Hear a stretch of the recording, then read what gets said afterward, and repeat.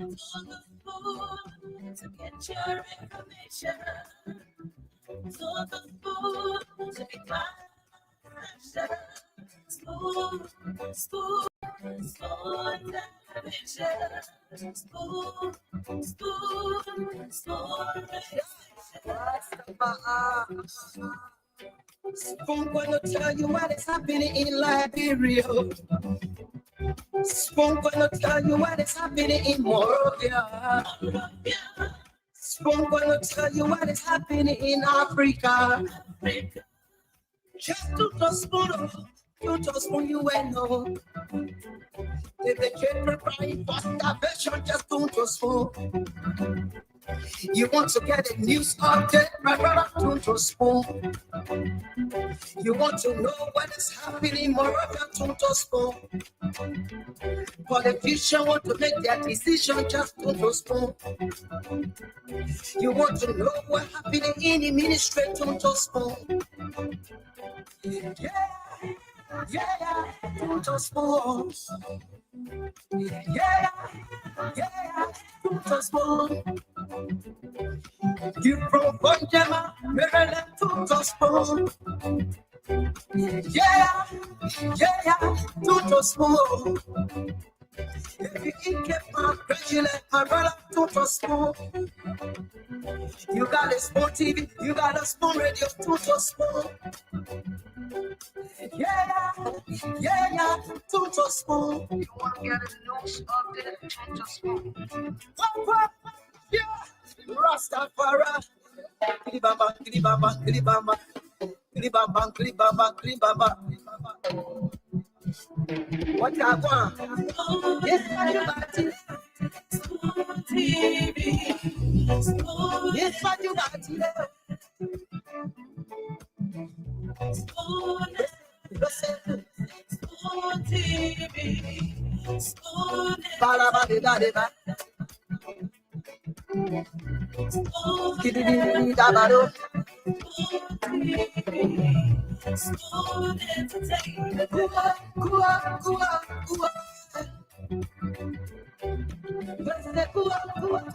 Go to there. Go to there. On the spoon to get your information. On the spoon to be blessed.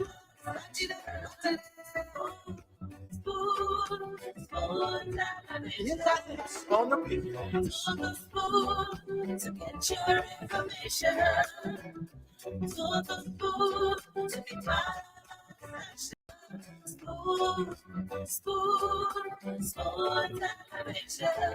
Spoon, spoon, spoon.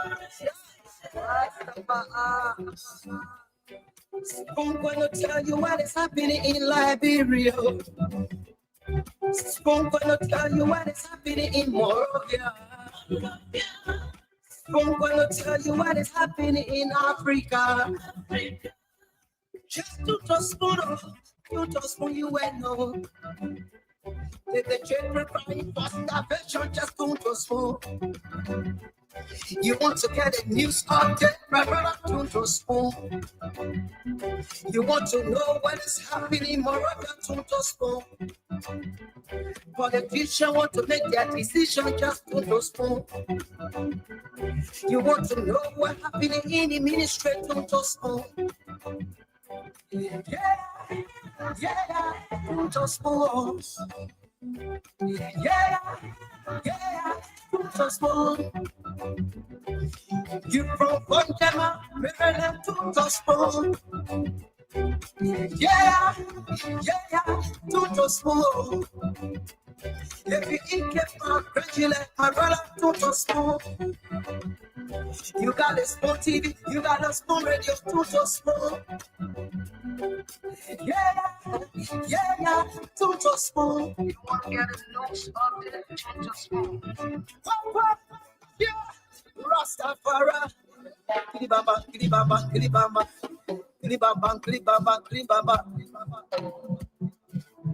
What you want? Yes, you got it. Yes, you got it. Spoon, listen. Spoon TV. Spoon. Ba-da-ba-di-da-di-ba. Spoon. Di-di-di-di-da-ba-do. Spoon entertainment. Gua, gua, gua, gua. Gua, gua, gua, go to there. Gua, gua, go to there. On the floor, yes, I make sure. On the floor, yes, I try.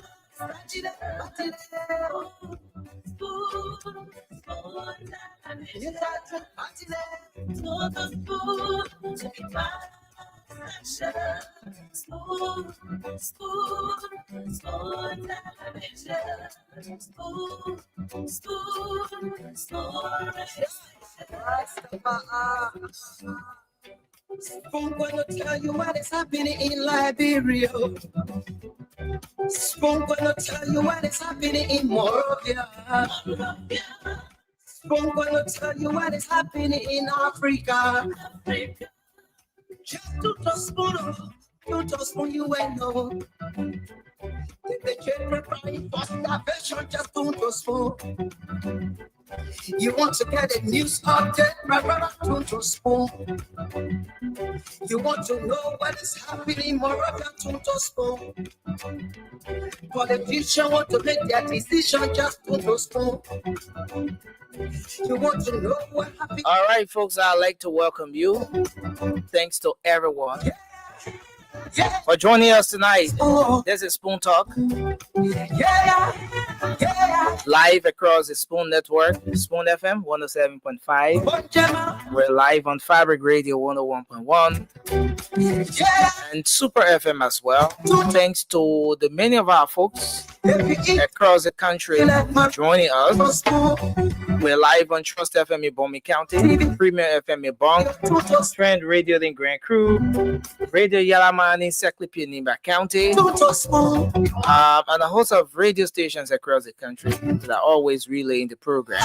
We're also live on the Voice of Liberia as well. Thanks to the management there for the collaboration, ensuring that Liberians, irrespective of where they are across the 15 counties of Liberia, can get the information in real time. You can get to know what's happening in Liberia, get the views, the analysis, and the voices of Liberians here on the critical national issues. Spoon Talk is the melting point, and that's why we call it Cross. We're live across the world on YouTube. Spoon Talk Live is our YouTube handle. We're on Facebook, Spoon TV, Fabric TV, and Super TV on Facebook. I want to welcome you. Thanks to everyone for joining us tonight. My name is Nelson Collier. We're here to be producing tonight. The CEO and the rest of the team will come on shortly. In the meantime, let me welcome all of you joining us tonight. I see so many of you have already started engaging in the comment section. God favor Comfort Norman, thank you for joining us. Jerry Gitawa, we appreciate you. Franku Bill joining us from Zeze Community, thank you for joining us tonight. We appreciate you. I want to welcome all of you joining in, especially those engaging in the chats, in the comment section. I just want you to share the program tonight as you join us. Abraham Zoe, Agatha Glasgow is joining us from the RIA. Thank you for joining us tonight. EO White, thank you, sir. Per Kimber, we appreciate you. Josephus Thomas, Compton, Bracewell, thank you for joining us. That's Brandel, I think. Alosha Tente, James Richardson, Jerry, that's Joseph Morris, Wonder Couple, Hawame Toteme, thank you for joining us tonight.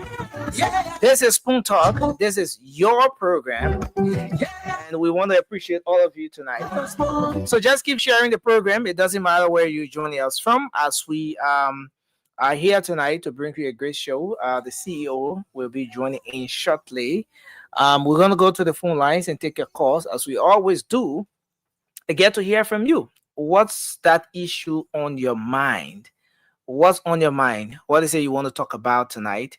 Health, education? Is it about sanitation? Is it about the environment?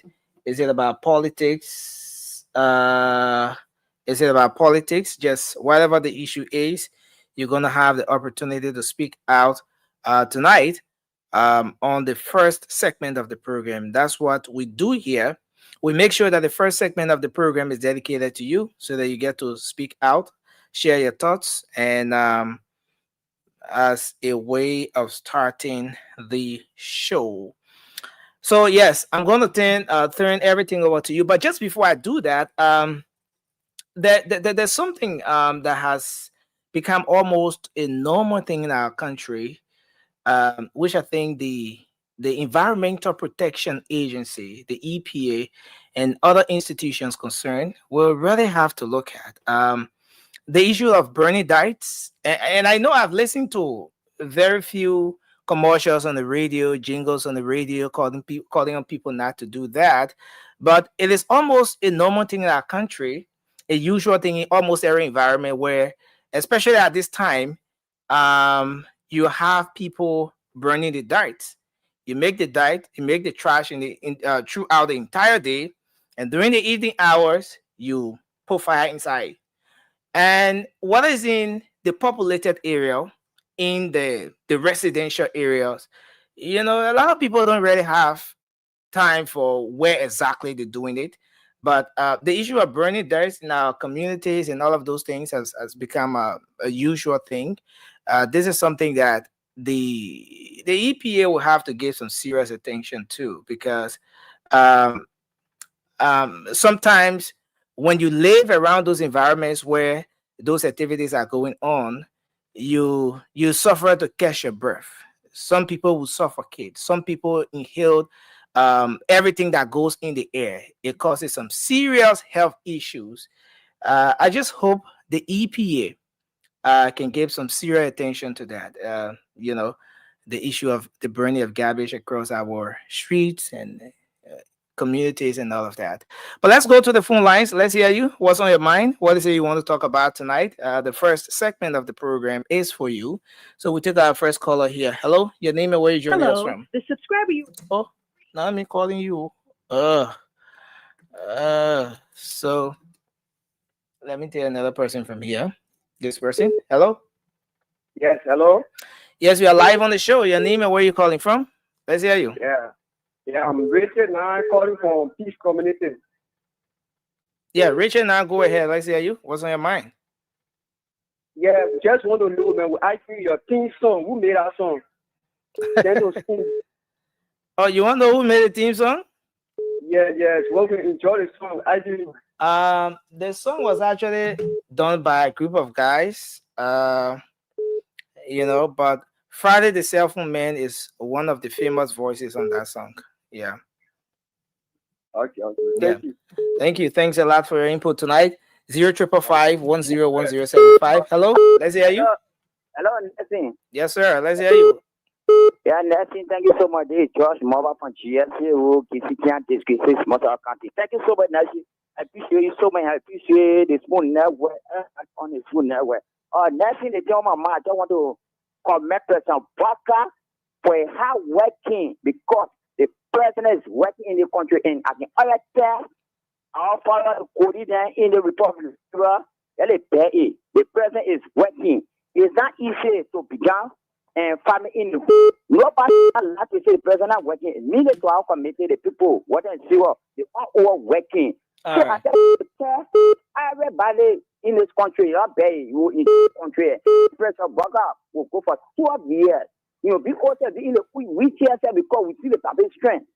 And also, we see the overhead bridge, the public facing, people working on it. We see All right. nothing happening in the country then. So thank you so much, Nathan, and thank you so much for your platform. And I just want to tell President Baka, thank you so much for your hard work. Come on, bless you so much, please. Thank you, long life to develop the country. Thank you so much, Nathan. Thank you for your input tonight. Let's take this person. Hello, your name and where you call from? Let's hear you. Just for me. Hello, you are live on the radio, sir. Let me tell you. My name is Josie Bobana. I'm calling you from Baji Fire. Sorry for my background. In the north. Now let me say the Nelson. I'm not talking about how to do it. Kev has done tonight. I don't Kev have no more to sell on that show, to sell on that show, and start questioning somebody about country. Why you don't even know nothing about? Kev know nothing about Liberia. So when people are not believing that is not believe, what kind of integrity Kev have with all the things? Why Listen. Hello. Are you there? Huh? Yeah, please let it be about the issue. Forget about going personal with other people and all of that. Let it be about the issue. Why is all your man, right? Yeah. I said you bring the topic on and they will discuss about why my mom burning in the air. I'm talking about God. I only man. I even what it's like Nancy. You talk something about like because the in and out of the country. Well, not even on nothing about it, but then you will be look at that. Thank you. On public platform, you say on platform I have expert. For God's sake, anybody that is like the country, you say you are equal investor that the monarch can invest in the country. You say that your country not get investment. Okay, not get shifted. If you Thank you. Let me hold you there. Take another person here. Hello, your name and where you call from? Let's hear you. What's on your mind? Thank you very much, Brother Nessie Colette in studio in Liberia. Good evening to the Spoon FM family. Good evening, my peace-loving people of the Republic of Liberia, and good evening to all radio listeners on Radio Land, be it in Liberia and the of the world. The name remains constant, Afonso is Camara. We let again to speak on the topic of the rape issue circulating in our country. Okay. And Liberia is all we have, our common denominator. We can make Liberia a better and great place to live for all of us. We always sit and compare other places. Oh, Nigeria like this, Ghana like this. Like Ghanaians made Ghana better today, or Nigerians made Nigeria better today. So we are nation builders as a Liberians. And I will speak to the government of the Republic of Liberia to do a diligent work for the Liberian people. We all know that the rape issue is non-bearable crime in our society or in our constitution of Liberia. And then Minister Brian, the 12th of this month, September, he was actually caught with the act of rape. And then up to this time, there's no proper justice or investigation have been brought to justice. And then it happened again just few days ago. Yeah, just wrap up, sir. Agricultural sector. Government official again have raped to the Minister of Agriculture. And then, according to the aunt of the little girl, 14-year-old girl, who was raped, according to her auntie, she said the lady was very small, I think 1 year old when her both passed off. She has stood in a jail as her parent, as her mother, struggling with a little girl. Then people who supposed to make decisions that will foster the country for a better growth and development for our society, our young kids, they are the ones who are going astray, violating the constitution. So there's exception to our rules or our organic law. So I want to ask the government, and I need answer to that question. So thank you for your input. Thanks a lot. Thanks a lot. Hello, your name and where you joining us from? Let's hear you. Thank you, bro. Nessie. Nessie, the country was only looking up to President Baga doing extremely well. The only now you will score 1,000%. The agriculture and the agriculture ministry and that of the public ministry, the two places, all the other ministry, no problem. But let him just focus only one to implement their rest agenda. To call that man will want 2029, we won't get ballot. All right. Thank you. Yeah. Thank you for your input. Hello. Your name and where you call from? Let's hear you. Hello. Okay, hello. Let's hear you. 0555-101075. Let me take this person from here. Okay, we lost that person. We have to come back here and take another one. Hello, your name and where you joining us from? Let's hear you. My name is Daniel Mengwa. I call you from Gaza. Okay, what's on your mind? Yeah. What's on my mind has to do with the arrival of former President George Weah. Okay. That perimeter, I have worked over there before. There is a demarcation over there known internationally and locally, which is a fence. Everyone who goes over there must renew, should not enter, even if you carry your wife. If you check, you will stay outside. The police provoke members of the party of Yashin that went to I was there that went to a with actually, to be frank. So they would have waited a those men were going to misbehave by entering the fence. Then it start their fire. Another time, I told you the other day that I wanted to talk to Isaac too. I beg you, my brother, please, let me get to Isaac too. Yeah, so but you can find Isaac Do on social media. I mean, his name is just Isaac Do. Just check on Facebook or Messenger. All right. But thank you for your input tonight. Please. You say? I got bunting phone, please. But yeah, I can help you out now. Unless where maybe we're doing this off the air later, then we can talk about that. Yeah. Yeah, so I will call you later All on, right. please. Yeah, 0555-101075. Okay. Hello, let's hear you. Your name and where you come from. Okay, this is Benigo Newton. I call from Soviet District in Mozambique County. What's on your mind? Let's hear you. Okay, what on my mind is we the young people, we need to be conflict sensitive, right? Mm-hmm. Now, all the panelists on our shows, they have their expert opinions, they have academic credentials, and they have intellectual skills. And all of them cannot provide praise and worship at the same topic. Mm-hmm. They have to have direct view. So if, for example, Mr. Kev Hassan said that we does not possess a expertise in firefighting in Liberia in the history of the country, Kev know which of the background he's speaking from.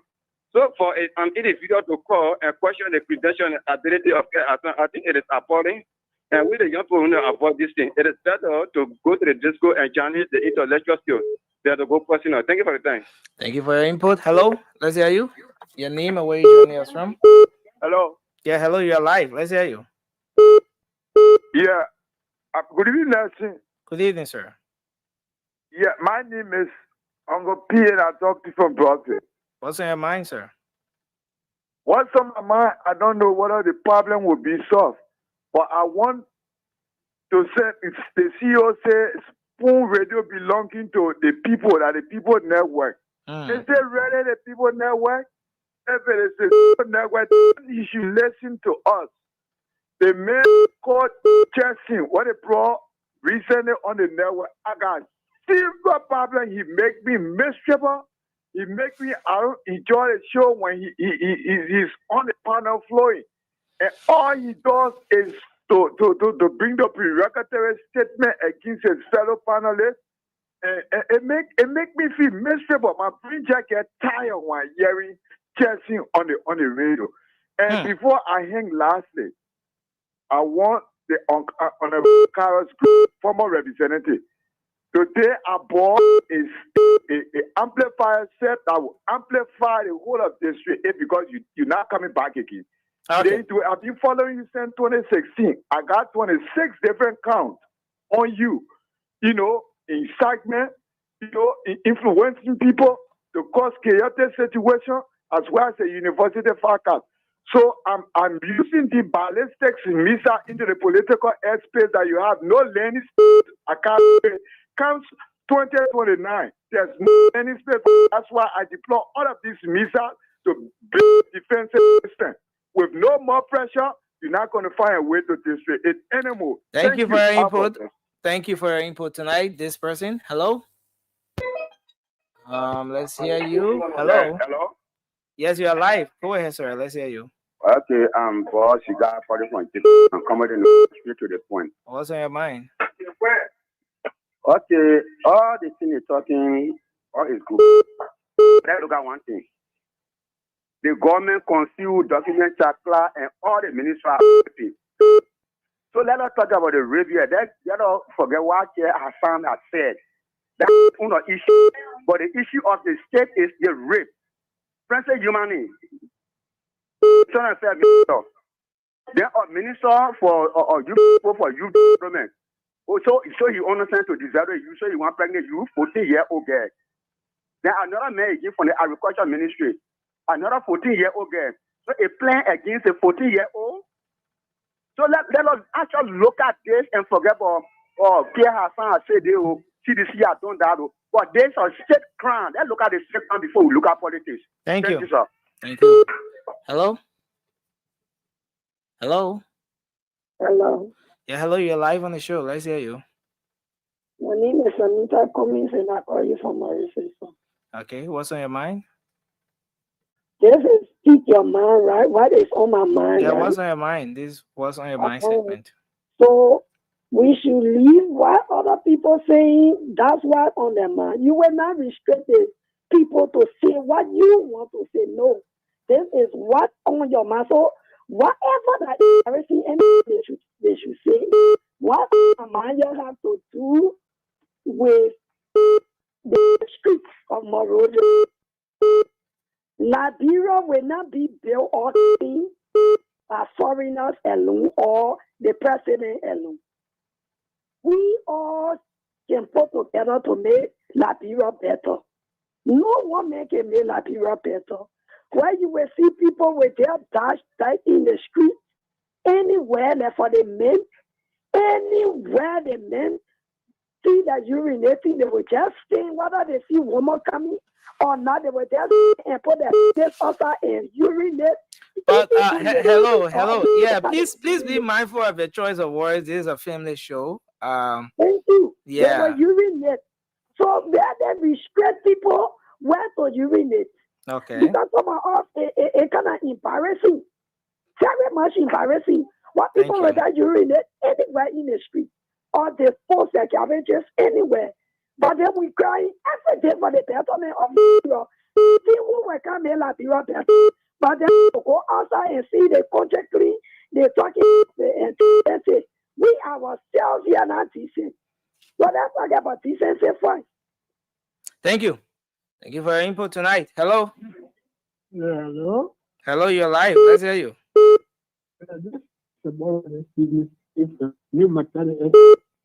Okay. What's on my mind, right? Yeah, what's on your mind? Yeah, what's on my mind this evening? And about the panelists you have them over there, they are doing bad in this country and they don't know. They are in America in a very good age to live there.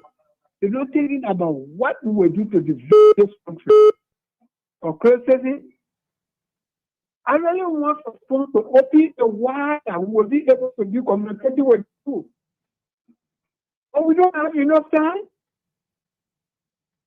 Yeah, when the people lie to them, you see and say, as to say that they are here. What are we doing on for? Support this country? You see America is for Liberia, you want to take investors with why they can't stand and stay here 1 month and go by and see? Every day condemning the government. People are Jordan. What are they looking for? They are too small. Thank you. Thank you for your input. They want to make Liberia to be backward forever and never progress.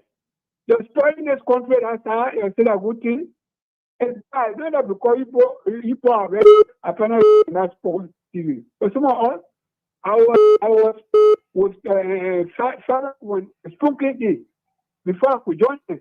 I stay long. What has spoken on me? Thank you very much. Thank you for your input. Hello. Hello. Yeah, hello. You're live. Let's hear you. Moses, Moses, what's on your mind? Let the United Party people understand that this country is not running by the president we are right now. They don't understand that this country is running by. There are three branches of government, two branches of government right now are running the country. It's not President Paka. So they don't understand. So if the legislature now big to understand that they don't run in the country, then they just know that they are not the one that running the country. Not Paka running the Paka is not anything right now. If they have any to the president, then just with a false information. So all I think can see. Thank you. Thank you for your input. Hello. Hello, Yeah, I'm okay. It's good to have you on. What's on your mind? Okay. I think the only thing that on my mind, they're asking our people there. Everybody cannot working for me. Me, anything, even school say, I want school say my family thing, them a drug go to school. And I go to school, my daughter go to school is far from me. The only thing I frustrated with, I don't even know what to say. My daughter school been very touching my heart. When school can call me as security, me, I get one, I get the information, see, I give it to you, don't give me part of that. Just call a person who give because I work for you. Like, oh, but my daughter will go to school. I'm not go to school, my daughter go to school, nothing. It's far for me. Who in the OS small, who look at me now? I beg you. So Adama,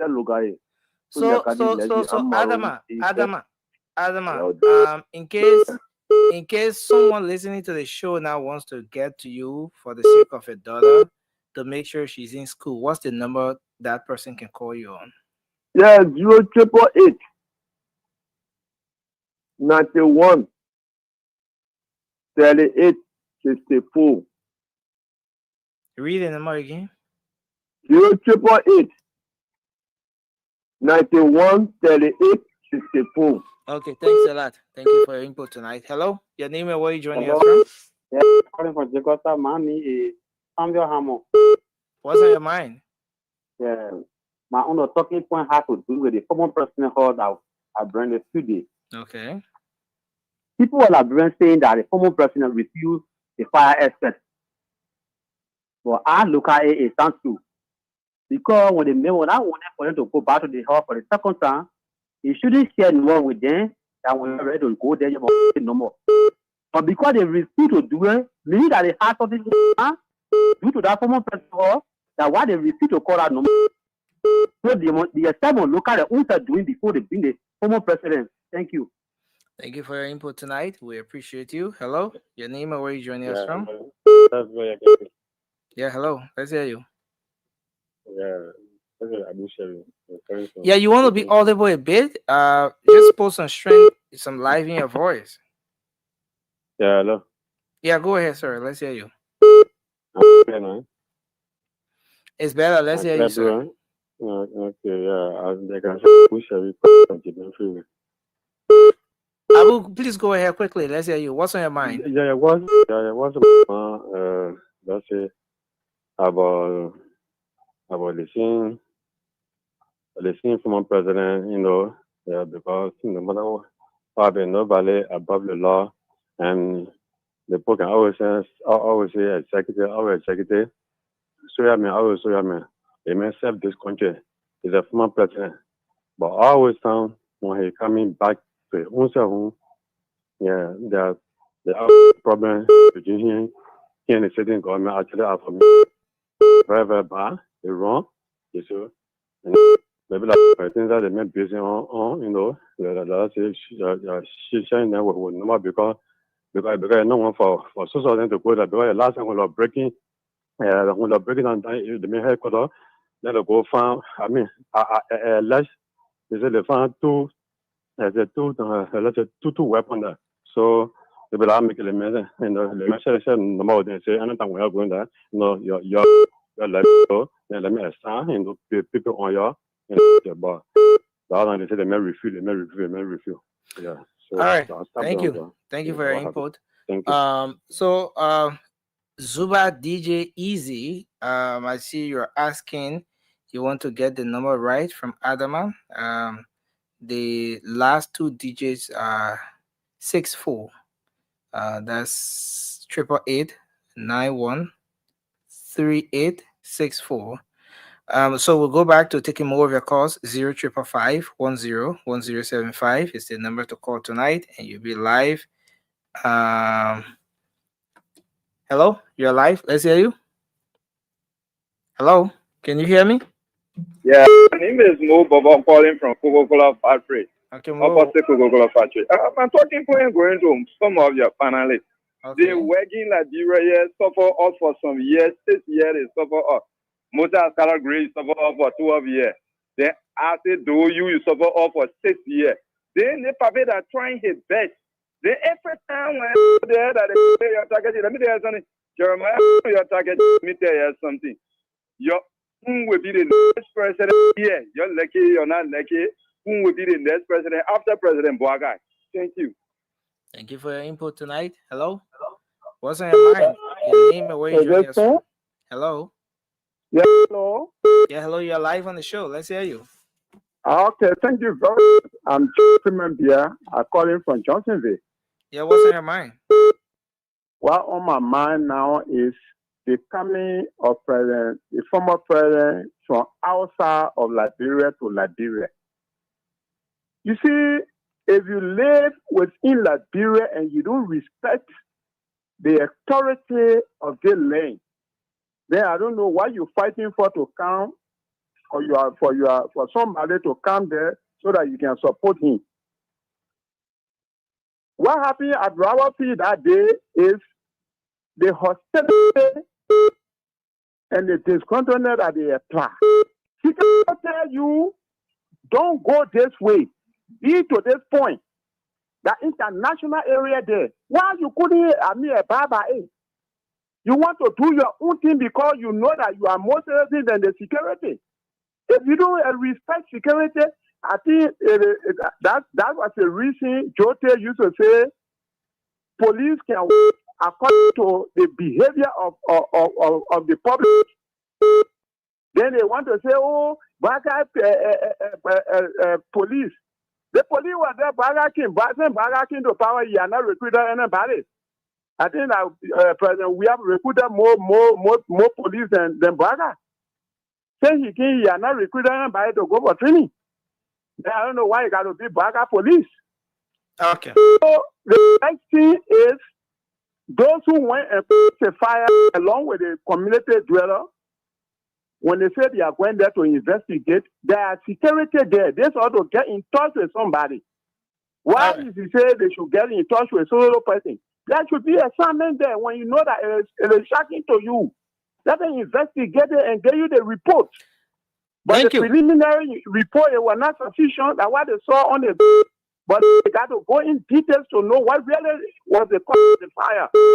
All right. Thank you. Hello? Hello?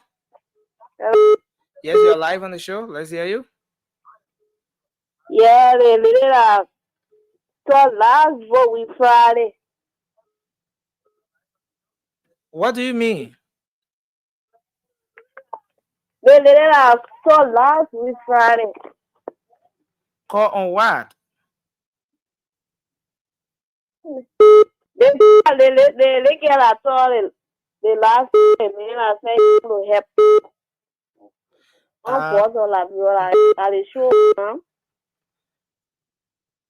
You're live on Spoon Talk. It's being relayed across the country. I don't know what specifically you're talking about. Who do you want to speak with? Are you aware that you're calling on the radio? Yes, I am aware I'm calling on the radio, but I said it I'm calling for. Okay, what are you calling for? Last week Friday, we went in school. My daughter talk. They said I help her to pay. Oh, okay. You mean you said Shrash card? Yeah, Shrash card last week Friday. Sorry, I have no idea on what you're talking about. Yeah. All right. Sorry. Yeah. Okay. Hello, your name and where you calling from? Let's hear you. Hello. Okay. Hello. Yeah, listen. Yeah, hello, you're live. Let's hear you. All right, thank you. I'm Lawrence Spencer and I'm in Johnsonville. Lawrence, what's on your mind? Well, basically we want to encourage our partisans of the AMC to turn up for the convention. My man, that one announcement you're making, that serious announcement you're making, that you gotta pay for that announcement. But Nelson, I want my mind and an announcement. Man, you come and make an announcement. Why you getting paid for an announcement? Hey, my man, Nelson, my man, really belong to everyone of about. Yeah, bro. Just conclude, brother. Conclude quickly. Yeah, so like I was saying, I mean, I just want to encourage the partisans, basically, especially McGivy, to turn up very powerful and party is the only option and the only vehicle right now to move our country forward into 2029. So right now we have to turn up to make the Liberian people to know that we are ready, we are in full gear, and we are coming back to take our country and put it on a path of prosperity. Thank you, Nelson. Thank you very much. We'll send your invoice to you. Hello? Hello?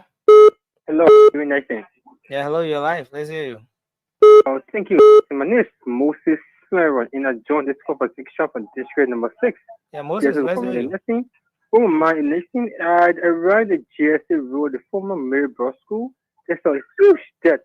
We are road in the PCC 7 stand, but we are not getting any redress on that issues. So I just call for the work for the other. I call the reason why I'm listening. All right, thank you. Okay, nation. Hello. Good evening. Yeah, hello, sir. You're live. Let's hear you. My name is G. I'm calling from Roseau Town. What's on your mind?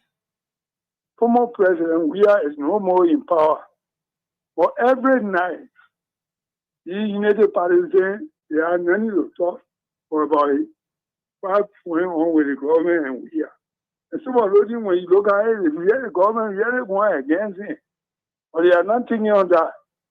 They even get food to eat to their they can't take. Every night they call President Weah, President Weah. Now look at and see what the government will do for us from now to 2029. But they are worried about the men. The men left too normal with the security. You see, you're joining the former president here without the knowledge of the president. And they say we are refused and go to investigate. No. That guy gave too normal. That when they read it, they didn't call him. And those security that on guard were EPS and police. They are done we are bodyguard. The government signed and they are doing what the government told them. Can I join include in the former president here? So let them look for something to talk. They didn't get food to eat at their home. Every night they talk about we are. Thank you. Thank you for your input. Hello. Hello, you're live. Let's hear you. Yeah, yeah, hello. Let's hear you. Yeah. And I would thank you so much for your hard work. May Lord continue to bless you. I'm Jared and I come from Chicken to Factory. What is on my mind this evening is that we are really appealing to you people. That whenever we bring topics on the board to discuss, we want you to continue so that the brain book can be certified. But sometimes when you go on the session there, you can bring all of those things. When they want to bring it, they want to bring it. At the end of the day, we will not get nothing from it. So we are really begging you people. And when we say, oh, today, we discussing about they have to all them, the brain book, say, oh, yeah, we are certified with them. But when you start with the topic at the end of the day, your leader and say, oh, the topic will finish. So we are listening will not really be certified. Thank you so much. Thank you. Thank you for your input. We appreciate your thoughts tonight, your contribution. Hello. Yeah, good evening, Nelson. Yeah, hello. You're live, man. It's good to have you on. What's on your mind? Yeah, Nelson, what on my mind this evening is about the raping that going on in this country. Yeah, my brother. You see men. You are men. You're raping people, children, doing all kinds of wickedness today. Can you imagine if a grown-up man go and look at 14 years old child and force that child there? It's very, very wrong because people will have 14 years old children or children like that in that age. They are babies. Now you grown up man, you look at these kind of chicken and take them out and go and have sex with them forcibly. It's very, very disheartening. My brother, real man don't rape. All right. Only dog can rape. I'm telling you, only dog can rape. Thank you for your input tonight. Let's know you there. Hello, your name and where you joining us from? Yeah, how you doing? Yeah, you I'm want to walk away from your radio, please. Can you walk away from your radio? Okay. Okay, go ahead. Let's hear you. What I want to say tonight is the reason I'm just talking on a fire or business. The reason there that the former president not allowed the people to go in, he consulted them with his numbers. Then they don't call that number, they want to get away. And don't forget to know, Koma and his police, they are charged for DBWR, different bars to get attention to the Unity Party and all are direct. Thank you. All right. Hello. Yeah, I can see. Hello, this is Nelson. You're live on the show. Let's hear you. Let's eat, brother. Yeah. Let's hear you. Yeah, this is brother G. The Happy World, the Corp. Legacy, it brings me a whole lot. You know, I'm ahead of our former president. I consider to defeat before even the result was announced. And now I see a partisan or a supporters do want to recognize the Excellency Joseph Nwabaka as being the president. It causes serious problem. You see, and then they want to stay making that John is the president now. John, we have to do over. My friend, it causes serious problem. They will say the main president for your United, I own the president like John Weir. I mean, I can have two presidents in the country. Thank you. Yeah, but me a whole lot. Let them please. I hear the former president. Thank you. Even he accepted. Let him just talk. And that's it. Bother him. So I mean, you get food to eat, so bother you. I'm gonna leave you alone, man. That's what's up. Nothing bother the man, but they recognize Joseph Boakai president. Does that change anything? Let's say we'll get one president. You say it bother you or not? They got it. Crazy got it, man. But I love the people, man. And you know, nothing get the man problem just because they recognize Joseph Boakai president. And you know, but again, that's what you got Bota. What's going on with the Bota, Nelson? What's going on with that? Yeah, I actually attended a wedding today. I stood in one of our media colleagues' wedding. In fact, two media. I thought you were in DC, Nelson. I thought you were in DC, Nelson. That Miami, DC. I thought you were in DC, Nelson. How you can do that to me? I was kind of like happy now, you know, seeing you. I said, wow. He's in the photo, and you know, but again, I want to say thanks to all of you joining us. Edmund, it's good to see you. Ambassador Wharton, Batu Morgan. Ambassador Morgan, it's good to see you. The name is Tita Jackson, as always. Tita Jackson. Wilman Twain. The Twain man is in the house again. By somebody take Kev and Paul to start calling me, man. Paul smoking cigar, eating at something good. Tipo speaker Dempsey is here. Damana. You know, Nelson, I learned something today, right? I learned that most people using fake names because they do not want to be identified. They will either fire them if they say something wrong because Josiah Joker want to fire everybody. So people using fake pages, fake names, and it's troubling. But I was happy to be off yesterday, Nelson. On the Friday, I was happy to be off. And yeah, we had a ball, man. We had a great time yesterday. 2 times this week I went out. Man, Nelson, the people were concerned. So many people were concerned. No. We got nowhere to go. 2020, that's still far. So sometimes I have to take, you know, need a time, need a break, you know, to just stay away, Nelson. And I'm saying to you, you out there, don't get angry, don't get mad. Be like Evan Gray. You gotta take time off for yourself, for Madame, for the family. You gotta enjoy yourself, man. You gotta go out and sit there in a nice restaurant and eat, you know, and listen to good music. If you can drink, you drink. If you can eat, you eat. You always know that you have to drive to come home. Except you get driver like Ed Conor Gray. Conor Gray got his own driver in Minnesota anyway. Oh, wow. We're not hearing you. You are muted. We are not hearing you. That's because no comment. No comment. Oh, wow. Wow. Aaron King is here. Aaron King is in a Fed Cotto Walker. Fed Walker is here. Emmanuel Moba is in the house. Dwayne Marius, more. Yeah, the crewman, the Lahi Krema is here. Topman Songolo. Duara Barry is here. We want to welcome. I found so many. But guys, it feels good coming on Spoon Talk every day to talk about the country, to talk about national issue. But I am taking back. This one is big, Conor Gray. And I think we should just do this on a prelude right now. You see this guy? This guy. You know what's going on from the Agriculture Ministry, one of the procurement officer? This is huge. The man raped another 14-year-old girl. It's alleged. You know, they say allegation that he raped. They said the man was raping the girl. The girl was crying. The girl was crying. The girl was crying, and he couldn't stop. And people beat on the door and bust the door down and cut this grown man over a 14-year-old girl. Another rape allegation. Another rape. I don't know if the government or rape government. I don't know. I don't know. I really don't know, Conor Gray. It's like some kind of insanity going around in this government. I know they want to get mad. The man's name is Sando Kroma. No. His name is not Sando Daniel or Daniel Sando. His name is Sando Kroma. He's not Daniel Sando. I'm picking you up. I don't want any of those Nelson. Don't do this to me. I said his name is Sando Kroma. It's different from Daniel Sando. So nobody must say Steno said Daniel Sando.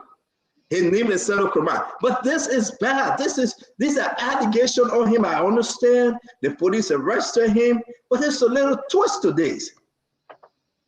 He worked at the Agriculture Ministry under Dr. Alexander Nuttall. As of today, we're waiting for Dr. Nuttall to put out a statement. This government is always slow walking. When they hear rape allegation, Francis Yomani, Brian McGill, now another person, who knows what's happening out there? All the lecturing are not saving the country. And I know people are going to get best for me, but it's like all the left 14, 13-year-old men, the small gather their own children and grandchildren, they're sleeping with them. These are allegations of him. But again, I mean, they said the man was on top of the little girl. The little girl was screaming. She was crying. She said, Joseph Boyka, help me. Joseph Boyka, help me. She was screaming, and nobody there could help her. Some good people in the neighborhoods are busting the door down because the government is not actually taking action. They are not fighting. They are not prosecuting and castrating some of the guys down about rape. But why is he hiding behind a goggle? Pair of glasses, man. Let's look for a picture that shows his entire. That one picture I got. That one picture I get. I mean, they will manage with that one. But the man, the Liberal National Police should put on their website, on their Facebook page. Put the orange real picture. You know, the man control the money. The man control. He's a procurement officer. Procurement officer. Another allegation of rape. Another allegation of rape. I mean, this is crazy.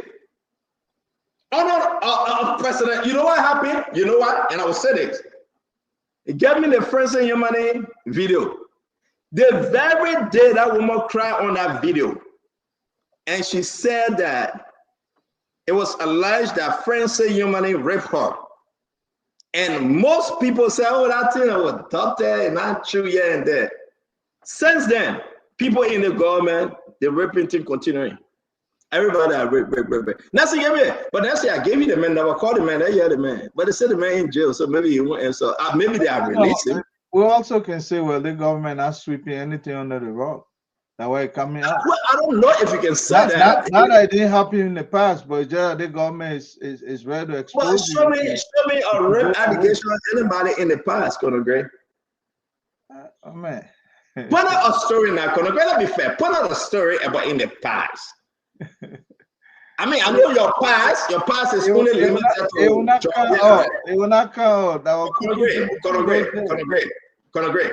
Your pass is limited to Jawea 6 years. It's not beyond Jawea 6 years, right? No, beyond that, beyond that, Salif. we have people here who are being accused. But your pass going down as far as Madam Salif? Yeah, 12 years? Salif, in fact, we highlighted people that were even served time. Who are those? Who are those? Well, we can. Sometimes we feel compelled not to call me. Yeah, but we know some of our people that Great. The past that you always dwell on. That's the reason why they elected us. Also, supporter of Joseph Yema Boakai.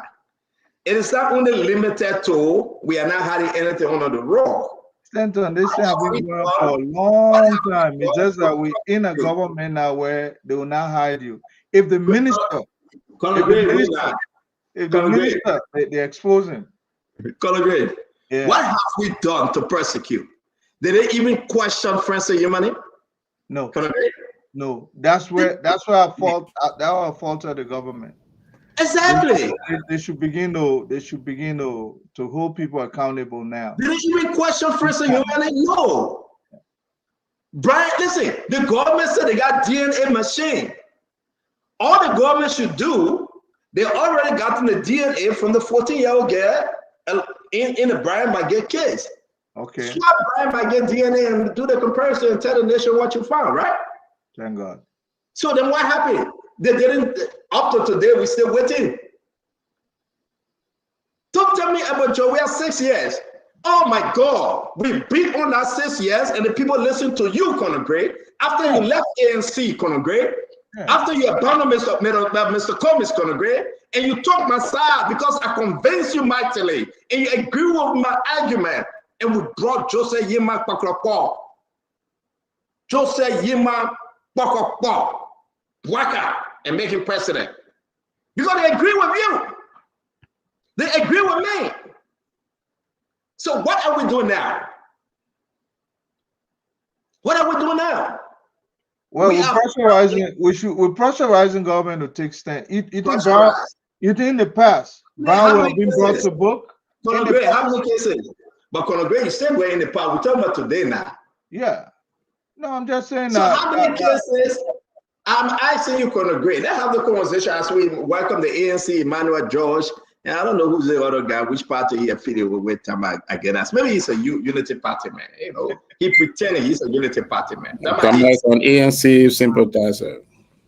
Huh? Tamais an ANC sympathizer. They see what happened. Remy Gray is packing his bags to come back home. So, Emmanuel, you my spokesperson now? Yes, sir. I don't know that Remy Gray is coming back home, but I good news to you. And that good news to hear that Remy Gray is coming back home. Coming back home where? Where?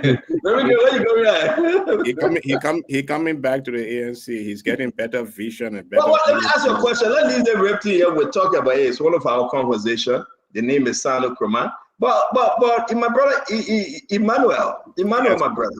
Emmanuel, my brother. Yes, Stanton. What is Mr. Cummings coming on the show to do one-on-one? We're still arranging that.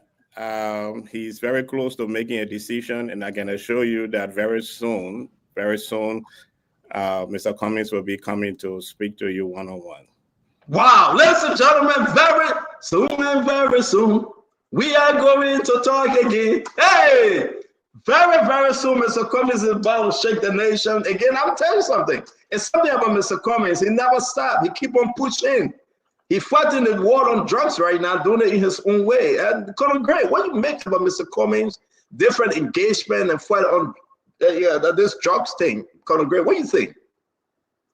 Well, I think you watching football game? Who playing? No. He should keep pushing. And if I were him, I would come up so early and say, I will not stop running for the presidency until I can get it, because we don't have, you've tried everybody else but me. So try me. And I won't stop until you give me the opportunity. The earlier, the sooner, the better. What make right now? Don't tell me about 2023. Don't tell me about 2017. What make Mr. Cummings better today than those two elections? Because nobody has given you the opportunity. That's what makes him better today? Yes. You think Mr. Comey is a better candidate today than... No, you tried the other folks, but you not tried him, so you can't judge him based on his on activities on the activities of the others. You have to try him and see where he stands on issues. I can't tell you why he's better. The only thing I can tell you is that he has never been tried, unlike others. And you think that's a good argument that he should be making right now, right? Yeah. Can he distance himself from this government, Joseph Yuma Boakai, on issues, on policy, on governance? What was the question? Can he distance himself? Can he put out a good argument, a better argument? Like you said, you tried Joseph Boakai now. You tried him first as a vice president. The only problem was that Madam Sally didn't give me a chance. But now he's the captain, and you see what he's doing. You see how the country going. I can do better than Joseph Boakai. Can Cummings make that argument? I mean, would it be wrong if he makes such? No, I'm asking you. You're a political analyst. I'm asking you. No, look, Senator Cummings can make and he can brag all he wants, because until you try him, you have none to judge him by. So you can say I can fly to the moon. Yeah. You understand? Until you attempt, and I agree with you. I agree with you. And I think, but I'm also, before we go to Tamba and Emmanuel, welcome, Kefico. They call him Kefico, and we'll limit Kefico today on the show. We're giving total limitation. No problem. I will do that. If you make any sedition, vet out of business, but I'm going to do that. But Colin Gray, let me finish up with you, right? Guys, we're just going to get into the conversation. Mr. Cummings' argument that you have tried Josh Manawia for 6 years. You are trying Joseph Yuma Boakai right now. The country is hard like hell. All the motorcyclists, they are complaining that they will not vote for Joseph Boakai because of the measure Gregory Cuomo took. The inflation is high in the country. Market women, business, young boys and girls, they are complaining, right? Business people feeling the pinch, no matter how you put it. We stay waiting for Jeremiah Cohn inflation committee to come out to stabilize this thing, and prices should drop. Prices are not dropping. Mr. Cummings' argument on drugs go down to the people, your sons, your daughter, your family members. There is no solution to drugs. 4 times Joseph Boakai changed government on LDA. 4 times. And probably he will do it again because these guys are acting. Do you think the Liberian people will come to that Jesus movement and say, Mr. Cummings, I think you're going somewhere, Congress? You know, it's going to be difficult for me to speak on behalf of an entire nation, 5+ million people. Speak as a political analyst, my friend. Yeah. So what I can tell you, anybody who is serving that capacity or who is serving in that capacity has a record from which anybody can judge them. If aside from those individuals with record, anybody can make the claim that I'll do better. That's political bragging. You have social capital because nobody knows your record and you have not been tested. So you can brag and you can, you know, on this platform, yes. Listen, I enjoy when you say that political bragging. I really enjoy that. I think that's a good one. You have to talk for a little bit. You have to talk for a little bit. You see? I agree. Mr. Cummings flex his muscle now. That's true. Talk for a little bit and be very forceful and intentional about it. Look, I'll do better. I'm hearing you changing your tone. It looked like Emmanuel. It looked like Emmanuel Josh is right that you are coming to that Cummings moment right now because yes, you do. You say it's political bracket, and that he should do that. I'm agreeing with you. He should do that. I still believe that this government is still nascent. In other words, it's fresh, meaning the Joseph Yuma Boakai's government is still fresh. It's less than 2 years. I don't care how you want to make it. We have a long way to go. Where we came from was a very deep hole. and I think we've climbed ourselves out of that hole, so we're making progress. No, If we'll we come actually- there. Let's see what Mr. Cummings, and we'll talk about your Joseph Yima Bwaga government and all the other bad reports we are getting, especially from Gafan, who have failed again. Gafan getting a big report coming up on him, guys, and I will either do it today or do it Monday. It's terrible for the country. As Gafan remain your finance minister for the next 6 years before he run for president. It's terrible for this country, and I think it's troubling that the country continue to sink under Minister of Finance. Do you guys know, just to pivot a little bit, that the lawmakers then have not gotten paid for almost 2 months under Gafan leadership as finance minister? Do you guys know that the senators right now, most of them are listening to me, they have not gotten paid? Do you guys know that? It is an embarrassment to this government that the senators, and let me be on record, the senator, call your senator, they have not gotten paid. So don't tell me about Gafan. He's a failure. Like I said, he's a bloody liar. And this guy will continue to fail the Liberian people. And because he got one objective to be president 2029. Now, of course, the Liberian people know that Gafan will not even come close. Right? And anybody put Gafan there in your running for government, the people will reject you massively. Because you cannot say you're not paying the senators and you're bragging around, and a lot of different things happening, double cut of money for one trip coming to the UNGA. And this is an embarrassment, but we'll keep that for money. Tama, let's get to Mr. Cummings. Do you know Mr. Cummings, Tama? Have you met him? Well, I know Mr. Cummings, not as a friend, but I have met him as a political leader in Liberia. He and I were met in his, I think, 4-story or 5-story building in Sincar. And look, we've interacted for about an hour. It was a gathering. So I have met him and I know him, but I don't know him too well. But the question I think that you asked, Stanton, is, oh, by the way, and good evening, my brothers, colleagues. Good to see all of you. The question for me is, what will Cummings do differently? That's the question that begs to be answered. And I understand Colonel Gray said, well, he hasn't been given the presidency. It's true, or he hasn't been tested. But Cummings have been tested in the Liberian political arena. When Cummings came on the stage in Liberia, he presented himself as a shrewd businessman, someone who has worked for Coca-Cola for over 20, if not 30 years. He has the business acumen. And this business acumen was his strength that he brought on the stage. And then he adopted the quote that we have attributed to Einstein for years since I was in school, that you can keep doing the same thing over and over and expect to get different results. It's always good to attribute quotes, even in the scholarly world. But what would Mr. Cummings do differently? So I do agree with someone who said Mr. Cummings need to come forward and speak to Liberia, because if he's going to be asking the Liberian people to vote him as president in 2029, we have to know, Liberians have to know, what will he do differently for the country? What will he do differently that Bwaga is doing currently? What will he do differently from what Joshua did for 6 years? What will he do differently from what Madam Ellen Johnson Sirleaf did for 12 years?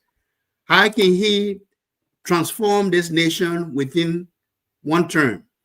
And that's what I think we need to hear if Mr. Cummings wants to present himself as a candidate. Now, is it too early to say that? I don't know. Maybe it is time now that he begin to have that messaging. But this government also have been in power for a little less than 2 years. So they will be coming back with their successes. Are there challenges? Yes. But they will be coming back with their successes. So let me remain with Mr. Cummings, my dear brother. Let me remain with Mr. Cummings, though. Sure. It is important for us to understand that Cummings' argument, give me that argument, because he will be fighting against so many forces. You got Musa Belete that just left him. Musa Belete supported him all the way to 2023. Can he bring back the Musa Belete? Musa Belete right now, as I'm speaking to you, he's in Philadelphia right now. He's back in the United States. He called me yesterday. I was to a big program. I said, Chairman, he says, Stanton, I want to see you. I said, well, man, late. You cannot see me when it's after 7. He apologized to me. He said, I'm sorry, sir. I said, no problem. How can Musa say he wants to see me after 7? I don't know why the man came from Liberia where he wants to see me at night. And you know, no sedition and no opposition to Joseph Yuma Boakai allowed to see me after 7. How can the man come here and say he wants to see me after 7? No, I want to go back to the conversation, right? To be frank. He said, my man, I'm in Philadelphia, I will see you. I said, Musa, are you looking at the time? The man said, no problem, I really want to see you. I said, you cannot see me, it's after 7. I'm afraid going to meet Musa after 7. I know he calls you, bring that ability, will say something, but that's okay. But how can Cummings bring back the Musa ability Tamba? How can Cummings negotiate, right, with those people that left and trying to be on their own and do their own? To my best friend Musa ability, he's doing extremely well right now, right? How can Cummings bring them back into ANC or into that opposition gathering? I mean, what say you? I think the cat is out of the bag. If we say right now Cummings is able to bring Musa Ability back to ANC, Musa Ability has his own ambition. But let's stick to Cummings for a moment. Look, Cummings' greatest opportunity was when he got in bed with the Unity Party and the ANC, US Party, ALP, and other parties, and tried to build a coalition. And you know what came from out of that? And that was what I was talking about Cummings' test in the Liberian political arena. He was accused allegedly of fingering documents and changing the agreements. And he was dragged in court, both in the court of public opinion and the Liberian court system, even though later the case basically didn't proceed with trial.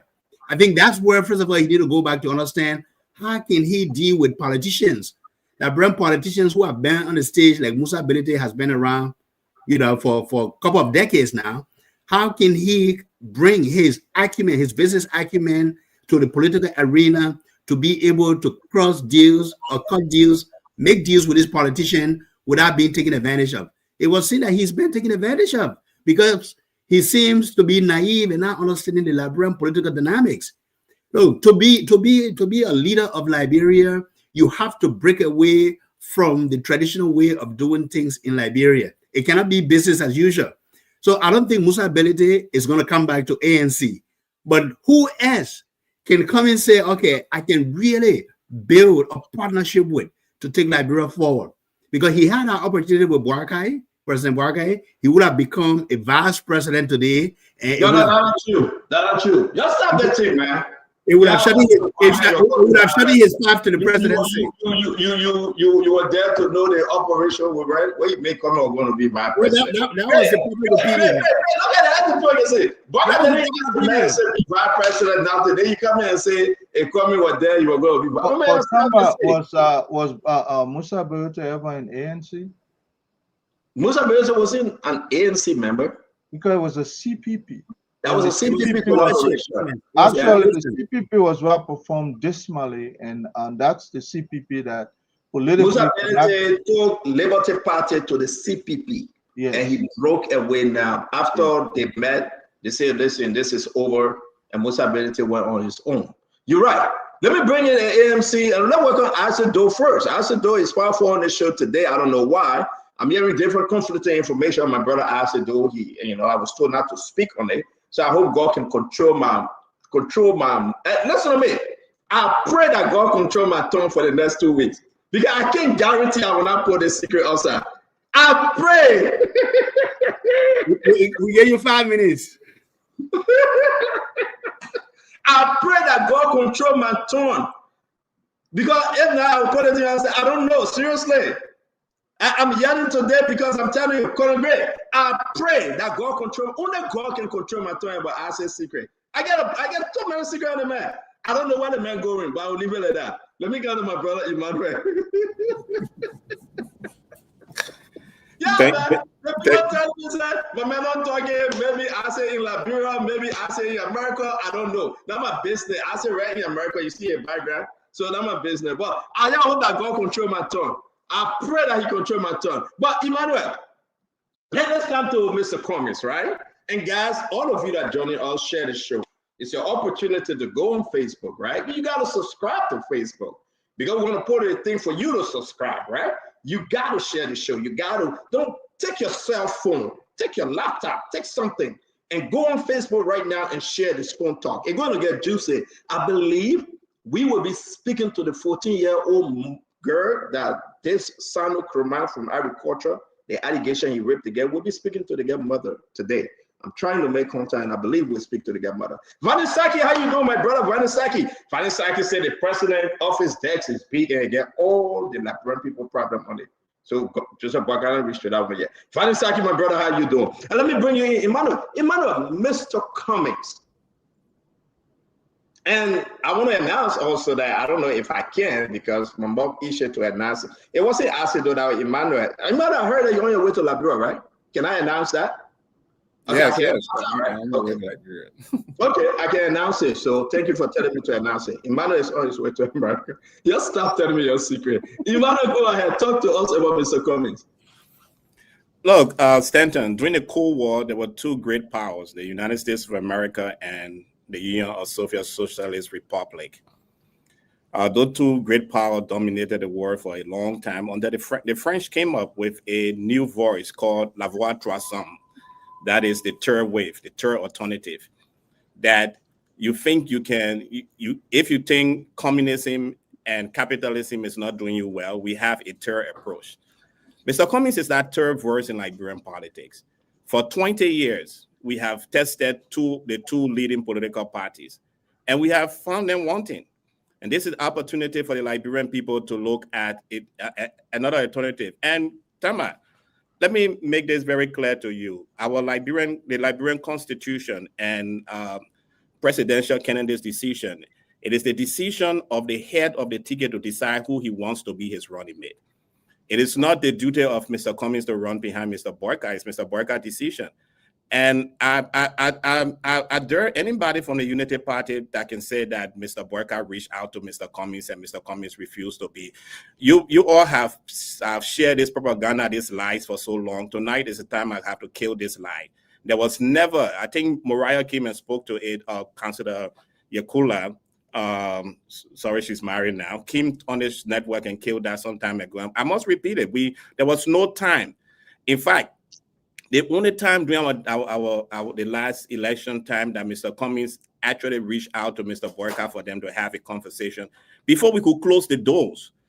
There was gossip in Monrovia that came from the Unity Party camp that Mr. Cummings was bribing Mr. Borka not to participate in the 2023 elections. That how terrible and how dangerous it was. So unfortunately, our media and publicity wing were not able to kill some of these diabolical lies. But I can assure every political party in Liberia, right now, we are up, we are ready. When we end our convention in Monrovia, end our convention in Europe, and end our convention in the US, we are going to take everybody toes to toes. We're going to get in this mud together. We're going to work as hard as we can. So Mr. Cummings is that third voice. You said Mr. Cummings have not been tested in the political landscape. When Unity Party was dead, and in the CPP arrangement, when my members of ANC Global and other ANC wings were supporting the CCC arrangement, the CPP arrangement, when the Unity Party could not even pay their dues in that CPP arrangement, was it not Mr. Cummings who took that and allowed us to win one of the highest senatorial seat by an opposition party? He was tested and he won. Even if you speak to maybe this may be breaking news because it's part of a book I'm writing right now. If you speak to Yeke and you speak to Senator Darius Dillon, who brokered a deal for Senator Darius Dillon to run on the ticket of the opposition party as a senatorial candidate? Was it not Mr. Cummings? And through Mariah, that was able to broker that deal in order for Yeke to give up running for the senatorial seat so that Senator Dillon could run on that seat. Mr. Cummings has played a lot of strategic role in our country. He has played a lot of serious political role in our country. But you know what happened? We went into the bed with people who were not honest, and I agree with you. Because when snake bites you once, right? Even when you see rope, you become very careful. So we went into bed with some people who were not honest. Mr. Cummings thought because of his the party, not Mr. Cummings, made that decision. The ANC made a decision to join the CPP arrangement. And that's why within that decision, we supported it with our sweat, with our tears, and with our pockets. We did support that arrangement. But we have gotten to understand that we have to find another route towards where we are going. That's why we're speaking to the Liberian people. But again, let me end this by sharing with you all who think that Mr. Cummings cannot be president of Liberia. The registered voters we had in the 2023 elections were over 2.7 million. All of those 2.7 million, about 837,000 or thereabout did not vote in the first and the second. In the first round of election, 522,000 did not vote. In the second round of the election, 800 and something thousand did not vote. That is a strong number that did not vote for either the Unity Party or the CPP. That number is sitting somewhere. In fact, in the second round of the election, but what's that number? Is in which bank? Let's move on, my man. I want to take this. So that's the number we're working with, and that's the number that is going to take Mr. Cummings to the presidency. In can Mr. Cummings beat George Barnett if he's running in the 2029 election? Can Mr. Cummings win against the George Weah? Yes. How so? Again, I'm looking at the numbers. The numbers show that in the last election, about 837,000 did not vote in the second round of the election. Those people are people that need to be reached out to. And we're going to work towards that. And between that time, Emmanuel, don't drill all with this numbers thing, right? Number is not stacked there. No. Tell me, give me something. Not Joseph Boakai. We'll come to Joseph Boakai. Give the Liberian people something today that Cummings can do and say to convince them that he's better than George Weah. Oh, I've been saying this since I came on this platform. First of all, not better than George Weah, but better than the parties put together. That's why we say we're the third voice. We are the third wave. You should look up to us. First of all, there are many Liberians who are graduating from university and graduating from high school. I'm listening to George Weah. You bring both of them. We're talking about Mr. Boakai. Let's talk about Mr. Cummings. Yes, I'm definitely telling you that, first of all, there are hundreds of Liberians who are going to bed tonight hungry, who are looking for jobs, hundreds of them, thousands of them graduating from college and high schools that does not have a job. Mr. Cummings have said in his plan, and he shared his plan with the last government who were in opposition, the CPP. He has a plan that is going to build the economy of Liberia within 3 years and will provide jobs for our people. Under the coming administration, he's going to make sure that our education system is stable, is working, and is well. We'll not have a University of Liberia where we cannot paint the buildings, where our science students are using charcoal to learn science. They are going to have modern equipment.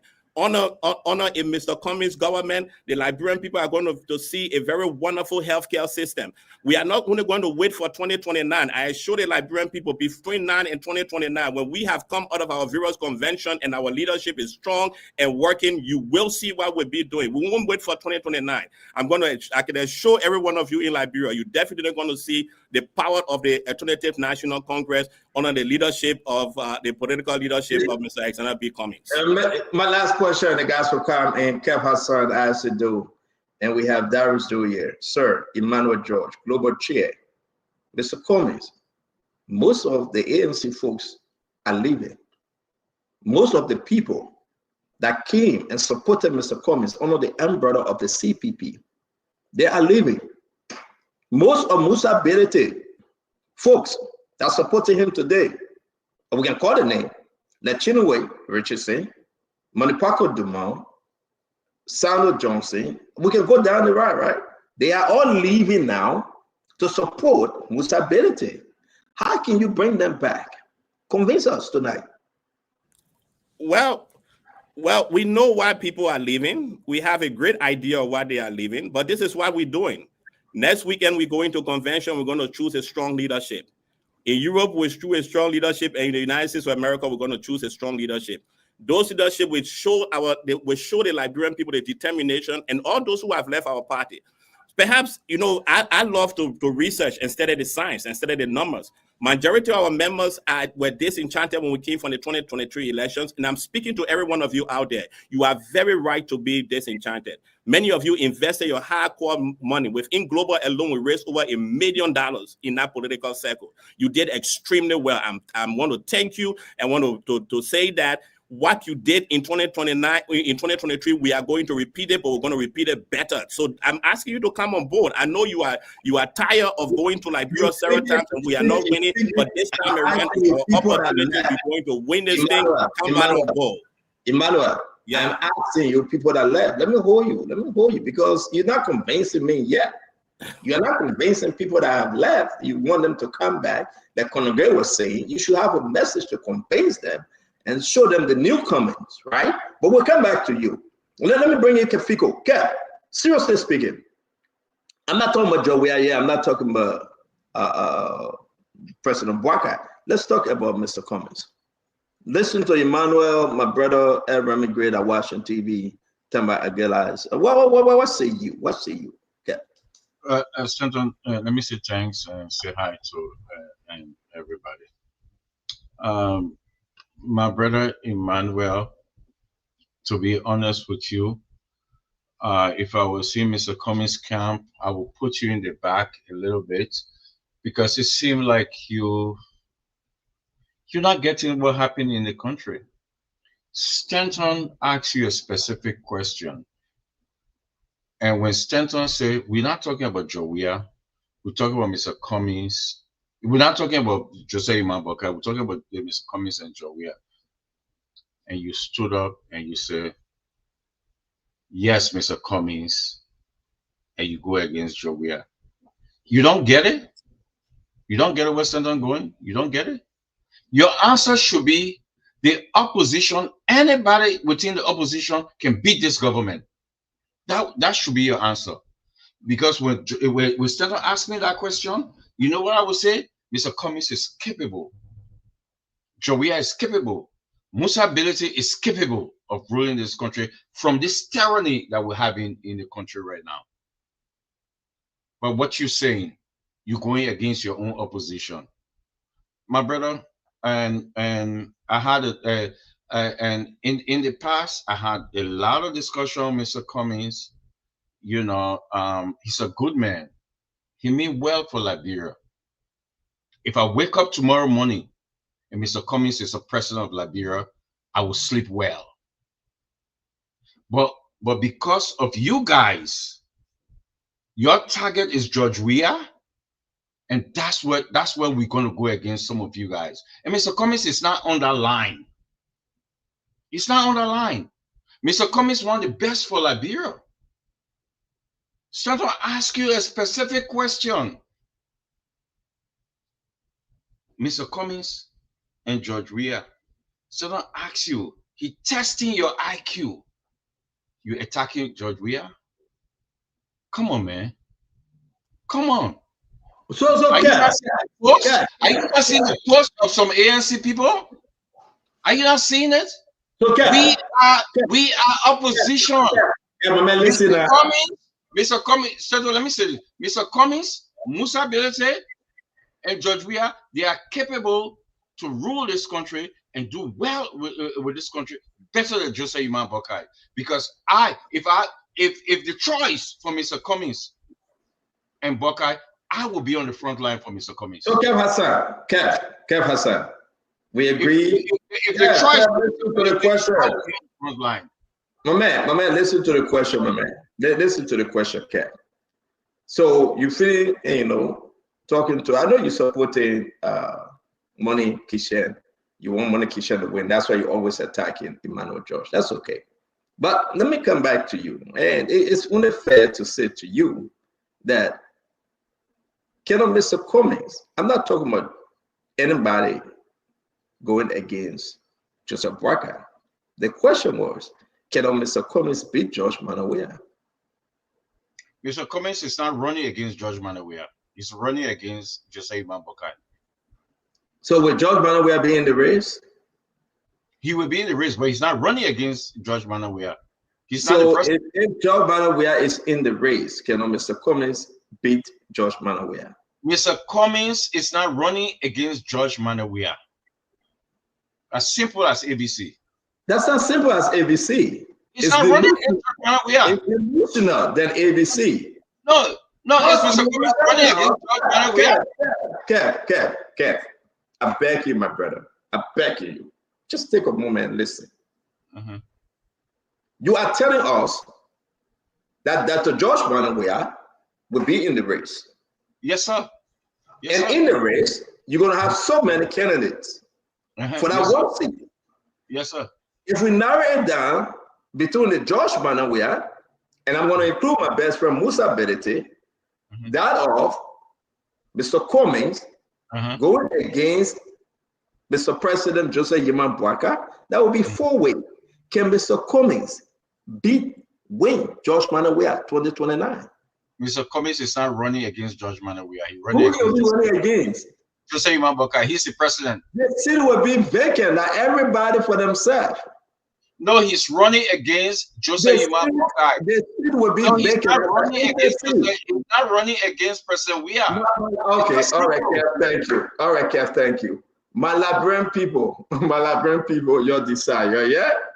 Mr. Cummings not running against George Manawea, but George Manawea in the race. Let me come to Darius before we bring it acid though. Darius, help me understand Kev answer.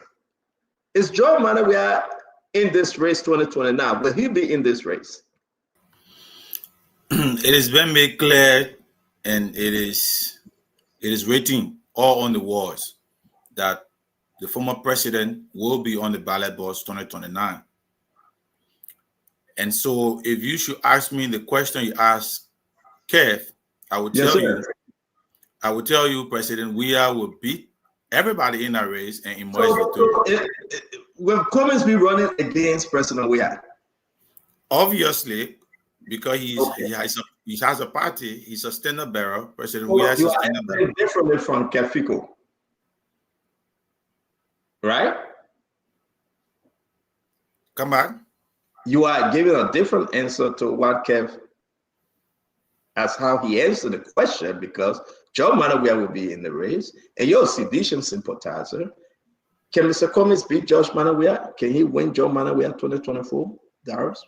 No, it's not possible, because if you want to judge that, you should look at the past performance of ANC. You came 7%, then you came to 1%. And then look at your stronghold. If you should rally the Southeast, you and Weah, who can win the Southeast as a stronghold? Before we talk about the Greater Liberia. When did the ANC win 1% in Liberia? Wait, I beg you, Emmanuel, way back. Go ahead. The last election, what were your percent? The ANC was not in the last election. The people won their 1.6 out of 6. They are picking. Okay, 1.6. Yeah. No, but the ANC was on the ballot in the last election, Mr. Who was on the ballot? Huh? Who was on the ballot? The CPP was on the ballot. So Mr. Cummings got 1.6. If you want to be politically right, the CPP got 1.6.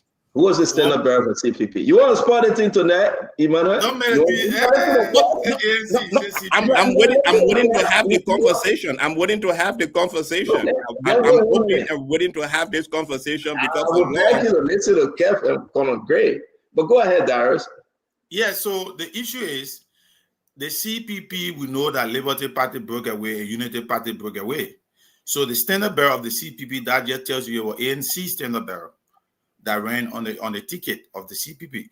The Liberty Party fraction that Musa Bility maintained, it was not the actual Liberty Party. So you can rule it out that ANC contested this election. So 1.6%, but you are at 7%. You perform decimally to 1.6, and now you have the political, optimistic that you can win an election. It will require a lot of work.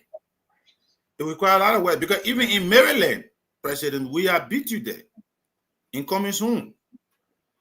And if you should rally the Southeast again, President Weah will sweep the Southeast if on Cummings, Mr. Cummings. Do you think Cummings? Before I go to answer, do you think Cummings got a message here? Cummings needs to do more, and I'm happy that he's in Liberia. He touching business, and he needs to do more. If ANC will move forward, you can even think about collaborating with CDC at this point, because you got Grand Crew and you got Maryland. There's neighboring county, one step. So you thank you very much. Let me bring it. Thank you very much. Let me bring it as though the man from Maryland County. I'll say, talk to us, my friend. It's very important for us to know that again. Share the show. It's good to have all of you. This is just a touchback on the comments, and then we'll go into the allegation of rape on Daniel Kraman and other Yemen Romans, and people wanted to discuss it. Is Jeremiah Coons sick? Is the vice president, Jeremiah Pankun, is he seriously sick? Because he's not in the country. Maybe he will be returning shortly. We got to discuss that. We got to discuss allegation of lies and corruption in this government, something that is coming up. I don't think I'll wait for Monday, especially from the finance ministry. It is concerning to know. And the reason why you see James Goode here is because I'm happy to announce this, and I will give this announcement after ASID too. James Goode now, I'm so proud of him. He will be gratitude for that one bachelor that it took 10 years for him to get. So we'll be announcing it today. ASID, welcome to the show, my friend. Isaac, let's stick with the comments conversation, my brother. What say you? Well, Stanton, thank you. It's a wonderful Saturday. So any member of the opposition can do better as president than President Boakai. Any member. Allow me to answer it this way. The opposition community will not be running against each other. They are running to unseat President Boakai because of the dismal performance he has shown that country. The only thing, though, it has to be one person that will be president at the time. And that's why President Weah will be the 27th president. But if you were to ask me of the chances of Cummins, I do believe, sincerely, that Mr. Cummins can be president of Liberia. Here's how. As a politician, it's not just about the business ideas. It's not just about the smartness. It's about the political calculation you will do. I will first want to recognize, though, that in 2017, Mr. Cummins made a political mistake when he did not endorse a Kennedy. You needed that. In 2023, Mr. Cummins had another political mistake when he did not endorse President Weah. Why was that necessary? There's the calculation.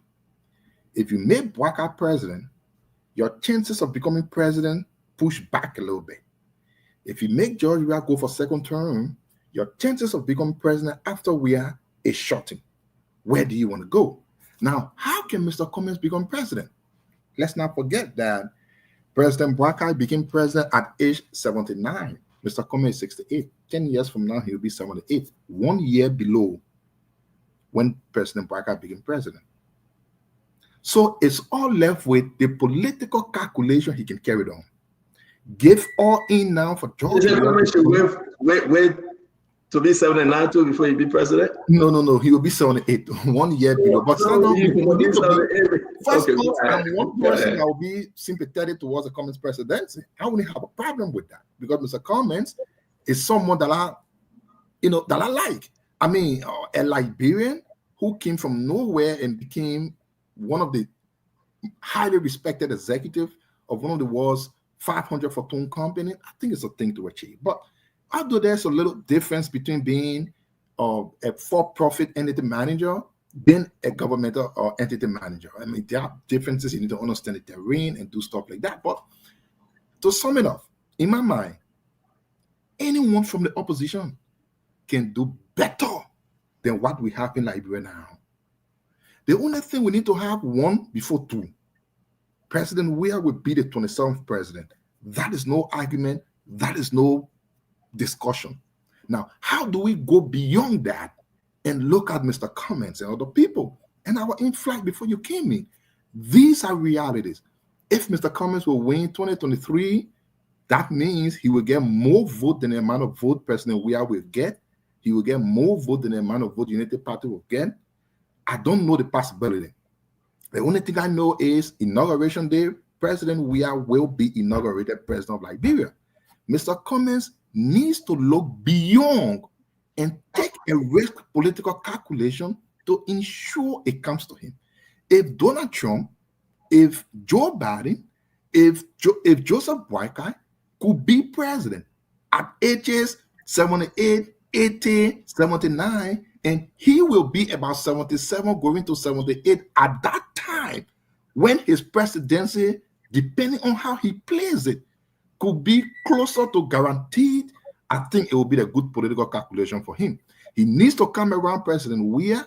He needs to hang here with the opposition community. He needs to build bridges with the opposition community. He needs to have discussion with the opposition community. And frankly, maybe the guys from the other side need to really assemble their team that get on the social media and talk.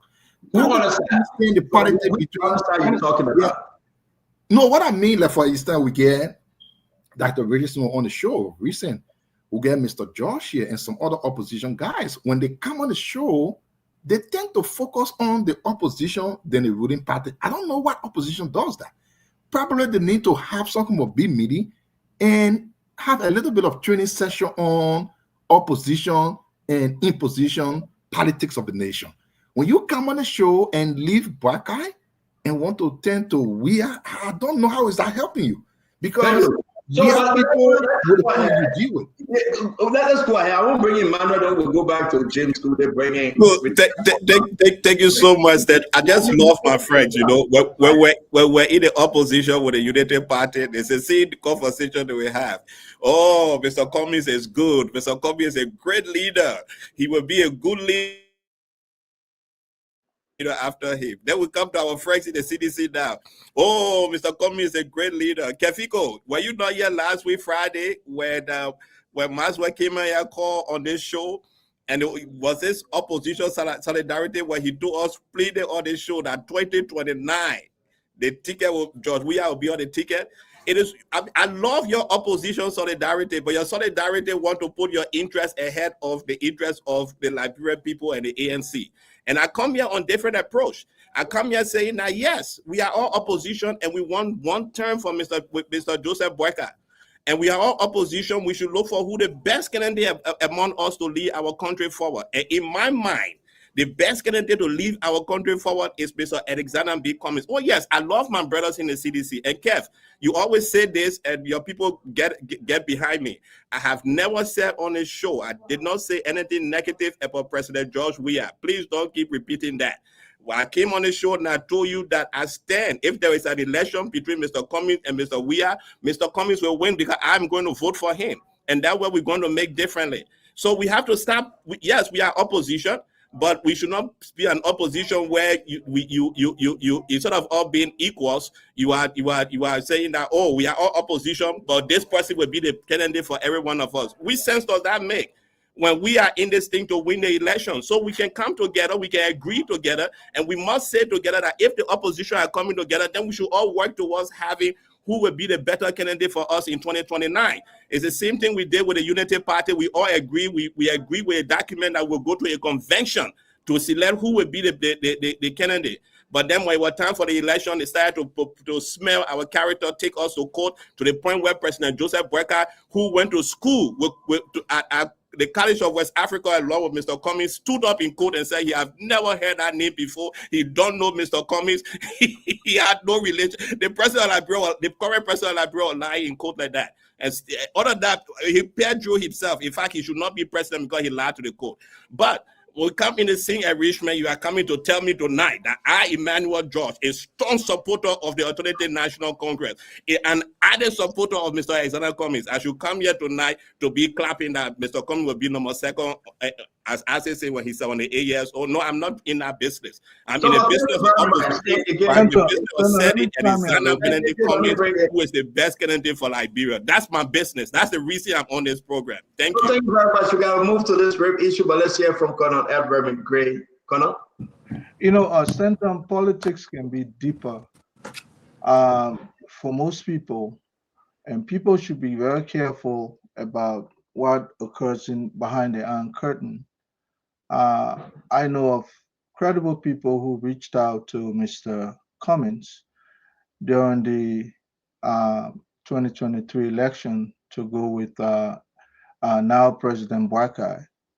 So that is bigger than Emmanuel because that information was not revealed out here. And those people have no reason to lie because some of us were even on that bandwagon as well. And we saw that as one of the greatest opportunities for Mr. Cummings to have walked into the presidency then. But the euphoria then was that I'm here to run for the presidency. I will not go as a second tier to anybody. And let's leave sleeping dogs to lie. But let me say this. One thing I will urge Mr. Cummings to be very, very watchful for is this kind of conciliatory tone so they can use your resources to beef up President Weah resurgence into the presidency again. That is, look, that ambition, that's why you say you have never spoken against Mr. Weah negatively. The fact that you're projecting Mr. Cummings as an independent man, which you should be doing, Emmanuel, you are speaking against Mr. Weah. It irks the soul of his supporters to even hear you say that, because you know what? For them, no compromise with them seeing Cummings come. And be careful. They will come and cajole you and use your resources. Oh, we're all one. Oh, you know, don't talk against us. You know why? They know that the CDC by itself, Mr. Weah, in extension, cannot win election by himself. He always, piff against, why would say fleece against, in the corner of this opposition, this kind of alliances. Then when they win the alliance, you're no longer needed. You're immaterial. So you hear the kind of, cordial tone. Oh, we are all opposition. Look, CDC is one party that sees itself alone in anything. You join them, they win victory. My friend, you'll be victimized. And I hope they'll not cajole Mr. Cummings, telling him, look, we will not run. Don't worry, support us. We'll make you president. Don't buy that. Let them go into this fight alone by themselves. And if Cummings wants to run, let him declare it sooner. And be strong about it. I'm running. If you want to join if somebody wants to collaborate with him in politics, you should have that. But you should have something written down so that you guys can go before you go further with them. I'm telling you. Thank you very much. I think you raised some very important issue. But let me hear from the guy that was going to be graduating in October. Then I'm going to speak to the Cummings comeback. Good day. Sorry, I think I was muted. Good evening to everyone. Mr. Cummings, I'm sorry, but I think what I listened to from Azedo is the sad reality. Mr. Cummings lacks two things in the Liberian politics that might likely make him not to become president in the next couple of years or election years. Cummings lacks political branding in Liberia. Cummings lacks the electoral durability in Liberia, does not favor Cummings. One, Cummings got 7% in 2017. 2023, his electoral durability dropped to 1%. That tells you that the people of Liberia, they are not consistent when it comes to voting for Cummings. Former President George Manuel Weah has that. Weah has a specific number in Liberia that is around 28, 29% will always vote for Weah. You like go and campaign anyhow. President Boakai likes that he give money to people, build skyscrapers. The 27, 28% will vote for Weah. That is stable for Weah. Boakai has almost the same amount stable for him, but Cummings, he does not have. I'm sorry. He lacks everything. Cummings has 7%. He lost about 6%. He came down to 1%. So how can Cummings rebrand himself to even get the 7% that he had? So Cummings and Weah, you're talking about who to become president in 2029. Though I support Boakai, but I will tell you that Weah is more closer to the presidency than Cummings. Cummings is like he's in Europe. He's in Europe while Weah is in Liberia, close to the executive mansion. That's the difference between the. Thank you very much. So in conclusion, so in conclusion, ANC people have to live with this reality, but that is it. And again, one thing, it is not an insult, but there is something called arrogance in politics. That is, you believe that you know all and you can win it, but you can't win it by yourself. That's what ANC. Thank you very much. Again, guys, like I told you guys, you're going to get the Diamond Slanger, the Darius Doe, Nelson Colette. Good day. They will be running this side of the program. We got to elevate the young men and women in the country and bring them closer to this biggest platform. We got to do this every Saturday. give the youth, give the young men and women the chance to express the political idea. And that's why you will see them hanging out with me every Saturday, or sometimes doing the show by themselves. But let me say this though. I disagree with Kude. I totally disagree with Kude. I think Mr. Cummings have a shot here. I like what Conor Gray said. 2017, Johnny just come.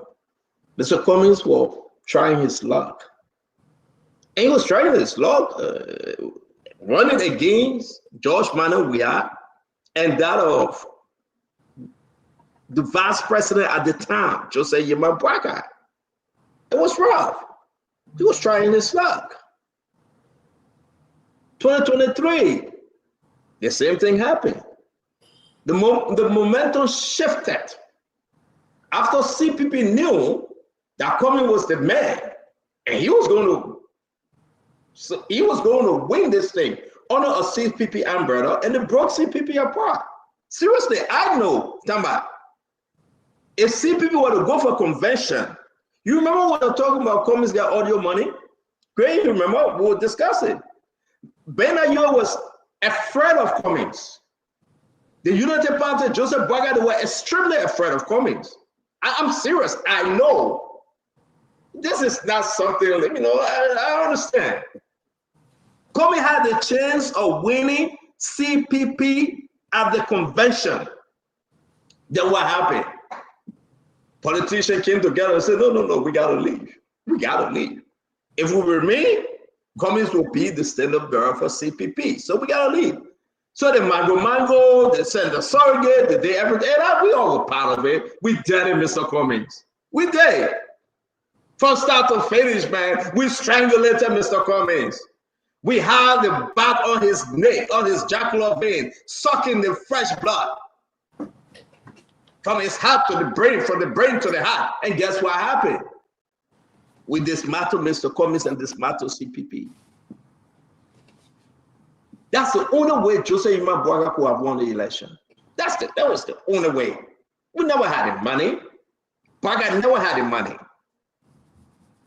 Everybody was flying to Cummings. So then what happened? Broke CPP apart. Conor Gray, you were on the show. You came swinging and talking about Mr. Cummings. You were arguing with me. And I went on my knee, I prayed to God. I said, God, who is that guy?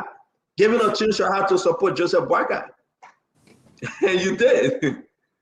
Because let me say something to you. What's the message now?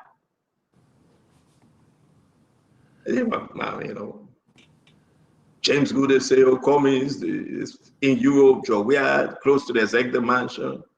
Oh, well, you saying that thing, but you're trying to burn Joe Weah house down and take it away from the executive mansion from 9th Street to executive mansion, James. You are very close, but you're burning my house down. So the man going back in the rehab. So you're pushing way back. But I would say to you, I think Cummings got a shot yet. Librarian, listen to me. Joseph Boakai is not performing well. And you got to listen to the big if. If this continues, and I know Unity Party people will get vexed, you are giving chance to Mr. Cummings. But can a Cummings win? Where you have George Manuel Weah say, I'll be back. Can a Cummings win? What would be that message for our Cummings? Can a Cummings get back to stability? To say, come and join the ANC, let's collaborate, CMC and ANC? Can a Cummings do that? Can a Cummings convince Joe Weah to my man, sit down small and get our chance? Can a Cummings do that? It's a highway. The Bible says in Isaiah 35:8, there will be a highway there called the road of holiness. There's a political highway. And you know, Conor Gray, political highway get different terrain. But can he bring the troop together? And that's what would make this thing so juicy, so important. That Cummings can bring that troop together. And that's what he needs to do like yesterday. Coming and say, look at Joe Weah. Joe Weah failed. And I never Conor Gray said, don't fall for what Kevin saying, he's not running against Joe Weah, he's running against Boakai. Kevin trying to cajole Mr. Cummings again. They see what Unity Party cajole Mr. Cummings and brought in CPP.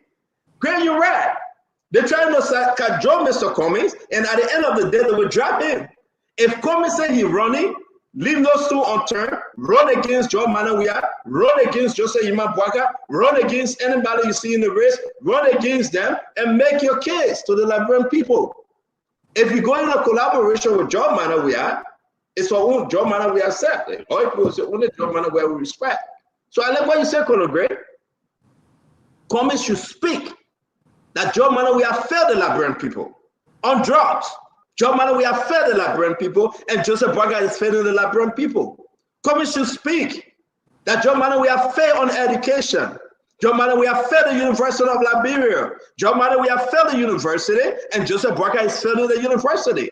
Cummings should speak on healthcare. Joe Manawia failed the Liberian people, and Joseph Boakai is failing the Liberian people. Cummings should be able to speak and give a policy that the Liberian people can see and understand on corruption, on good governance. I think Cummings should be that person to speak, and the Liberian people right now.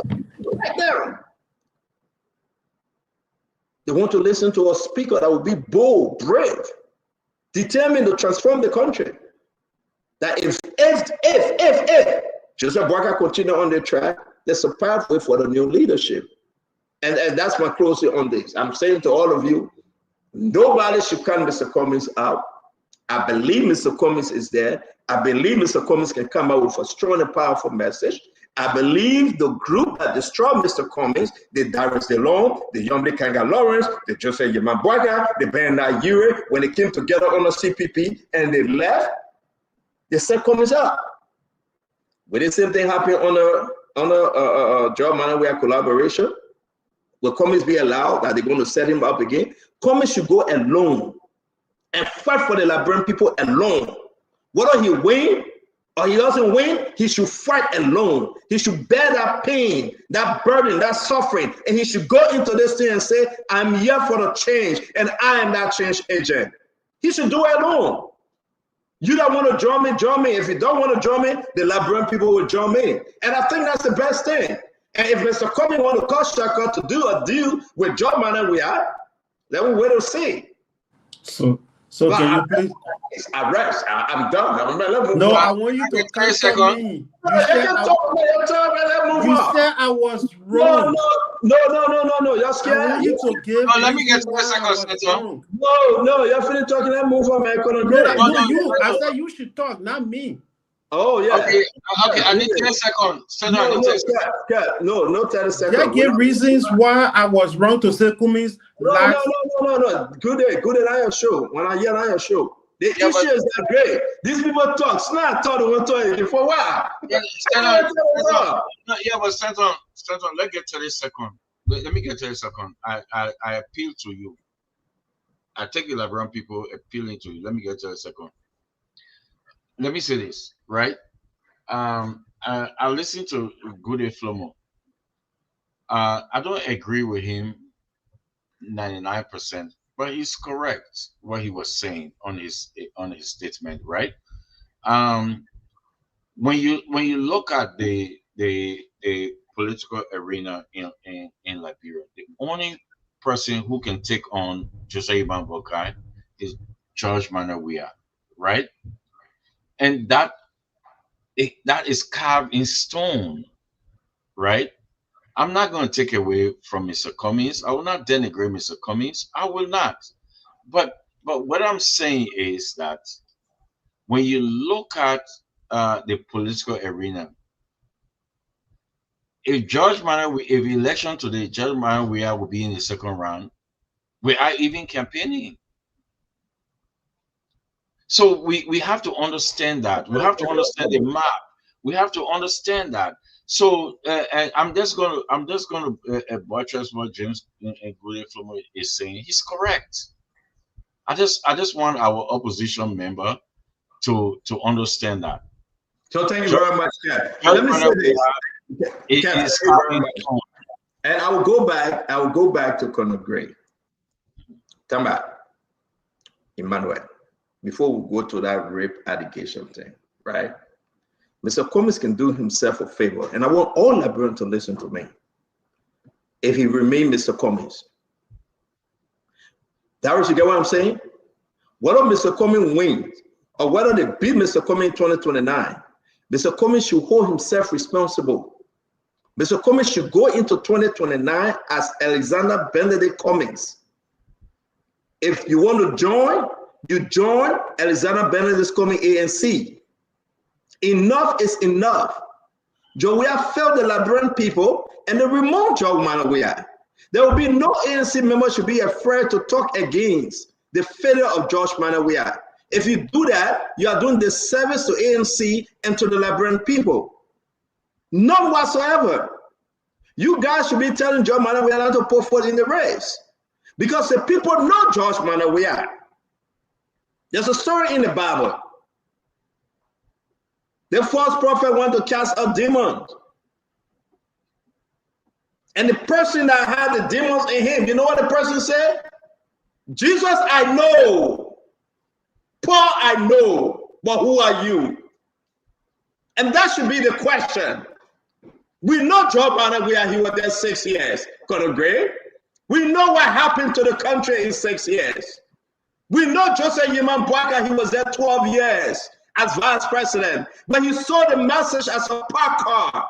We know what happened to Madam Salif Tan. Today he's president. We know what is happening in the country. If the government failed to deliver for the Liberian people, Mr. Cummings' message should be, George Weah, you know, Joseph Boakai, you know, but I am Mr. Alexander B. Cummings. Give me the chance. Get to know me. Let's transform our country together. Mr. Cummings should never think about the 1%. 1%, whether that CPP or ANC gave it to him. Mr. Cummings should never think about the 7%, whether who gave it to him 2017.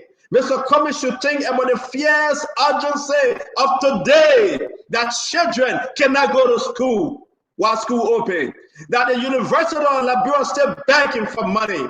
Mr. Cummings should think and tell the Liberian people about the fierce urgency of now that drugs have taken over the community, drugs have taken over the district, drugs have taken over the county. That's the message Mr. Cummings should carry on. Mr. Cummings should talk about massive corruption in government. And Mr. Cummings shouldn't run for it. Whether George Weah win 2029, that would be George Weah business. Whether Boakai win 2029, so be it. But Mr. Cummings' message should be clear, crystal clear, telling the Liberian people, these two gentlemen have failed you. Give us the chance, and we will transform this country in our first term. And after my first term, I may not run again, but we will leave this country with the young men and women for a better Liberia. Mr. Cummings should challenge the government on the All Black, for All Black to act easy. For what? The man getting $12 million. He about to make $500 million. Mr. Cummings should challenge this government on the massive corruption from the executive mansion, rolling down like a rolling stone, where every ministry is corrupt, and now they're involving the corruption in saying, we gotta go and pimp our ministry, we gotta go and rebuild our ministry. Single souls. Mr. Cummings should challenge them. If Mr. Cummings wins, that's fine. Even if he would die trying, he should challenge them. And that's my message. Don't listen to Kev Hassan. Don't listen to Kev Hassan. Bring George Weah back. That country will go back another 12 years in disgrace and shame and corruption. And so I rest this. I got to move, my people. Don't get me in Zigo today and tell me that Mr. Cummings shouldn't speak. Maybe Emmanuel will not tell you, but I know what I know. I understand the Liberian terrain, and I will say Mr. Cummings should give it a shot. Don't let people say you fight in Europe, you can't make it. Even if you're in Boglonjin, try, you will make it. Even when you honor the sea, try, you will make it. So we have tried for 3-4 times, and he make it. Madam said he tried, sent Dota, Toba time, she make it. Joseph Boakai kept on trying. He succeeded. So who is Mr. Cummings not to try? It can be you, it can be anybody. Put your heart in the race and try. They may not like it, but I can guarantee you, the Liberian people are seeing through this government. The Liberian people have seen through George Weah government. That's why you find Sedition coming on the show and say, we will not talk about Mr. Cummings. He's an ally. We're not talking about Mr. Cummings. He's a good man. He will support us. No. we will have this conversation. I'm not a Mr. Cummings fan, but I'm looking for the just, a good, and a better Liberia. That leader that would change and transform the country, that Darius Doe can gain his education and find a job, that James Goode graduating in October can come back to Liberia. Ask him why he won't come back, he'll tell you no. All the thing he's talking, running a mouth on Facebook. Ask James Goode whether he will, after graduating in October, he will go back to Liberia. He said no. My wife and I said, ask the man, are you going back to Liberia? The man said, CEO, you want to kill me? I said, well, I thought you said the country was good. You got a job, you got everything. He said, no, I'm going back. CEO, can I do my master? I said, no, you will go back and do master at University of Liberia. And it will take you 10 years to do that master. This is serious. May God save our state. I beg for us to move on. Ladies and gentlemen, welcome to the Spoon Talk. I'm not Mr. Cummings' consultant. I am not Mr. Cummings' man. I'm just here to say the truth, my people. Listen, I'm nobody man, right? I'm just here to say the truth. So let's bring the conversation about the rape victim. Let me hear you guys today, right? This is very, very serious. This young man, agriculture ministry. I reached out to the agriculture minister, folks. I reached out to the agriculture minister and I asked him. The minister wasn't aware of what was going on. He's one of the procurement officer at the agriculture ministry, Emmanuel. I have the little girl picture. I'm not going to show it. I know where she lived. We reached out to her parents. The people trying to beg the mother, and I hope the mother should say no to them. This guy was ripping the leg, and how the whole incident took place, as I'm hearing, the lady was crying. I mean, the left 14-year-old girl load a 10-year-old. I get a picture. Couldn't be. The lady was crying, screaming. And this man destroyed the people daughter. As alleged. He destroyed the people daughter. To tell you the truth, I'm serious. The first incident concerning Brian McGill, we're still looking for DNA result. Gregor Kumase gave me a different story. If Brian McGill is not guilty, announce it, let him go home. If Brian McGill guilty, arrest him, put him in jail, let him go to court. But this guy, the third big story on rape in this government, Francis Yumani, Internal Affairs Minister, Brian McGill, these allegations, and now his name is Sando Kroma. Let's hear you, Conor Gray. Conor Gray, are you with us? I'll wait my time to Mr. Aguilar because water running in my faucet there. So let me take care of that. Go come back. Okay, thank you. Tamba, let's hear you. Yeah, thank you, CEO. I think this is one of the issues where we definitely need to come back to having rape as a zero tolerance policy across all government agencies, school systems, and every place of work across Liberia. Rape is a despicable act, Stanton, and no parent and no child has to experience that. Look, this news came out yesterday. Mr. Sando Kroma being caught in an act raping a 14-year-old child. I think this is where we need to draw the line. The government need to move swiftly. He should be charged, prosecuted, and sentenced to a long time in jail.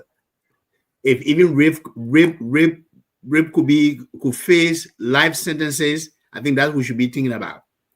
Because when someone like that, someone in a position of authority, who has the trust of the people in his or her community, take advantage of that trust or use their power to abuse an innocent girl, to rape an innocent girl, I think it's send ripple effects. I mean, chills in the spines of families, of people who have daughters, of mothers and fathers, to even be afraid to let their children out of their sight for a moment.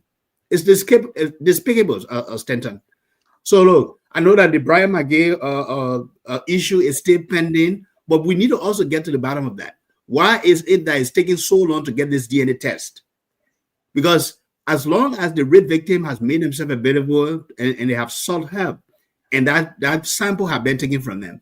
The accused should make themselves available as well. They should be brought under the law, under the police protection, so that the investigation can be swift. It shouldn't take months to really complete an investigation and for Mr. Brian McGill to court if he's found to have been involved in the rape allegation as well. So this is the Speakable Stanton, and this is my position on the rape issue. I know that we have a society, Stanton, where in the past, it may have happened in the past where some men may have been accused falsely, by some women maybe seeking political relevance or seeking small things. And we've seen those instances. But where we have evidence, and especially someone being caught in the act, Stanton, there's no if and buts. This person should be prosecuted, and Mr. Sanders should be swiftly prosecuted so that we can set precedent. And this government have to continue to crack down on anyone involved in allegation and acts of rape, Stanton. There should be no place for them in the government. That's my position.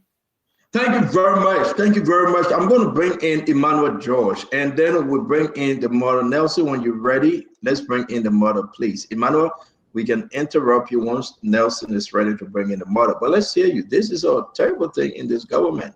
That, government officials have been charged with rape randomly, and the president is not speaking. That's one issue, right? The president have the surrogate. We are receiving information from the general ministry that Brian McGill will probably walk free, but they didn't do any DNA testing, right? People are asking the gender ministry on women, and the same issue with internal affairs ministry went on a water. Yeah, there's another allegation coming up again. What's going on that the government is turning into a raping government? Talk to me, Emmanuel. Yes, Stanton. Over the weekends, I worked with drug addicts as a counselor in an SUD unit. And most of the females that you have conversation with that abuse substance, they struggle from serious trauma. And when you keep tracing it, it gets all the way to sexual abuse by loved ones or by people they didn't know. I think that gentleman is sick. Looking at how well he dressed, how handsome he looked, raping a 14-year-old girl, I think he's very sick.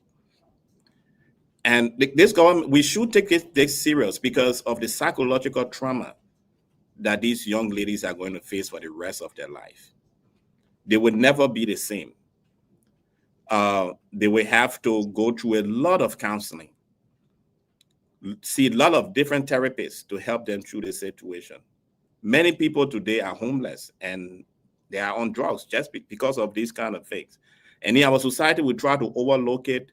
We try to do who know who, to have a conversation, to put it under the rug. But how about this little girl who is going to go through this trauma for the rest of her life? How about the victims who is going to struggle for the rest of their life? So we should take this seriously, and the government should take it seriously. I sure by now he should be suspended from the Ministry of Agriculture if that's where he works. And I'm seeing some people are suggesting, Mr. McGill is out of the country. I think that would be shameful on the part of this government if he left the country, especially after the president have suspended him and the president have named someone he placed as acting minister. That would be shameful. But we must get rid of this menace in our society. We should stop it. That young man is handsome. I mean, he dresses very well. He looks good. I believe he's sick. Before they take him to arrest him, they should take him to a mental health doctor to look, because it's an illness. Having sex with a 14-year-old girl, something seriously must be wrong with him. So like I said, we will be bringing in her mother. So let's go around the block. Conor, you ready to speak now before we bring in Darius and James Kude? You're not ready yet? All right, Darius, let's hear you. Thank you, Conor. Darius, let's hear you. Yeah, the situation is so unfortunate, and this is actually becoming a pattern, a normal issue now in this regime. And it started with the Internal Affairs Minister. He allegedly raped the lady. We watched the video. She cried. I think Spoon, CEO, interviewed her, subsequent recordings came out, and the Internal Affairs Minister was never investigated. Today, he passing around the country free. That lady cried. When you bring that video up again, it plays on your mind. Why would the Minister of Internal Affairs up to this date have not been investigated? Watching that video alone, the lady seeking job, he allegedly raped that lady. She cried. Nobody investigated the Internal Affairs Minister. We did not see one police statement on the Internal Affairs Minister. Gender Ministry, nothing. Today, it came down to the Ministry of Youth and Sport. The Deputy Minister is involved. The police are saying they want to do forensic and core log, geospatial analysis, and then DNA. But other people are being barred. They are languishing in cell. They were accused. Police arrested them, charged them, and sent them to jail. Some of them have not even appeared in court, pre-trial detainees for rape, alleged rape. But today, the perpetrators, who be perpetrators in this rescue government, are passing around. No justice. Now we're talking about the youth and sport. We have another person from the Ministry of Agriculture. Tomorrow morning when we wake up, you'll see another person from another ministry. The victims are crying. The police is playing different games about geospatial analysis, forensic audit, forensic investigation, DNA, to even take them to Ghana, America, bringing all type of technicality when others are languishing beyond bar for the same crime. This is so sad. We wish the little girl speedy recovery and the family, but not again, like Maggie, we will not see Maggie Bryant. We will not see anything coming out of that. Thank you very much, Darius. James Gude, your 2 minutes. All right. I think rape is terrible in our society, and I think it has become like a pattern for the Liberian government, because we saw it during weird time, and again we're still seeing it. We still have 2 Liberian diplomats who are in South Korea in prison, who are to serve 9 years there in prison because of rape. They went on diplomatic mission, they left there and raped 2 girls, and they are still in prison in South Korea as we speak today. We come back to Liberia. We saw multiple of these things during weird time, during early time, and again, this administration, we are still seeing it. So it's like people who get in government, they need to work on themselves, because some took it to the international level, the others are still in Liberia doing it. So I think the government needs to really investigate these matters. Like, for example, this guy, Sando, the Sando criminal guy in question, this is a guy who was caught doing the act in the room with the little girl, and the community people had to break into his door, and then they did community arrest. Even the police could, before the police could turn in, and then they arrested him. As we speak, he's in prison. He's in prison as of now. And the issue with Bill McGill, I think, like the CEO said, the Liberian National Police has to tell us whether they did a DNA test, because there is stigma somewhere. There is a problem somewhere. The police, according to their press conference, this girl said the day she got raped, she named the day, and when they checked the log of the ministry, this McGill guy was not there. And then they checked the camera. He did not go to work that day. We agree now. He did not go. It doesn't mean that the rape has to take place to that place. And the police said they were going to do the DNA. So we hope next week the Liberian National Police will tell us that, yes, we did our DNA. McGill already did a thing, or he did not do it. And the DNA result, I pray the parent of the girl agree. Let them publish the DNA result. We want to see, the public want to know if they lied on McGill, or McGill is the duo of the act, because we get two conflicting statements that he was not at work that very day that they get caught that she got raped in his office. They said he did not go to work. We agree now. So let them come out with the geospatial. That's where the geospatials came in, because geospatials will tell you that James was here and he had communication with CEO Stanton Weatherspoon, so we can connect. Yeah, but James, let me interrupt you. James, thank you for bringing that up, right? And guys, let's face this, Emmanuel. Forget geospatial. It's common. Give us a DNA result. Yeah, we just want a DNA result. It's just common. You cannot sit there, right? And Liberians need to listen to this. You have the specimen from the little girl. You took her clothes. The father said they took everything. Just go and swap Brian McGill and go ahead. Do we have a DNA machine in the country? The first thing. Is the general minister lying to us? Is Gregory Coleman lying to us? Do we even have a fitting DNA technician? Do we have a DNA machine in the country? In less than 24 hours, we'll get a result. So all we need, forget geospatial. Geospatial has no sense. You guys can play game with words and say, yeah, we got technology. That geospatial now found people to be involved in also an attack. That geospatial. Now they can't even pull something together. You don't let her go there. Let's talk about the issue. So my thing is that at the end of the day, give us a DNA result. Brian McGill, people say he left the country. I don't think so, because I communicated with Brian. Brian said he stayed in Liberia. So if you get proof that he left the country, share it with us. And I texted Brian McGill. He said he stayed in Liberia. He says, Stanton, I will be in Liberia till this thing is resolved because I'm innocent. So I told him, I said, that's the right thing to do.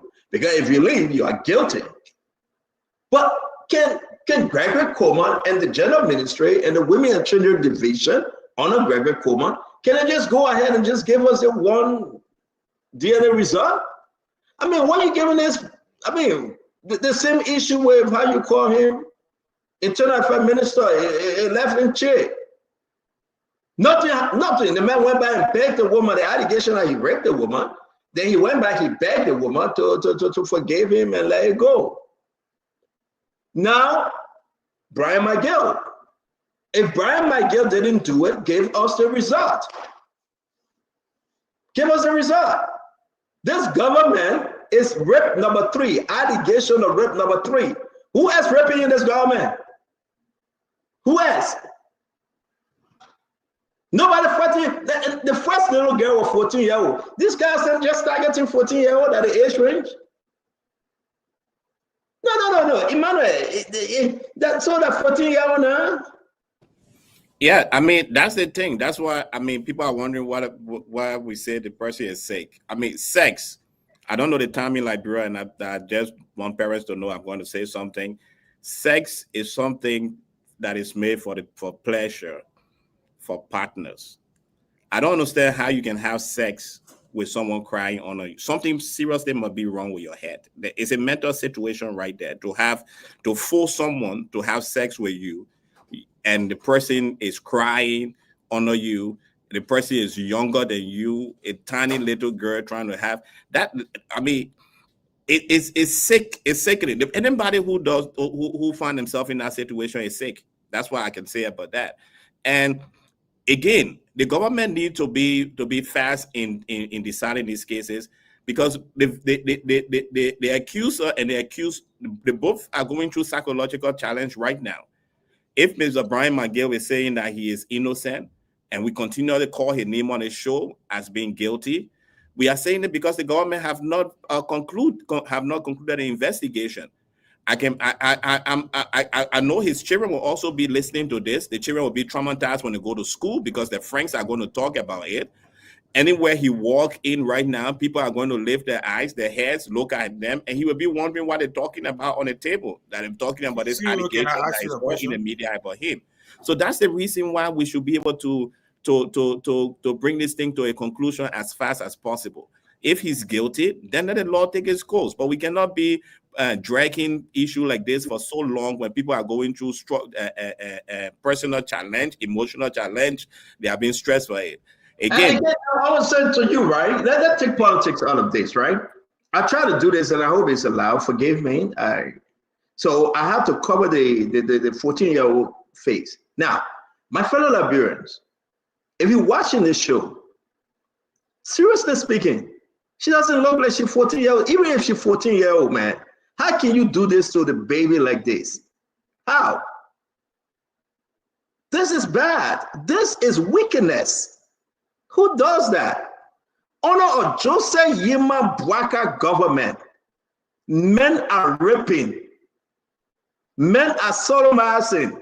Who does that? I mean, what kind of nonsense is this? Those of you that listen to us, I have to put a flare on the little girl's face because I cannot show her face.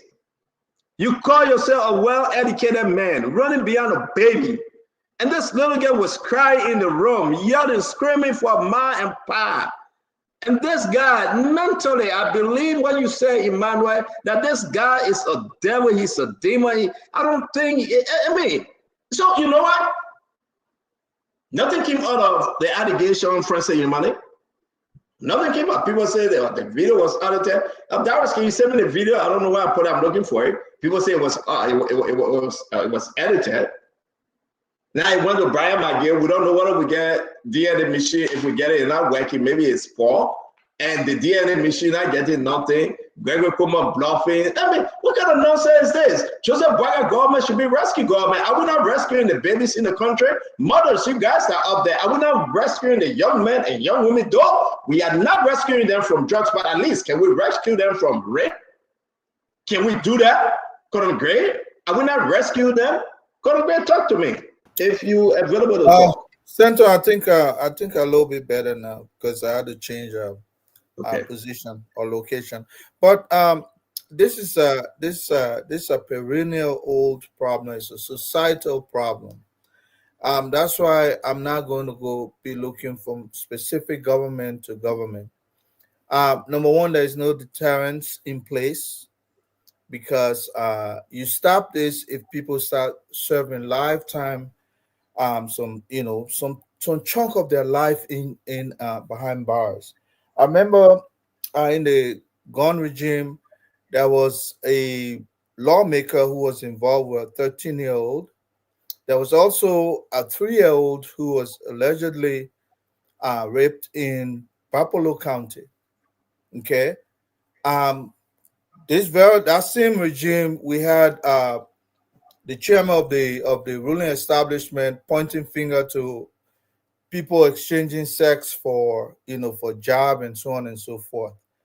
But if you look at this is a societal issue. And fast forward to today, matter of fact, I even have problem with showing the man picture on social media, well dressed. That guy should be in an orange suit. Maybe when we show those things, then we're serious about it. But we're showing the man dress, showing his what he possesses in terms of Emmanuel say well dressed. That guy should be in orange suit. Margaret should be in orange suit until they're proven innocent. But these are some of the issues that we have not been able to really handle in our country. That's why impunity continues to reign supreme. If one person had been made example of this issue, Durham Adam Salif, like I said, we know people who went to jail. They went to jail because they were found guilty. And now, instead of putting those people on a sex offender list or a list that carries people who have committed felony and so on, so that they can't go back into society and reoffend. If they come back into society, they're there as supervised individuals that will not be let loose. Moreover, not even being rehired to enter government, because when you have done this, you can't come back. You can't play around public life. You're dealing with people. A young girl has been taking advantage of, why is she going to do in the rest of her life? That stigma remains. But we have to be able to prosecute to make sure the other guy who is alleged to have committed this crime is innocent or guilty. Then we seek justice. But again, this is not a party issue. This is not about a ruling establishment. It's a societal problem. Thank you, Colonel Gray. Yeah, we have to be able to handle our issues. I'm telling you, this guy did not rape because he's serving in President Baka's government. The other guy did not rape because he served under George Weah, and so on and so forth. They rape because we're not talking about party. Let me interrupt you, Brother Gray. The government should be responsible enough to have a zero tolerance when it comes to rape. So it's about the government. There's the government responsibility to rescue and protect the young babies, the women, the children. It's the government responsibility to rescue and protect her citizen. It happened. We're talking about this government. The best friend, the nephew to Joseph Yuma Bwaka, Francis Yumani. Let's talk about him. Oh, the woman that came forward, did you question? Don't let me go into the Francis thing because I know who I talked to. Did you question Francis? Did the Liberal National Police even question General Ministry even question? People say, well, the woman made that clear. The woman, this is the reason why this government, there will be more people under this government raping. I'm serious. Most of the ministers there, you know how they get a girlfriend there? They raped them, then they gave them some money to keep quiet. Most of them. Let me frank. Look at Francis Yumani, the allegation that you made. You should be ashamed of yourself. Oh my God. Oh my God.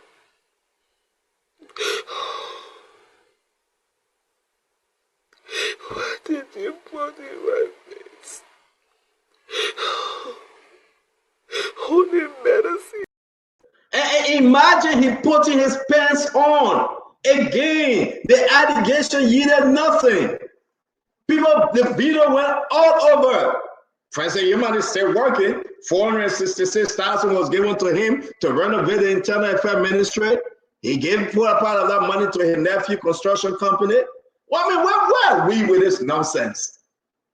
Oh, we're not touching that President Yuma. It went down to who? Brian Miguel. It went down to Brian Miguel. These are allegations. And these allegations are concerning now.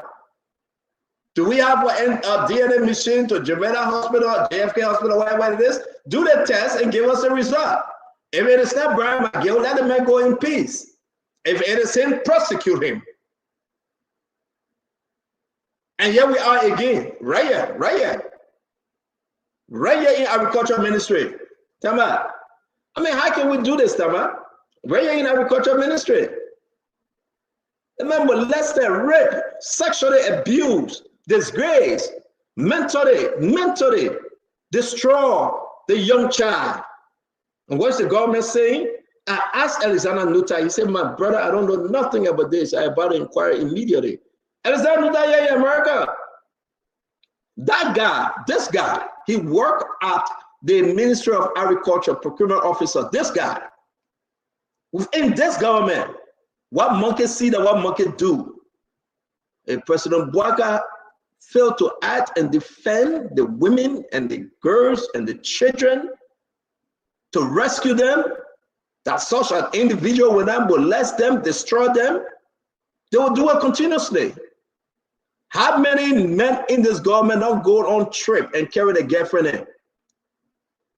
The girlfriend is not supposed to be on that trip, but they take them along. I know them. Give them extra DSA to go sleep with them in hotel. You don't let her talk here, man. Tell me, let hear you. This is bad, and the president should do better. Yeah, thank you, CEO. Look, I come from a big family with a lot of sisters, and I have daughters myself. And I have worked in the international settings for over 20 years, where sexual violence against women is a non-starter. Everywhere I have worked, everywhere I have lived, these communities have taken the issue of sexual violence against women seriously. You get fired, you get terminated, and you get prosecuted once found guilty. I'm gonna speak a little bit on the video that you just showed of Internal Affairs Minister Nyameling Stanton. In our video clearly you can hear a female voice, and I've tried to research this case. I think this was reported back in November 2024 rather. I tried to research it to see exactly what was the what happened, the aftermath after that video was posted. Stanton. I also tried personally to make a call to the Internal Affairs Minister, and he did call me back. And I tried to ascertain, because he is also a high-profile individual and a father figure in our community, in our country. And his relationship also with the president put him in the spotlight when there are such allegations made against him. What I learned was that this issue was someone that he knew, and I saw the video, but that video doesn't say whether there's a rape, but she's alleging rape. The voice in the video, I don't know the individual, she is alleging rape and these force. When you are in a high-profile position, Stanton, it puts the government in the spotlight to investigate, even if this person didn't come forward. Now, I'm not even sure I can find any records whether she came forward or not, whether it was reported. Because also for us to be able to help the women who are alleging rape or who are involved in these kind of cases, they have to come forward right away to get that sample test so that the investigation can happen, and then they can seek the help, they can get the help that's needed. If it is not done, it makes the government jobs very difficult to prove a rape case against an alleged perpetrator.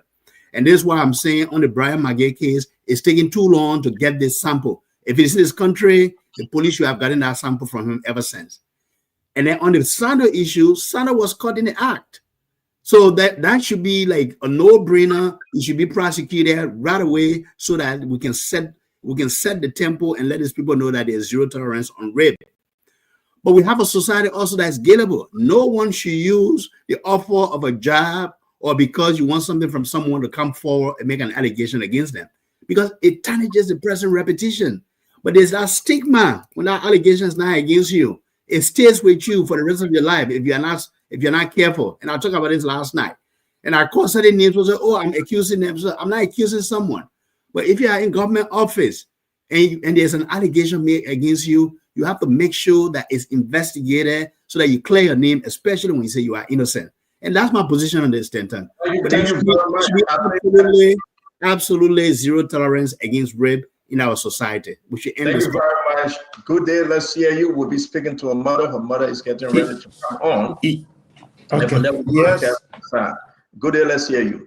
Yeah, just like what Tamba said, recently, a former footballer of Barcelona, Daniel Alves, he spent 8 months in prison because a woman in Spain came out. She said Daniel Alves raped her in the bathroom.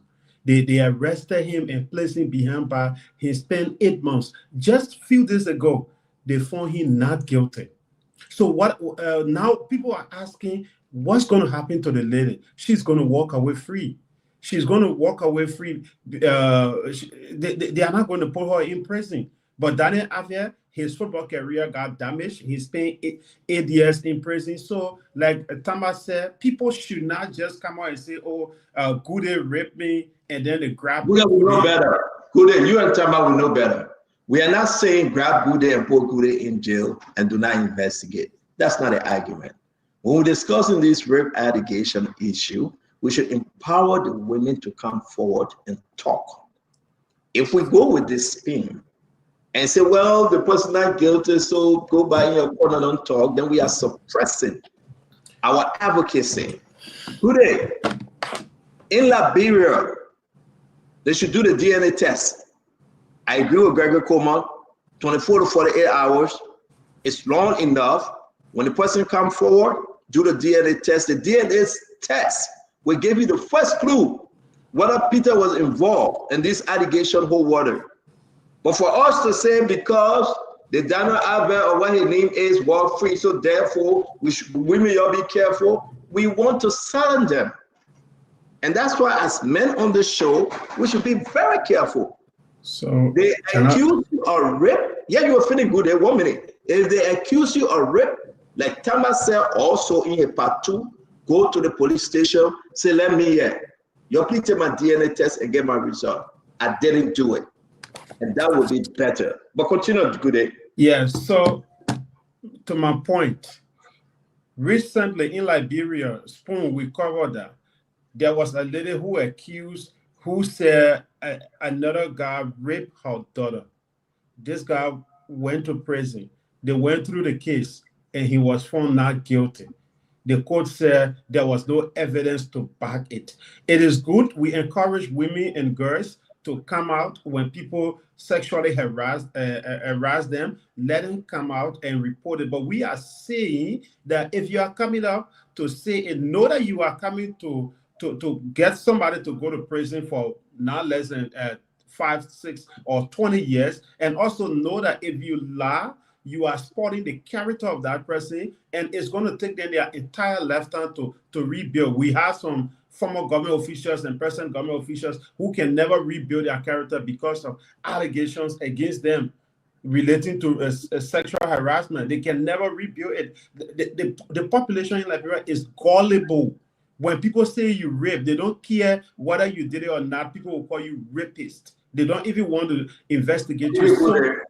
So in conclusion, if you are coming up to say somebody raped you, make sure that this thing happen. We don't want to see people going to court who were accused of rape, they're walking out free. For me, it hurts me to see people who were accused of rape, they go to court and they walk free. I wanted to go to prison. Thank you. Let me bring in Kev Hassan. Again, the young girl is mentally imbalanced right now. I'm back and forth texting, and I think I will send a reporter there. And I know anybody can say what I want to say. I will attribute this to the government. This government is Joseph Yima Boakai fighting this rape issue in the country. Joseph Boakai can fly all over the world. The people in Liberia are crying. Is he fighting this rape issue in the country? I mean, your own nephew, Francis Yimani, was the allegation hang over him. The president didn't do anything. Zero. Brian McGill, the nose came about the presidency will suspend you. Then what about Francis Yimani? Go back and suspend Francis Yimani and call for investigation. Brian McGill, you suspended him, but Francis Yimani, you let him walk. No document to show. What was Francis Yimani Boakai argument on rape when they are sodomizing the young men then and raping the young girls then? Don't tell me about job manner we are. We remove job manner we are. Enough of that. But what is Joseph Yima Boakai position on rape? Will you open that case and bring Francis Yimani to give a written statement and address the issue and deny it and allow the Liberia National Police to investigate while Francis Yimani be serving suspension? Will this president do that? Or Francis Yimani that from low father Joseph Boakai nephew so he can tell him? This is wrong.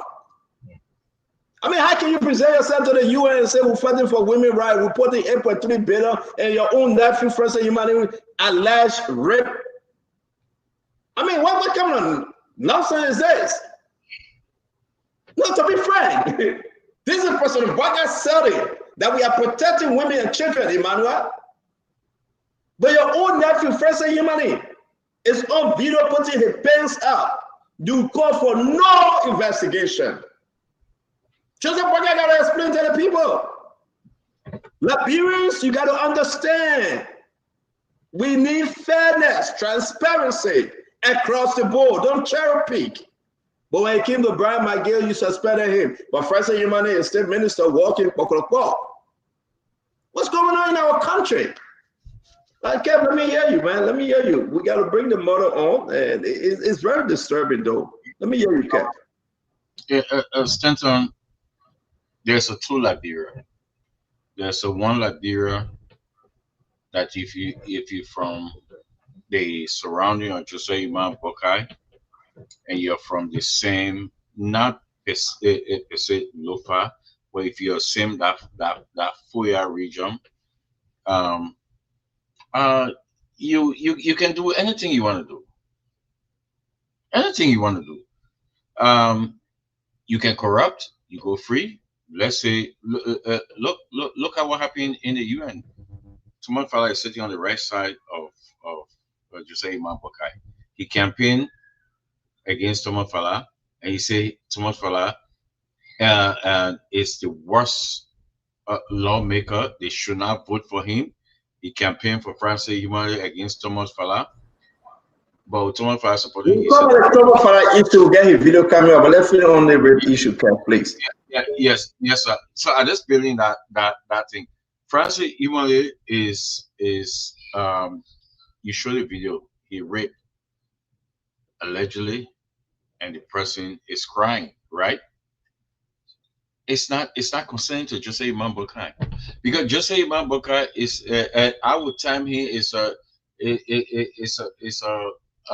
rep in chief, right?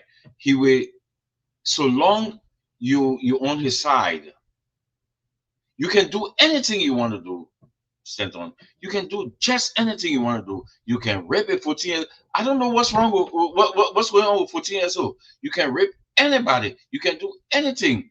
Jose Imam Boakai don't care. It's a rapist in chief. That's why I would call him. No, but Jose Boakai didn't rape anybody. And if you say he's a rapist, Scandal, man. You shouldn't let Kev make some outrageous claims on this too, man. If you guys hold on 1 minute.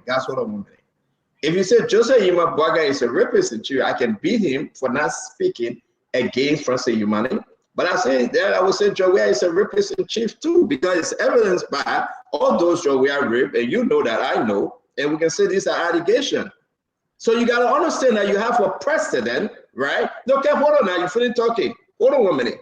You have a precedent. No, Kev, hold on 1 minute. Don't change it. Hold on. We'll hold you right there. You love to bring this up. Yeah, hold on. You had a precedent that just left from there for 6 years. We are blaming and beating on Jose Imam Boakai for failure to act and crack down on these allegations. But on George Manneh, we can upline and list for you. And George Manneh himself, women accusing him. And people in his government are they accused. Do not let me start with a Mame yet. And you may not like it. So was George Manneh a rapist in chief? As evidenced by some of the women we can name and call their names? I mean, you gotta balance the conversation when you speak. Joseph Boakai, no evidence that he raped anybody. George Manneh, we get some partial evidence that he involved in playing with young girls. Should we go there? And you look at me, blank, blank, blank. So let's stick on the conversation. This leader failed to act. You will not get no 10 seconds. This leader failed to act. And we want them to act because it's the right thing for them to do. Right? Stop disturbing the show. Stop disturbing the show. Stop disturbing the show. Stop disturbing the show. Colin Gray, if the leader failed to act, we should hold a leader responsible for failing to act. But you cannot stigmatize and say that that leader is a rapist in chief. And you just had George Manneh for 6 years. A lot of young men and young women were being abused. Even George Manneh name was mentioned. So we change the conversation of George Manneh conversation. Don't talk something that you're able. They can withdraw George Manneh into it. Yeah, but you don't suppress me for speaking. Don't suppress me for speaking, man. My man, but you only spoon to your time feeling, but leave me about suppressing your speaking, man. My time feeling, I was speaking and you interrupted me. But your time feeling, Kev. But you're giving it to other people. Kev, leave me. My man, let me no, your time feeling. Your time feeling. You don't suppress me to speak. Joseph Boakai a rapper. What about George Manneh? We are you only get it in the country and continue on the rape. They called one with him 25 incident. He got a girlfriend in the house on 9th Street. That's why you almost burn your house. You don't want to talk it? Man, come on, man, Kev. You're gonna start laughing. Yeah, man. Sometimes you want to suppress me. Stop crying, man. Stop crying. Kev, stop crying. Don't interrupt our show. Stop crying, I beg you. You say, look, man, anybody want to suppress you? Leave up, man. Let's move on. Nelson, can you come on? Let's call the family of the 14-year-old girl. You look for your own trouble, Emmanuel. We shouldn't pay attention to him. When we holding the government responsible, James Goodey, for failing to act, we shouldn't change the conversation. If we change the conversation, we'll go back in history. Because you know what? Nelson, Kev, don't be Kev, Kev, don't do this to my brother, please. Leave her alone. Center. Every day you challenge somebody, you can challenge this. Kev and others. Sorry, wait 1 minute. Nelson, come on the show. We want to bring in the mother of the 14-year-old girl that was raped. James, can you connect with Nelson? I'm calling him. Let me get him. Can you connect with Nelson real quick? Nelson, come on the show. Go ahead, Colonel Gray. You were speaking. No, I'm saying that Kev and others, they primarily on this show because they've noticed that they can make the case for George Weah elsewhere. So any opportunity they have, they'll beat on the government.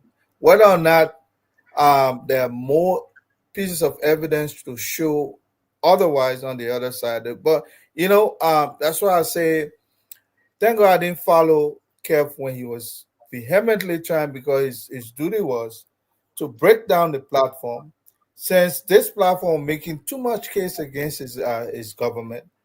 And he went somewhere else. He tried to bring me there. He fought hard, and then he was not successful. So he come back now. Any opportunity. Wait small, Kev, wait. Any opportunity Kev has, it will make the case for George Weah. But this is beyond George Weah. We are saying that we have governments that are not acting when this kind of acts against humanity, this kind of core crimes are committed against innocent people like a 14-year-old and so on and so forth. Government are acting. That's not something I will support any government for, because that's not who I represent. That's what we're doing. And that's what we're doing. That's what we're doing on the show. Internal Affairs, number one, he's a married man. He's a responsible man, a minister in government. If he's seen somewhere, they take him video tipping him there. He was also involved in act of impropriety, we can say. And what example is he sending out there to other people? Listen, Colonel Gray, and that's why we are having this discussion. Let's keep on the context of the discussion, right? Joe Weah failed when it came to rape issue in our country, right? Joe Weah failed the Liberian people when it came to rape issue, right? There's been no way we can celebrate Joe Weah and separate him, right?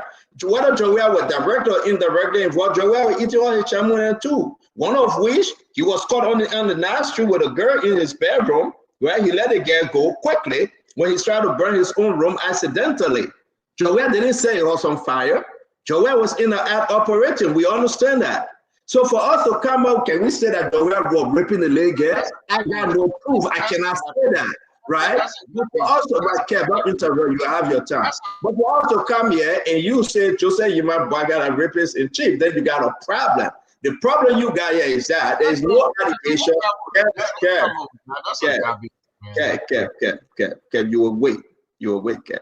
You will wait, my brother. I know this thing can hurt. You brought it on yourself.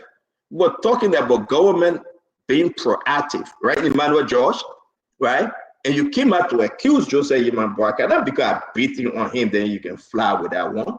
The only person we know operating in body and strength, playing basketball and taking all his Hennessy SO and running behind all the 10 and that Joe Weah. I mean, he's a man. I got no problem with him. He can do that. I would not do that because I'm married. The only person we know on this show, James Goody, that the man that would secretly leave his rehab residence and go to the Nashville residence and carry his team there, that Joe Weah.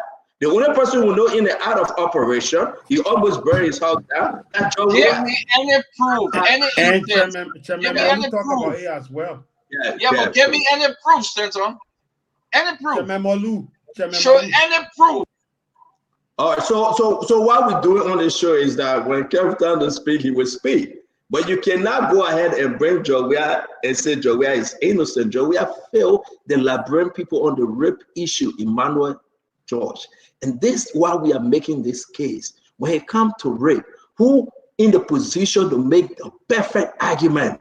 If you have Musa Berete, Alexander Cummings, Joe Manuel Weah, and Joseph Yima Boakai, who in the position that can assure the Liberian people on day one, we will castrate you. It cannot be Joe Manuel Weah. Joseph Boakai failed it on it. So you left between Musa Berete and Mr. Cummings. And who get the people trust on this one? So let me frank. I mean, it is what it is. You think Joe will get plenty of girlfriend there, young president? He had. Maybe he still continue with that. That's not my business. It's good for him. I mean, it's all right. I don't think Joe will messing with 14-year-old girls there. I got no proof. I cannot say that on the grade. I would never come on the show to say that. But you think Joe will don't get girlfriend? Joe will get girlfriend. The girls that happen, mature girls there. You think Joe will didn't get somebody in a non-street resident and mistakenly almost burn his house down? I mean, these are allegations. People can go say that. Joel is married, but so what? And that's the point we are making on the show today. So when we talk about government failing on this thing, don't come and question us and tell us, say, oh no, not Joseph Boaga a rapist. We trust me, we know who the real rapist will be. We know. And then leave it like that, my friend. Not just leave it like that. John Manna, we are aware. Emmanuel, talk to us and let's go. Let's make progress here. I get one more to bring up. Yes. Yeah, we will continue to say this, that anybody who can rape a 14-year-old girl is sick and need treatment. It's a mental defect that person is struggling from. But I'm also concerned about the victim, and that's why we are asking for the government to run its investigation as fast as possible. That young 14-year-old girl is going to struggle with self-esteem for most of her life. She's going to look at herself in Let me say it from you. The mother saying she locked herself up in the bedroom right now as we are speaking. And I think the general ministry should have gotten her all of that place. And that's the failure of the general ministry. Right now, we're speaking back and forth. She turned the music on very loud. She locked herself up in the room. They're trying to get her to open the door. She's refusing to open the door right now as I'm speaking to you. This is a problem. Oh yeah, she's going to struggle with self-esteem. She's going to look at herself in the mirror and tell herself that she's not good enough for anybody. That something is, right now she's thinking something is wrong with her. That's why she was raped. She's not thinking as a victim. She's thinking as someone who may have been a part of the act. And that's the circle of this situation, because first you feel the pain of the situation, and then you start to question yourself. You start to question your identity. So it is for these reasons that this case must be investigated as quick as possible. This young lady should be taken to a therapist. She should be seeing a counselor right now to help her through this process, because for the rest of her life, if she doesn't get the help she needs right now, she's going to struggle with this for the rest of her life. And she may go into addiction. She may also have a mental health problem, because she's going to keep questioning herself. And I think that's why she's going through in her room right now, questioning her identity as a person, and asking herself, why did it happen to me? What I did wrong? And then she's going to start seeing all the wrong about herself. So when we are taking time, good day, I understand your Daniel. The football star had an opportunity for investigation, and that's why he's found 8 years later, he's found not guilty. And in the country he lives in, he can go to a civil law court and sue that person for damaging his character. But right now we have a situation in our country where we don't have investigation. Things take place for weeks. It takes place for months.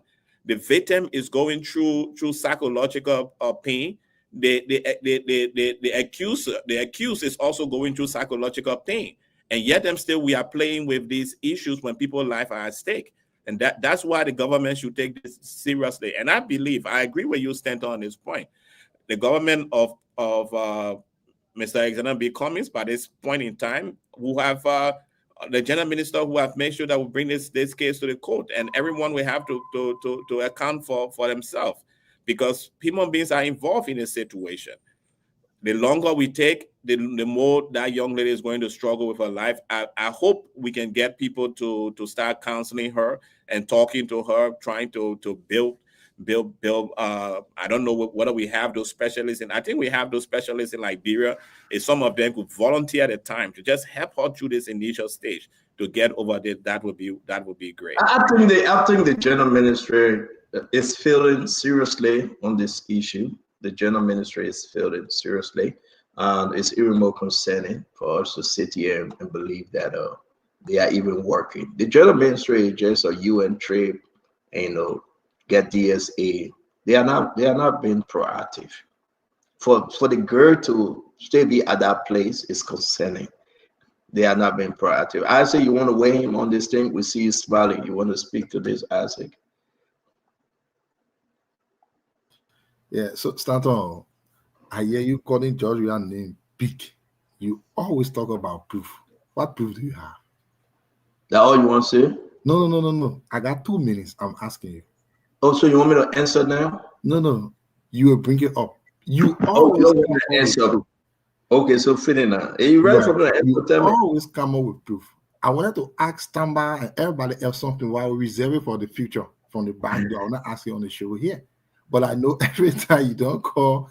But you know what? It is a serious thing. I know I listened to Mr. Josh, and he said it rightly. These things don't have short-term effect. They have long-term for the rest of your life. Something you always think about. And it will be beyond thinking at 14-year-old. I'm not sure what would be the reason for maybe so I wouldn't know. I just wouldn't know at all. I mean, it is something that should not be anywhere in our society. It is not thing we should even be talking about at all on the national platform. If we'll be talking about these things, in my mind, it should be okay. The person said no at this age, and the person went and forced them off. But when you're going down to a certain age, the 14-year-old, then I just really don't know. And this place, I think, besides these things happen, I think the government needs to be proactive. The general ministry and other places need to be very proactive to moving. Once you get any hint and clue of these things moving, try to do what you can, because it comes with a lot of psychological effects. It comes with a lot of issues in the community. You don't want those things to pass on. And I mean, it is so much uncomfortable even talking about people at those ages. I just don't know why people want to do that. It's beyond me. But I don't think we should be discussing this serious issue and then suddenly you're bringing George Weah name into these things and things. These are very serious issues we're talking about. Don't let me to ask your man, good day, who coming graduate after 10 years. They ain't giving people a chance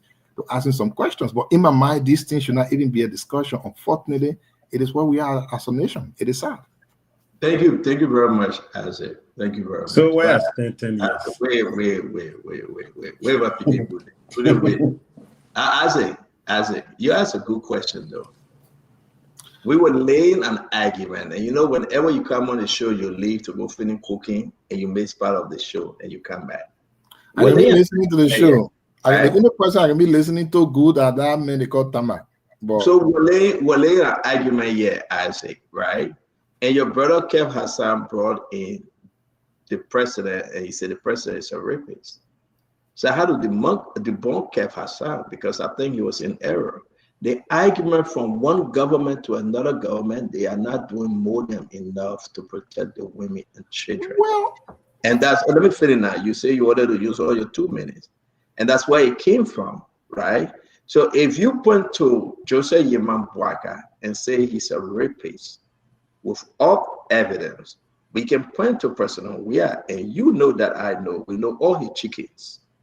You know, and I know, I can call their name on this show. We know all his 10. I can put picture of it. Having that discussion, and you know you don't know. No, we're not. You want to go to calling names? We're not. So the best thing we can do here, let's stick on a government position when it comes to rape, and let's discuss the issue. But if it get in your head, and you point to the president, and you allegedly accuse the president, then I'll remind you, Conor Gray, what I know about the former president, George Manneh Weah. And I know a lot. Because Kev, you know that I know. And some of George Manneh Weah Tina, Yeah, all right. Some of John Manor we are teenage that we know, and you don't let us go there. So let's just leave it. Okay? You be begging me, say, and I don't talk to some of them, and you know that. Okay? So you shouldn't go there. But anyway, let me leave John Manor alone because he's my former president. Guys, we're still waiting on the lady. When she called, we will bring her on. But it just, this picture alone speaks a lot of volume. And I think the president, to be fair enough, he should go back and tell the Liberian people, open an investigation when it comes to his nephew, open an investigation and allow this man to tell us, the Liberian people, the allegation, whether it was false or whether they were true allegation, when it comes to the lady that was crying in that video. President Bouaka cannot put this under the rug. President Bouaka cannot be the champion for women and young girls and have and protect his nephew. It is bad. It will be bad forever. It will remain a stigma on the president's record that he's not championing rape. It will be. And I think through this, we all should force this president to add and force the internal affairs minister to speak on this issue. And that's the position I'm going to take. Now, moving forward, as you can see, Francis Yomane, the allegation that he raped that lady, right? He's the internal affairs minister. That's his uncle, Joseph Yuma Bouaka, the president. Joseph Yuma Bouaka didn't do anything. He buried it under the rug. Listen to the woman crying, and we'll come back to the picture. You should be ashamed of yourself. Oh my God. Oh my God.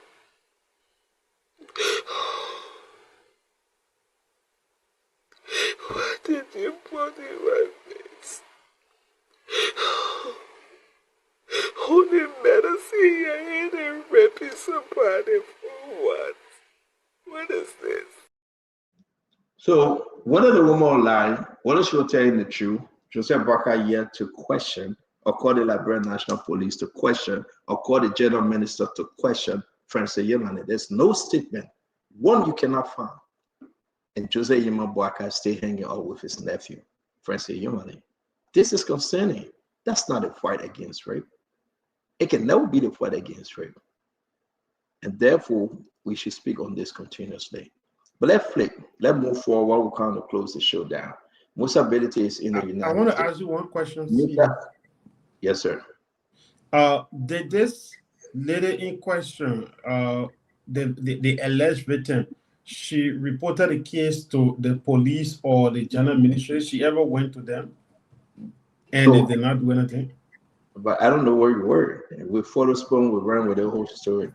No, I'm talking about whether she went in to report. Jane, and I answering you. We discussed this.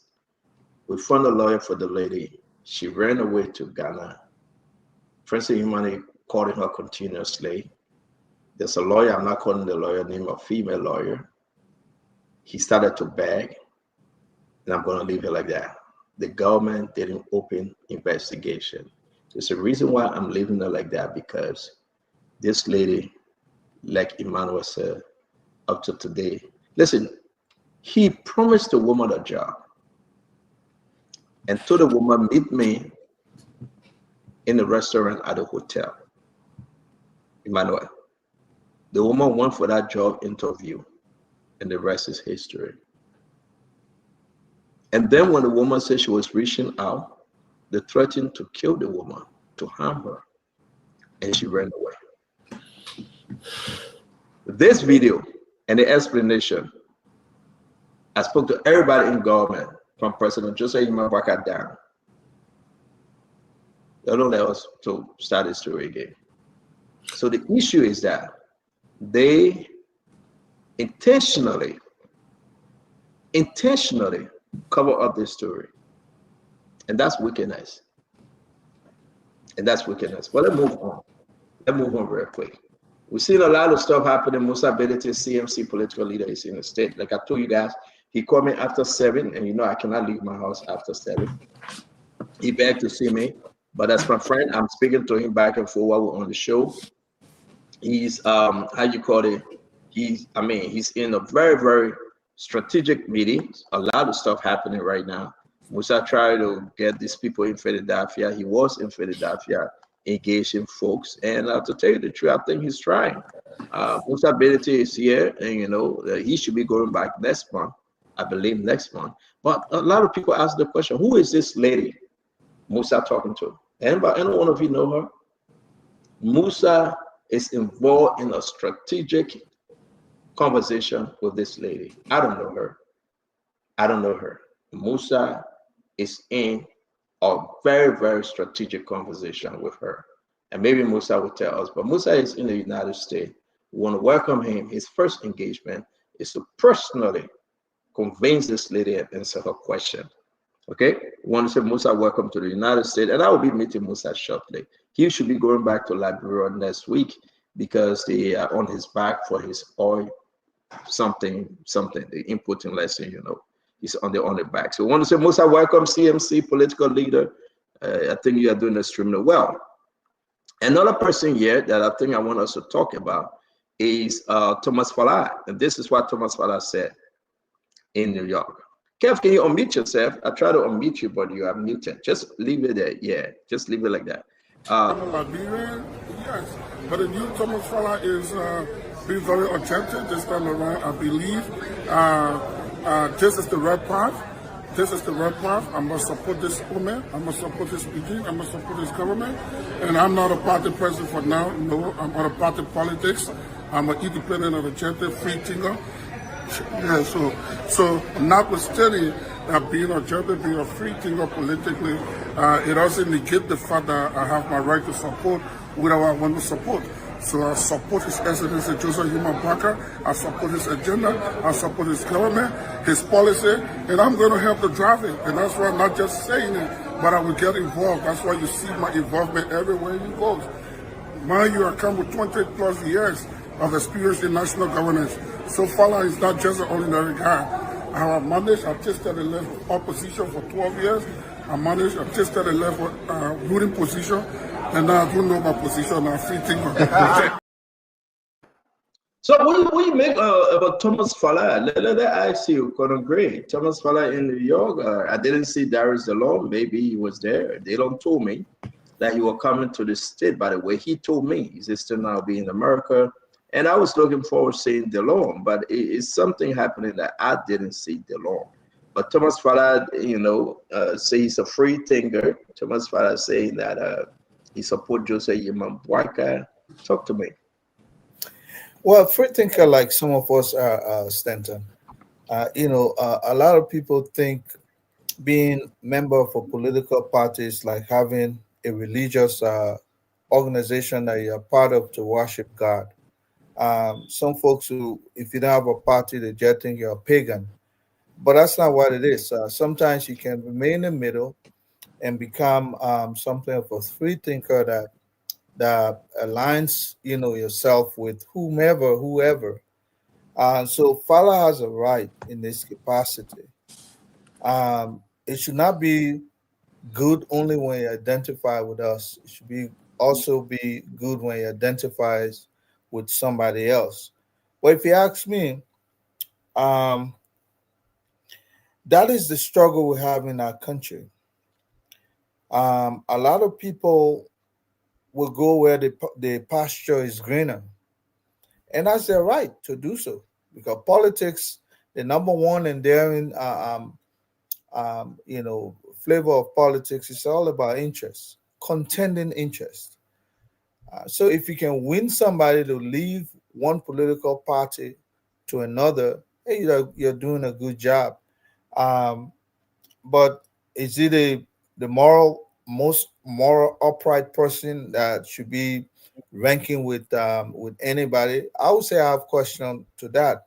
But political parties are here to win followers. So if one person is doing that better to break down one entity like the CDC or ANC or whoever, that person is doing a good job.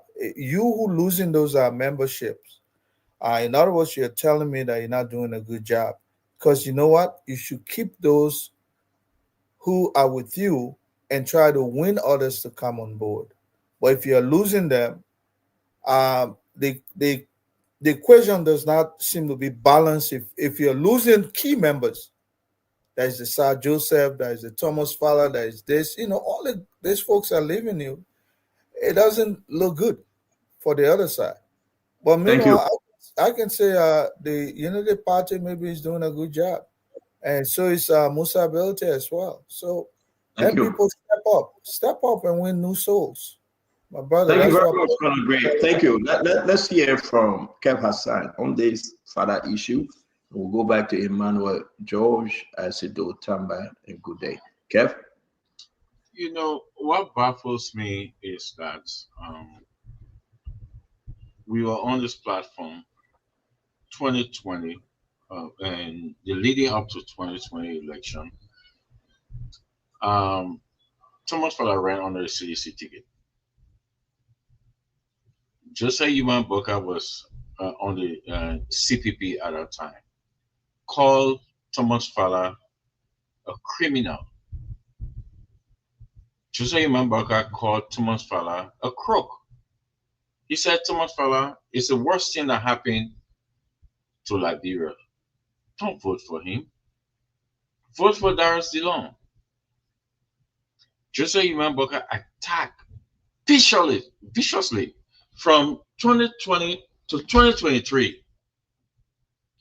But to see Thomas Fowler sitting on the right side of President Joseph Yuman Boka tells me that Joseph Yuman Boka himself is a crook. He's a crook. He came in and bamboozle and lie on to the Liberian people that he there to fight corruption. But the man he called Corruption King Kong at that time, he on the right side of him. Matter of fact, as we speak, let me say, Darius Dillon was prevented from entering to the UN. And Thomas Fowler was the guy. As I speak right now, Darius Dillon is upset. And he said, Joseph Yuman Boka is all about his tribal people. So how can Thomas Fowler be on the right hand of Joseph Yuman Boka and Joseph Yuman Boka campaign that Thomas Fowler is the worst criminal? I always try to ask Tamba, because I saw Tamba taking pictures, laughing and joking with Thomas Fowler. Oh, they baptize him now. Is he the new name? Stanton, you know the Bible. Let me ask you, if Thomas Fowler is the new name, they said Jesus will come in the new name. Is he the new guy? Please explain to me, because you know the Bible. You, Bender, you know the Bible. Is this guy is the new name? How can you campaign against this man? You call him a crook, and you said. And let me repeat what the Unity Party said. The Unity Party said George Weah is a good man, but the people around him, like Thomas Fowler, then you come back and take Thomas Fowler as your redhead man. Tells me that Joseph Yuman Boka is the biggest scammer and the biggest crook and the biggest liar, and he's a crook. That he don't need to be in our system. The Papa is a crook. Kev, allow me to ask you a question, right? Yes, sir. Is Thomas Fowler a crook? The Unity Party says so. What do you say? Is he a crook? The Unity Party says so. They said it. So, Kev, I'm asking Kev, we're not fighting now. Let's take our time. Yeah. I understand. I answer your question. They said it. Okay, Kev, let me ask you again. Let me ask you. Kev Hassan, is Thomas Fowler a crook? The Unity Party says so, not me. So what you say, is he a crook? The Unity Party said so, not me. Kev, I don't think we can continue that kind of conversation. I'm just telling you what the Unity Party said, not me. Okay. I campaigned for Thomas Fowler. The Unity Party told me I was wrong. So, Kev, that's the thing about your having a conversation. You finish talking, they ask you a question, you answer, then you wait. Can you do that? Yeah, wait. I'm asking you a question. Yes, sir. Kev Ahmed Hassan, Yes, is sir. Thomas Fala a crook? The Unity Party, I campaigned for the Unity Party. They told me I was wrong. They say Thomas Fala is a crook. They say so. So They should do you answer your believe? question. No, and I answered my question. Do you believe what the Unity Party said that Thomas Fala is a crook? Do you believe the Unity Party? They need to answer that, not me. Oh, but then what you do on the show? If you cannot analyze and answer for yourself, then what are you doing here? Oh no, I'm telling you what to say. I campaigned for him. No, but I answer campaigned for if you him. cannot, Kev, to be frank with you, you're wasting our time. But I'm answering you. They say he's a crook, not me. Kev. You don't have the balls, Kev, right? You're not man by yourself to answer a direct question and put yourself on the spot. You did the same thing again, and it took Darius to come and differ with you. Why you been hiding behind people, Kev? There's a big show. We want people to answer and put a name on the spot. We want people to answer because this is what makes people to believe in what you say. The question I'm asking you is only fair. You say Unity Party said it, but what did Kev Hassan, what did you say? Is Thomas Fala a crook? This is that laughing thing. You scared to answer because you know where I'm going. I can't wait for Thomas Fala. The Unity Party told me I was wrong. Answer. Thank you, Kev. They said I was wrong. Kev, thank you very much. Kev, thank you very much. You do all the talking, Joseph Boakai Crook, and I was going to say this.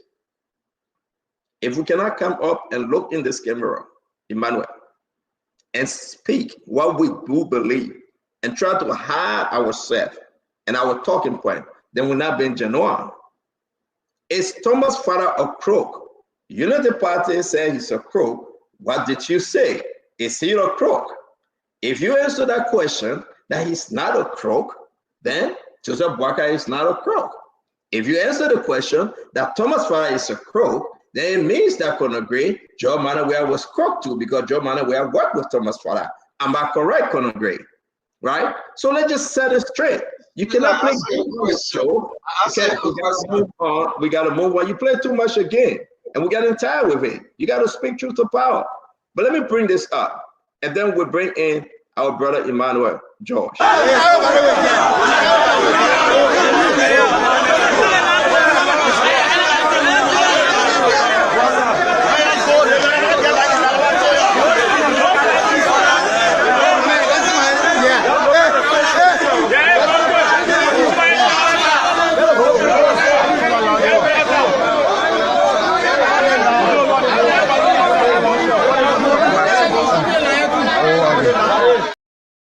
So Emmanuel, it was heat of the election when DeLong beat Thomas Fala, right?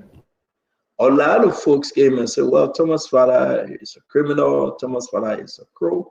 You know what supported Thomas Fala there? CDC. CDC were right there. You know who gave Thomas Fala the money? CDC. You know who ran Thomas Fala campaign? CDC. Was Thomas Fala crook then? So if you say Thomas Fala was crook then, that is to say Joel was the master crook. And that's what we need to keep the conversation on its context to make a good argument. That's Thomas Fala, that T5. But let's hear you, Emmanuel. Yeah, that's why we keep advocating for those of us who are members of the political class to build political institutions and work from the grassroots to develop people who are loyal to the manifesto of the political parties. In this day and time, we should start practicing Kekula Kpoto politics. When you get dry bread, you look for the men that get butter. So dry bread men looking for butter all the time. And that's the politics we see happening with Representative Thomas Fala. He was supported by the CDC. He lost the election in Monserrado County to be a senator. He moved up to Lofa County, supported again by the CDC, won his election in Foya. And quite recently, when the opposition needed him to stand firm with them, he shifted. And now he's where the butter is, because I mean, during the time he been at the House of Representatives, he was always close to the butter.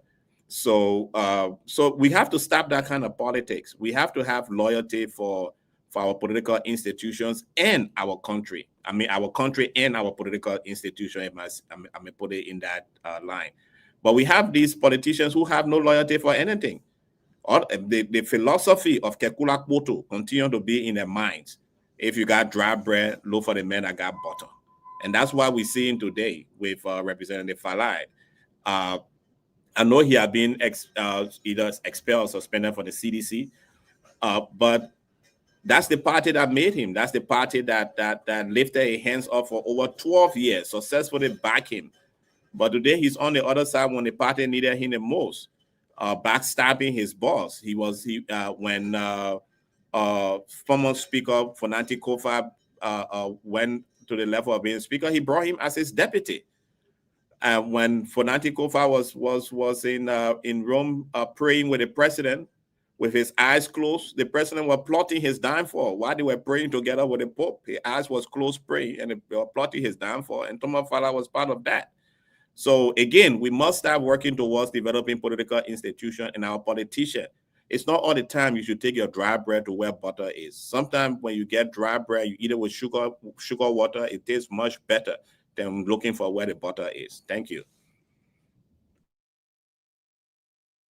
Thank you very much. Isaac, you want to discuss this Thomas Falai issue, sir? Isaac, are you on? Can you discuss the Thomas Falai issue? So, start on, please. I mean, German, 2 minutes. James, do you believe that Thomas Falai is a thief? Me? Do you believe that Thomas Falai is a thief? Do you still believe that? We'll come to you. Ask your question. He asked your question. Just answer it. Then we'll come to on. Yeah. Do you believe that Thomas Falai is a thief? But did I tell him that Thomas Falai was a thief or he's not a thief? Very good. Yeah, then don't answer the question. No, I want you to say it. These are the people that used to call Thomas Falai Thief 5. Now, the people that had believed then that Thomas Falai was a thief are not planning to persecute the thief. They are in bed with the thief. So now he is a former thief 5 and no longer.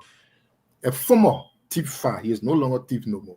But let me say this. In all fairness, Mr. Falai is a big brother, but in my mind, Mr. Falai is not sophisticated enough educationally to fool anyone. He's a big brother. He's experienced in the legislature, but when it comes to the mind, how the mind is exposed, educationally, he's not there. He cannot fool nobody. You know, politics-wise, he been in the legislature, he's a tycoon, you know, he understands the game. We get it. But when it comes to sitting on the table to bring a logical argument, to take something from your brain and really make people to see things, he is not part of it. Listen, the people got his little chucks and thing with Pierre Martina. We know, you know, his chucks there, he got to protect the chucks. So, yeah, you got to go there. So, if anybody help me, call Thomas Falai asking what exactly is he supporting of the government? Don't just use the word support, it's broad. What is the exact thing that the government is doing that he's supporting? Also, from 2004, when Thomas Falai was taken from the playing field over there and brought to the CDC, from 2004 all the way to 2023, he was not a free thinker. The free thinking ability left. He was inside in river. But just as he got to support his uncle, Joseph Barker, simply because they're from the same tribe, they're from the same place, and he got to protect his little machine and thing with the company. So the free thinking just jumped from the ocean and just came in here. Now he's a free thinker now. He's a good thinker. Oh, that other plenty, yes. The free thinking was not there. It went. Certain river had it. But the river now released the free thinking, so the free thinking come back to Falai. So we shouldn't be dignified. The people, like I said, he's a big brother. He's a big brother of mine. We all ran his campaign. We walked in places. You know, I mean, he can say things politically. He's vested. He understands the game. Educationally, he's not there. So in my mind, I don't think he has the capacity to fool anybody because he is not exposed to the view of, you know, to a scholarly thinking. He's not there. Yeah, we understand the thing. James will not say he's stiff now, but before he was stiff for ATM machine. Right now, all the ATM now go. All the ATM is poor. Oh yeah, my man, you can see how deceptive these people are.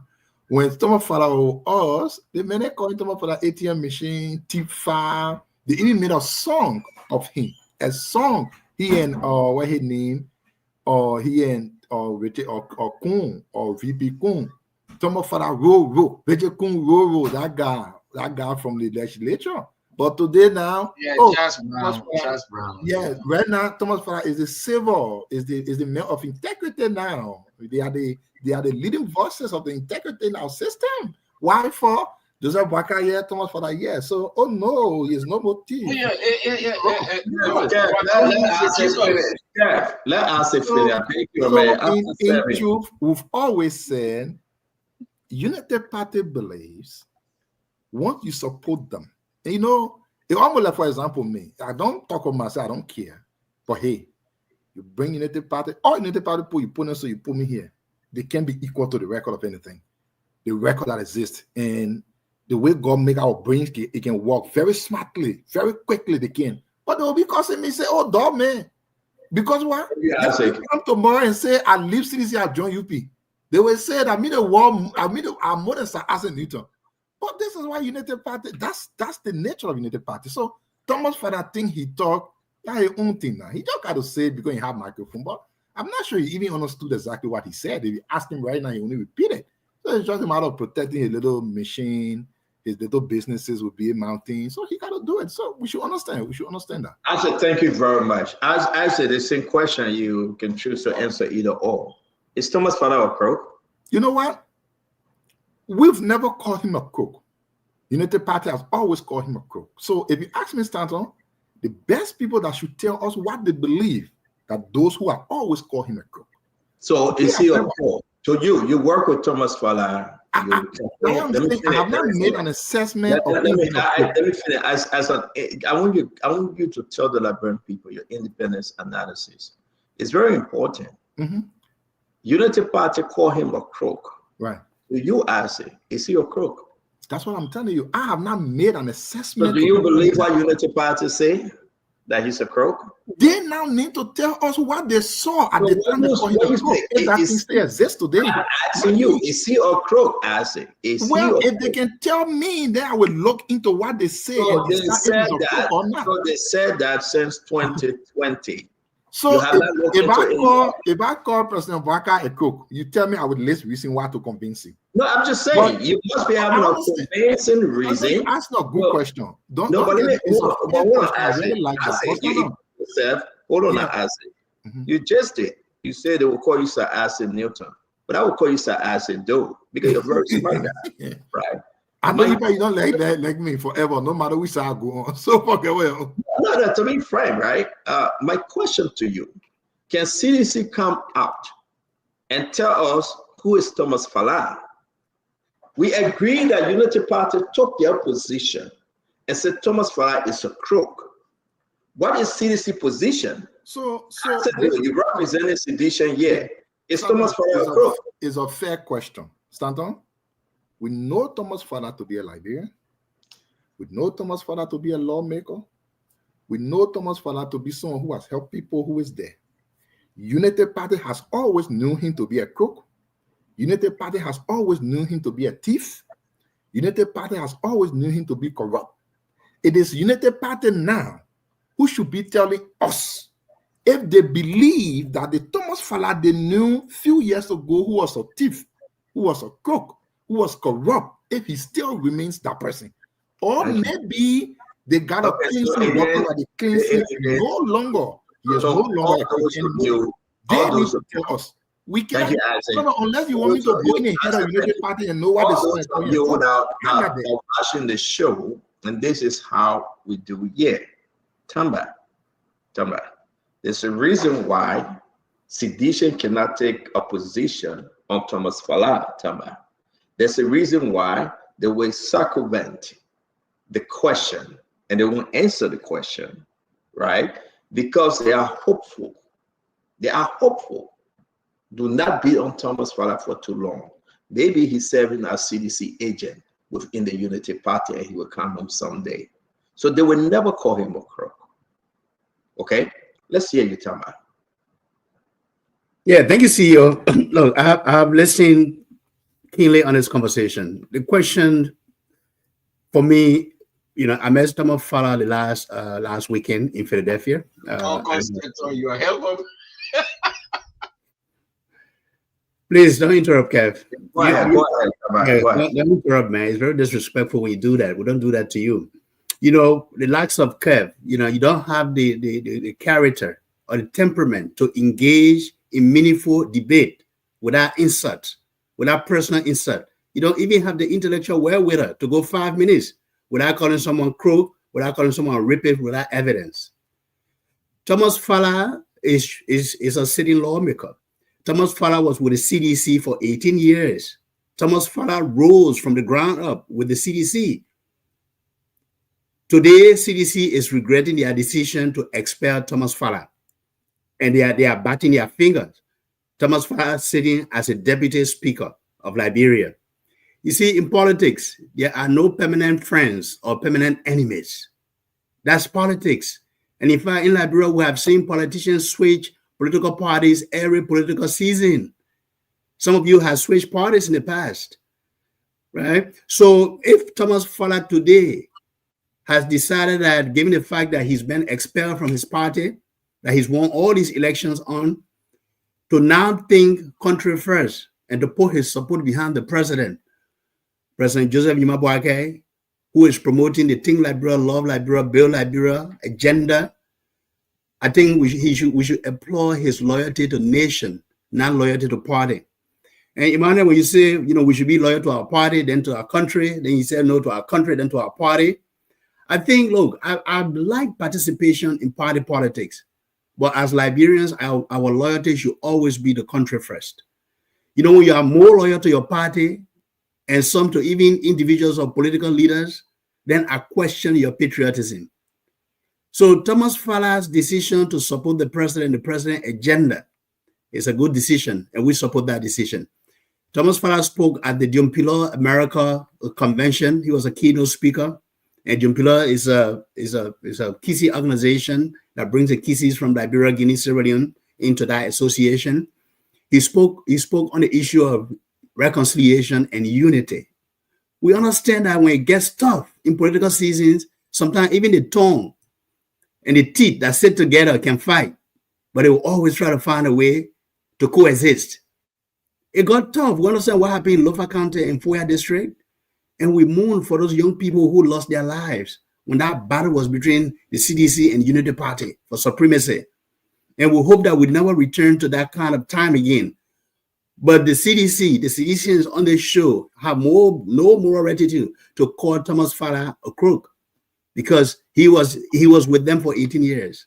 So Thomas Fala today say he support the president, and he support the president agenda to move Liberia forward. And we support Thomas Fala and in his decision to support the president, because we support the president agenda for Liberia.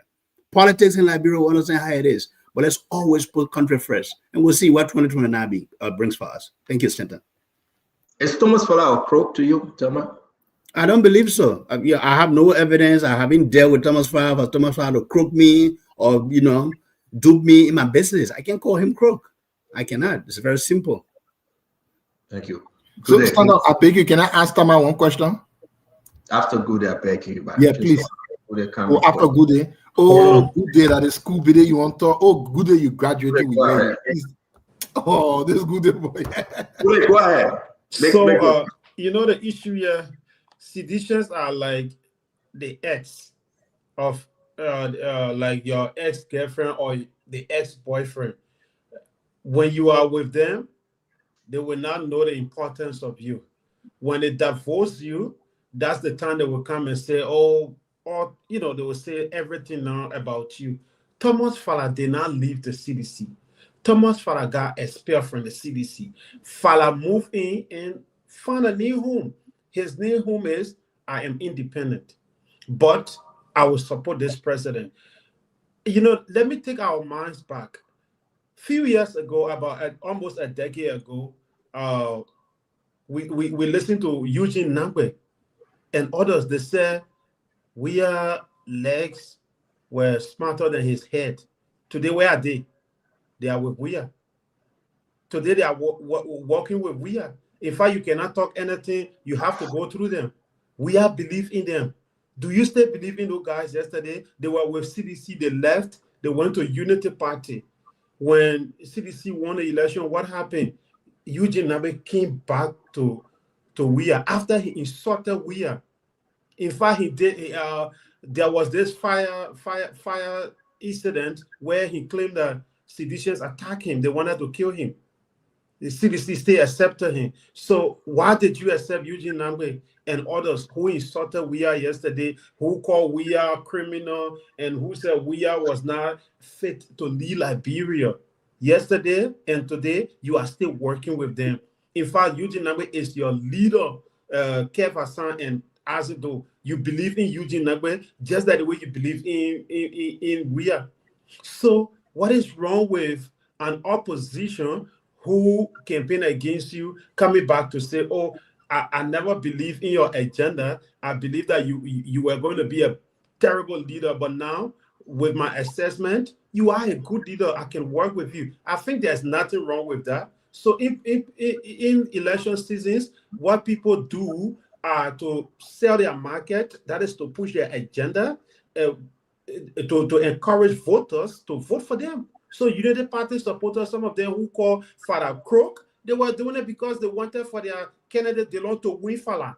And at the end of the day, DeLong won. They were able to, they sold their market, and the people of Monserrado bought that case, and DeLong won Fala. So today, they believe now that Fala can work with them since Fala has realized that they have the right agenda. I think CDC should just sit and shut up and think about coming back in 2029, because you never value Fala. You said Fala betray. He said Fala betray you at the legislature. So you are going to do. So just sit and shut up and allow him to go through. James, good day. Thank you very much. Emmanuel Josh, thank you. Colonel Everett Gray, Kev Hassan, Azedo. No, we got about 17 minutes. I'm just trying to close on this. It's very important for us to understand, guys. Sedition will never, ever answer that question, Colonel Gray. You can ask them the question 100 times. They will never, ever answer whether Thomas Fala is a crook. They are hopeful that Thomas Fala will one day come back to reconcile with George Manuel Weah. They are hopeful. They are hopeful if Joseph Yuma Boakai is not running again, and this is Jeremiah Kuhn, Thomas Fala will not support Jeremiah Kuhn. They are hopeful. They are hopeful that Thomas Fala will remain with Joseph Yuma Boakai and fly all over and be a secret agent on behalf of CDC within the Unity Party. They are hopeful. Do you know how the Mosaic work? Do you know how the KGB work? Do you know how the FBI, the CIA work? They go into deep. So seditions are thinking that Thomas Fala have gone into deep. He can fly with the president. He can sit with the president. He can come in America with the president. He can do all these things. And alas, he will support George Manuel Weah. I am concerned. Everything I'm hearing from seditions and non-sedition, that's a scary thing. Is Thomas Fala an agent? Is he in there to just save his company? We ran with this before. Thomas Fala get companies. List of trucks in bombing owned by government officials that are doing business with Western Cluster. Thomas Fala name is here. Desire Construction. These are Thomas Fala company. Thomas Fala, Desire Construction. Turn Earth Moving Machine, $4.2 million. Desire Construction. Thomas Fala, 32 trucks. Thomas Fala, Deputy Speaker, $2.6 million. We can go down the line. Thomas Fala is protecting his interests. And Thomas Fala is playing it safe. Goldman, now they are negotiating the Wodogisi Mountain. Oh, Thomas Fala fell within himself. James, take care.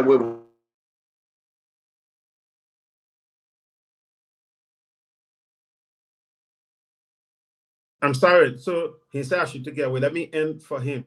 Thomas Fala is manning his property. Oh, okay. So yeah, I'm sorry for that. So my point I'm making, Thomas Fala is protecting his stuff. He's protecting his wealth. He's doing everything he can. He got millions of dollars investment in different places. He is not willing that this government should prosecute him. The same thing with Sir Joseph. Sir Joseph and they have invested in Western class firm. They are protecting the wealth. Do you think have they left CDC? Do you believe they go? No, I don't believe so. They can cry wolf, Emmanuel, but you remember what Sir Joseph said? Anybody but Joseph Boakai, he will run against them. You remember when Sir Joseph was speaking on Spoon Corner Grade? You heard that, right? He said, anybody, the only person that he will not run against, if Joseph Yima Boakai is in the race, he will not run. But even Jeremiah Cohen in the race, he will run against Jeremiah Cohen. What I tell you, the only reason these guys are hanging with Joseph Yima Boakai is because of the major investment. So Joseph got all his buses and his trucks with Asala Mittal and Western Cluster them. They are involved in a lot of stuff. Seditions know. Can they call Sir Joseph a crook? Can they call Thomas Fala a crook? Liberians, we need to understand ourselves. These guys are only opportunists. They are protecting their interests. They are lawmakers. They come first than any other individual in their lives. So therefore, they will jump. Now, with us, even Mr. Cummings came to power, they will sign a deal with Mr. Cummings and say, we support Mr. Cummings, we are independent. Joe come back to power, they will go back to Joe and say, but when I never say I'm not a sedition. Are these the politicians you can count on, Emmanuel? Are these the politicians you can be hopeful? Are they doing it for the country? No, they are not. They are doing it for themselves. So the only thing you find these guys then doing, like I will put this up, Thomas Fala right there. All his company. Unity Party said, well, come to prosecute Thomas Fala. Thomas Fala look at and say, where Joe, where he called Joe, where he said, if I support the puppy will name me. So I will support this puppy. And that's what Thomas Fala going around saying. He's a free thinker now. He's an independent now. And he will support Joseph Boakai. But his message to sedition, leave me alone, let me operate. Because if anything that will hurt me, it will hurt you guys. And that's the agreement they're on. So I beg for us to leave. And one thing I want to say today, election have consequences. These guys are not in it for the Liberian people. Joseph Boakai will not prosecute Thomas Fala. LCC will not come after Thomas Fala. They don't can get there and go up in Canada. They don't business. Put Thomas Fala down, put Delon down. Who is important in Joseph Boakai? That Delon? Delon is not important compared to Thomas Fala. Thomas Fala runs the House of Representatives. Thomas Fala is important to Joseph Yima Boakai than Delon. Joseph Yima Boakai don't even worry about Delon. So I want to say to all of you, it's been a great show. We'll take our time and close. I think I got one more to go. We couldn't talk to the victim mother. And can somebody help me? Who's this person? Somebody send a picture in my inbox. Who is this? That's Daniel Sandor. He posted that in 2021. 2024, not 2021. 2021. All right, based now 2025 picture now. That's just carrying that thing around. But what Daniel Sandor doing? Daniel Sandor decided to chill. Deputy but minister. then Azedo was a minister. Okay, but what Daniel Sandor doing? Daniel Sandor based. Daniel Sandor, my friend, by the way. But he posted this Daniel Sandor reposted this to create a problem. I want to say, well, it's up to him now. He have created his own problem. I want to say, guys, it's been a great show, man. Thank you for hanging out with me on a beautiful Saturday. It's always good to see you. Like I said, Saturday, the young men and women of our country, of different political arena will come on the show. Dama Slanger, James Goode, Darius, Nelson, Yekezi, they all will come and have a day. We will join them till we can empower them to speak on national issue. You see, when Good Day is on the show. It's different from him writing his tabata, you know, but that's how it is. We got to be objective here. And I want to say that I'm proud of them. And Good Day, I'm very proud of you. I can announce that Good Day will be graduating October. It's been a long journey, but Good Day, you know, my wife and I was talking about you. We are proud of you. We're happy. And thank God that God used us to be an instrument in your life. And we hope you can do the same for somebody out there one day. When God position you, position others, that you can allow someone to give that testimony. We really do appreciate your humbleness. We appreciate the long, steady, and we're looking at your grace. I'm looking at your grace, Good Day, but the other grace go see manners. So I hope that I've never go see in my life. I want to say, Good Day, we're so happy for you. So Stanton, we will celebrate. Someone told me that Good Day very spying is Good Day. But Stanton, the thing is that go ahead. But let's close the show. You want us to hold on, answer? You want to start with you? Let's start with you because we're closing. Yeah, start with me. No problem. Start with me. Okay. Good Day. Congratulations for graduating. When you started in 1996. I started school in 2022. When has life changed? Why is it you want CDC to clarify Unity Party's position? How is that possible? So, Unity Party cannot clarify their own position. It is the CDC that should be clarifying Unity Party's position. We've been living in Liberia for decades. Only one group of people have called Thomas Fala thief, corrupt repeatedly. That group cannot clarify their statement. I posted something in the room. Almighty Mo Ali 2020 posted T5. Please put it under the people see it. Can you now ask Mo Ali if he still believes that Mo Ali is a thief?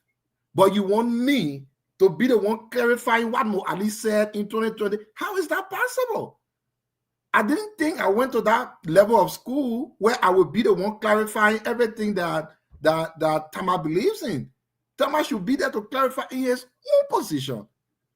If you want to point out hypocrisy, it is on one side. The side that have consistently called Thomas Fala a corrupt man doing business with him today, not us. We have not called Thomas Fala corrupt. It is not our business to come and justify why we did not call him corrupt. Those who did call him corrupt are the people that should be justifying if they think he is corrupt now. Tama supposed the Unity Party. Good Day supposed the Unity Party. The Unity Party's official position was that Thomas Fala was a corrupt man. They cannot even stomach the first courage to tell us if they agree with their party. But you know what Good Day said? I know instead of pastor, instead of more to go to pass over that. Good Day said in politics, Unity Party people can lie. So what he's saying, everything you hear Unity Party people say about other people are all lies because he just made a point. That the campaign in party, in politics, Unity Party people just lie. We seditions, we don't lie. If we say the Unity Party is a party that does not respect the rule of law, we will cite specific examples why we say so. Unity Party people can lie. There is no evidence, but they will just lie. That's what Good Day is telling the people. So thank you. Close the show, Isaac. Find it. It shouldn't be us. Unity Party is a party of hypocrisy. Let's go ahead to collaborate. It's what it is. And let's go ahead.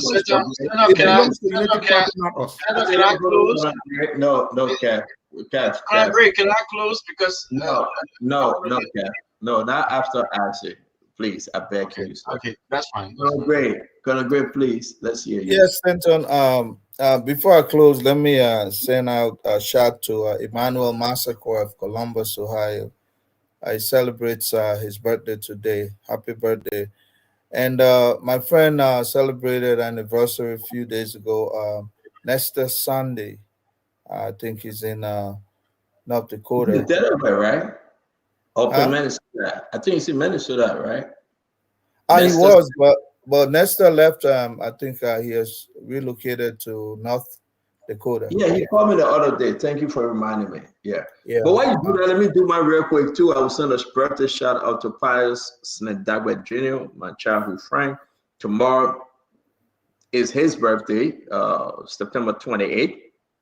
Today is the birthday of one of our 41 Ralph Range. Ralph, I know you want me to send a shout out to you. Again, happy birthday to you, Ralph. Today is your birthday, Pius. Your birthday is tomorrow. And my little sister, Justina Adjivon, birthday is on the 29th, which will be on Monday. Happy birthday to all of you. Go ahead, Connor. Thank you for reminding me. And then let me slide Wilhelmina Braw. Her granddaughter celebrated birthday a few days ago. And not to forget Christian Service is my brother from in every capacity. But Stanton, happy belated birthday to you as well. But one thing I would urge anybody in politics not to do is to bastardize or denigrate the organization that made you. I was not too happy with Thomas Fowler, not Thomas, but Sir Joseph, when he came down hard against the CDC. I would not have done that because the CDC made those people. And also Thomas Fowler, I will hope, he will put a check to some of his remarks so that it don't look like the party that made him out of nowhere. Look, politics, there could be alignment, realignment, and so on and so forth, but always remember the bridge that crossed you. You may need that bridge to come back. But I would look deeply into what Stanton said. They could be planted agents. Hey, that's politics. So, look, the removal of Fonadi could not have been possible without Thomas Fowler. But one has to go back and look, for whom was he working? When they started our campaign, I don't think Joseph, the president and his UP, idealists actually started our fight. They capitalized on it. And but it was possible because of our brother Thomas Fowler. So, you can call him the Einstein of our time. Look, we know people who have never been to engineering school, but they can fix your car. We know that. So politics is not only about pen and paper and what you can account for, academically. It's the know-how, the knowledge. That's why I would take my car to Meineke, and then I can take it to a Madingo guy who understands how to fix engine. Never been to school, don't know A from Bullfrog, as you can say, but they have the knowledge.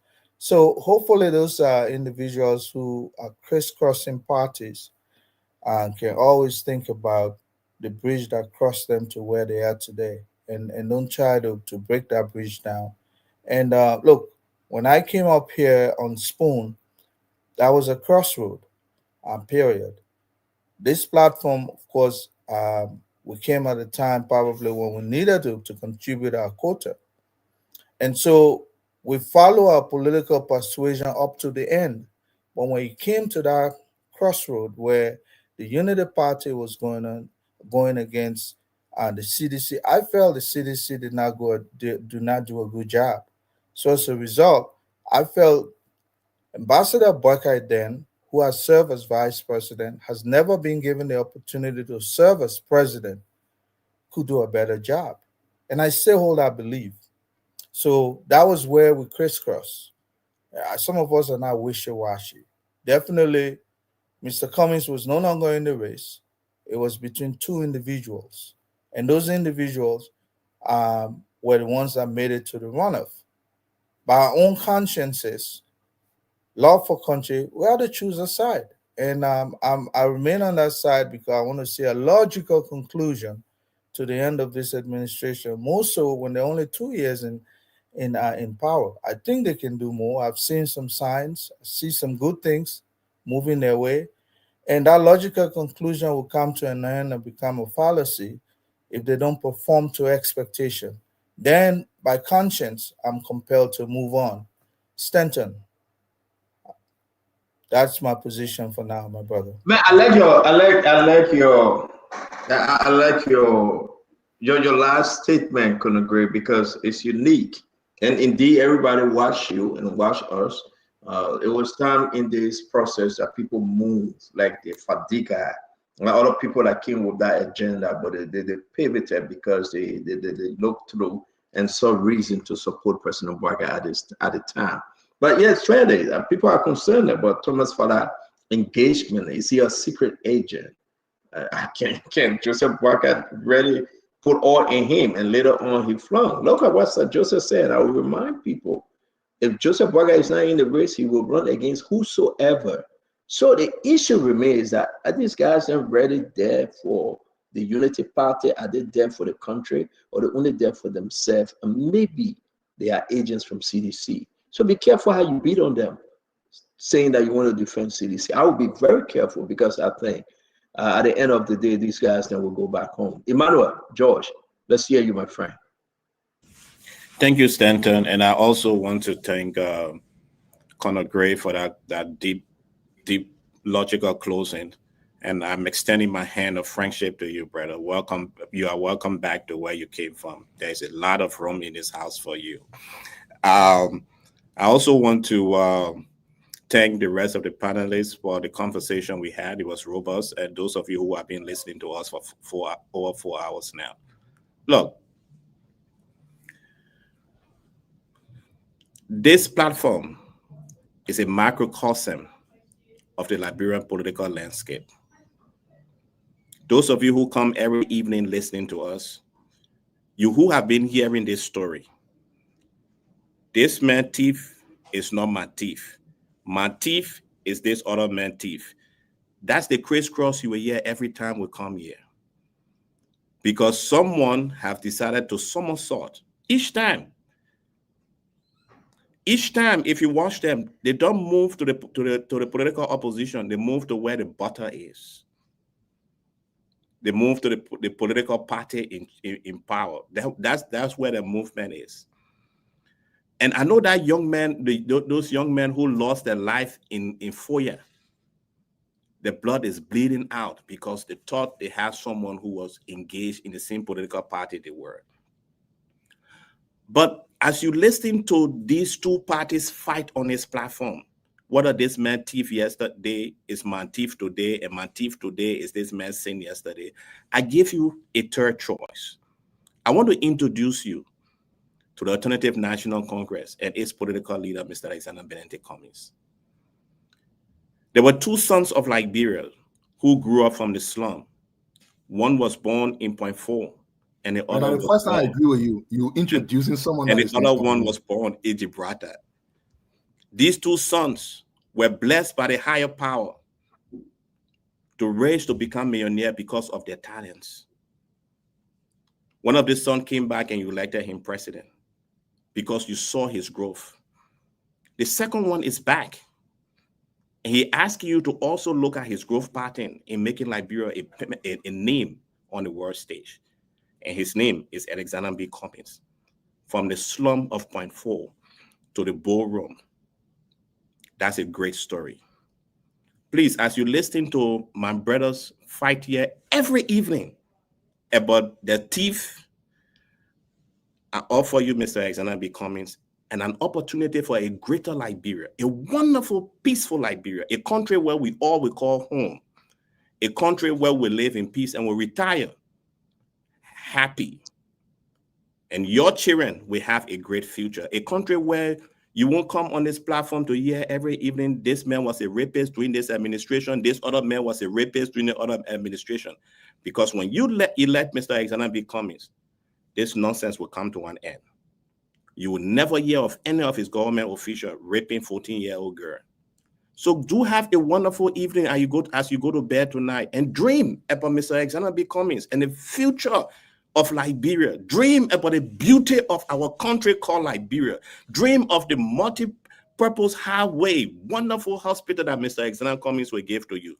It is possible. So start thinking about it now, because in 2029, we will be visiting you again and introducing to you an opportunity for a great and better Liberia. Have a wonderful evening. I look forward to having this conversation tomorrow. Good night. Thank you, Emmanuel. Let's bring in Tama. Tama, let's hear your closing. Yeah, thank you, CEO. It's always a pleasure to be on here. As I've always said, Spoon Talk today is one of the biggest media platforms in Liberia and is playing a critical role in informing and educating our people. So keep up the good work. And good evening to all of our listeners in Radio Land. So when we come on this show, Stanton, is to contribute to a debate about Liberia, about putting nation first. We may agree to disagree, and we may come from different political parties, or we may support different, candidates, even in a presidential race. But when we come on this platform, it should never be about, name calling or getting personal, throwing insults here and there, because it's easy. It's easier than actually confronting and talking about the difficult issues that Liberia is going through. And we should always make that priority for us. Rape in our culture, in our society, should have no place, and it should have zero tolerance center. And I hope that the government is taking action against the 2 recent cases so that they can prosecute those individuals and hold them to account. And that those women, those young girls who have been raped can receive the assistance needed so that they can address their mental and physical well-being as well as their families. Cummings got a really good 45 minutes on the show tonight. Emmanuel, you are trying really, and I see now that you are trying to bring Conor Gray back, so keep that up. But I will still ask a question. If Cummings wants to put his hat in the race, what will he do differently? You can introduce Cummings all day. People know about Cummings.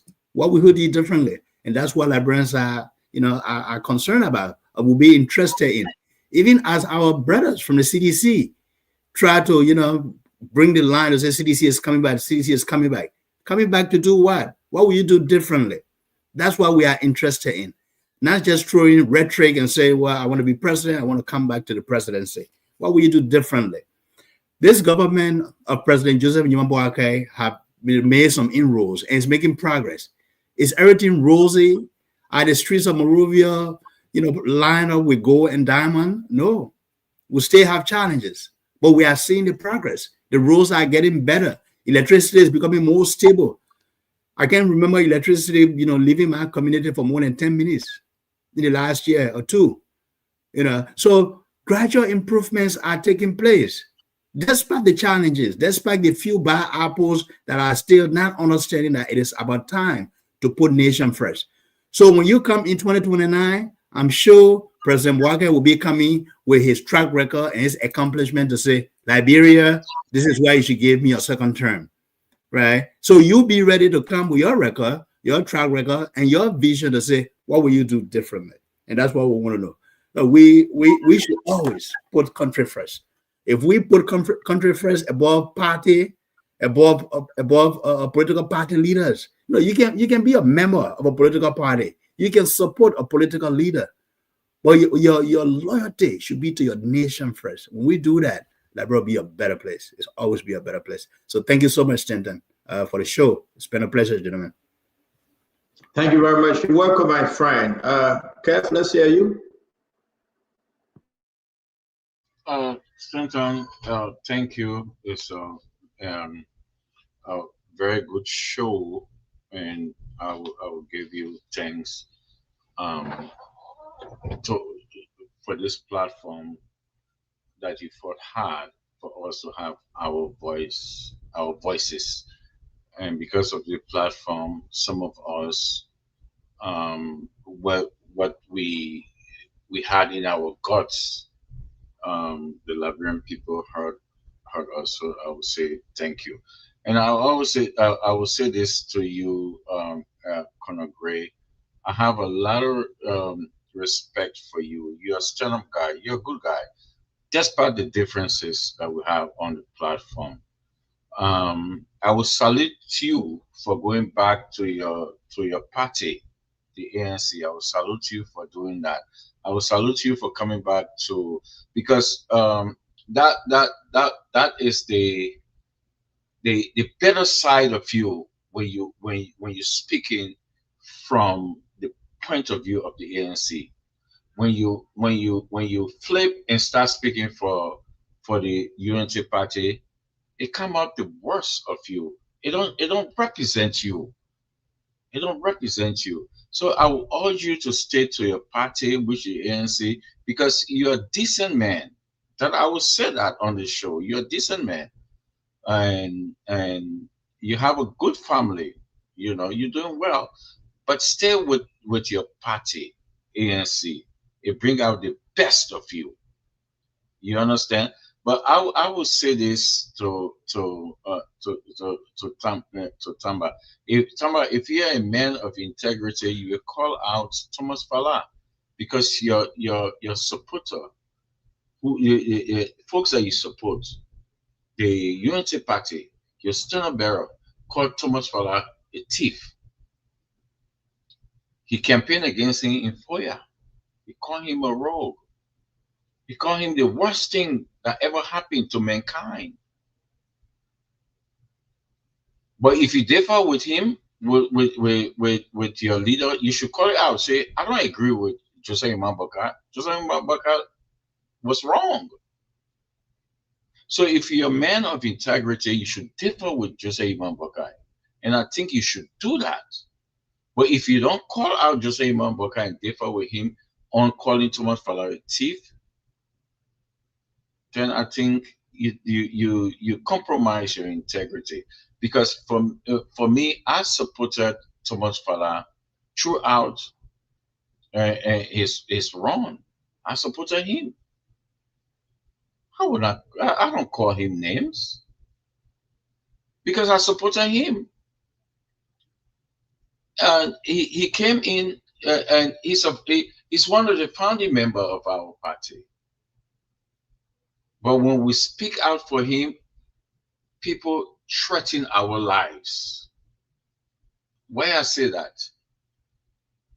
A name, your namesake, Tamba, your namesake were murdered in Foya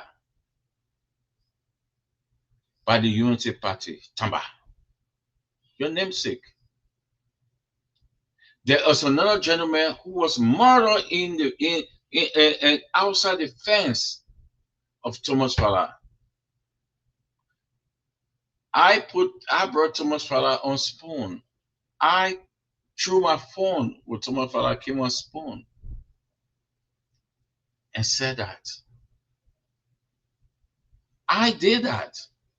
So for folks to say, for you to say Thomas Falah is the Jesus Christ of today, God, this is the man that people said, because Thomas Falah and Jeremiah Kun were with John Mara.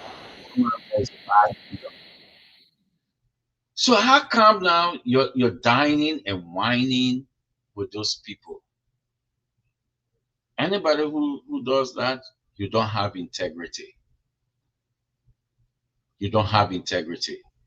So folks who don't have integrity will speak that Thomas Falah is okay, not from us, because your political leader said he's bad. So and for me, Stanton, thank you, and I will rest for now. But anybody who speak and say Thomas Falah is the Jesus Christ, you don't have integrity, because your political leader said that, not from us. Thank you, Stanton. Kev Hassan, thank you very much. Good day. Let's hear you.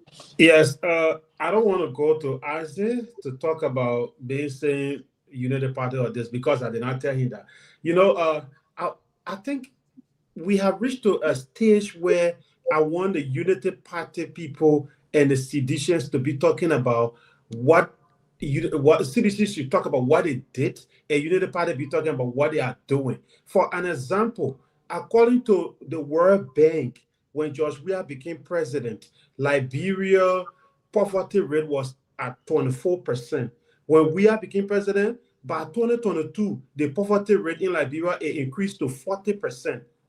The same World Bank report 2024 says when Joe Barker took over, the poverty rate that was at 24%, Barker has brought it down to 26%. And again, full inflation when we was there, World Bank, everybody believe in World Bank, everyone in the world. World Bank says when we was president, the full inflation in Liberia was at 26.7%. It means food business was very high in Liberia. People used to struggle to get food to eat. Now, they say when Barker became president, the food inflation dropped to 9%, 9.7%. And by February 2025, it went up to 13%. There's still a gap. So I want the two parties to be discussing these things. You know, when we were there, we did this. When you came, you did this. So the World Bank is that institution said that we should believe in. This is what Unity Party doing, and they bring a CDC record. The Global Finance also says that when we took over, the economic growth in Liberia was negative, and now when Barker took over, it's +5. So see the difference. I want them to bring these things. Then the ANC people to come out and say, okay, when Cummings come, we will take it to +10. We will bring the inflation rate to 1%, 0%. We want to see this argument instead of Thomas Fala that role this president this. Yeah, that was during the campaign. Those days are over. Let's talk about what we can do and what you did. So I just brought a statistic that everybody believes in. Everyone on here, they will deal with World Bank statistics. They said we was manufacturing poverty in Liberia from 24% to 40%. That's almost a 100% plus increase in poverty. They were Liberian people. They said they were hungry, but Barker came back. Those people there now, at least you can get food everywhere now. As long as you get money, you can buy food. The food inflation has dropped.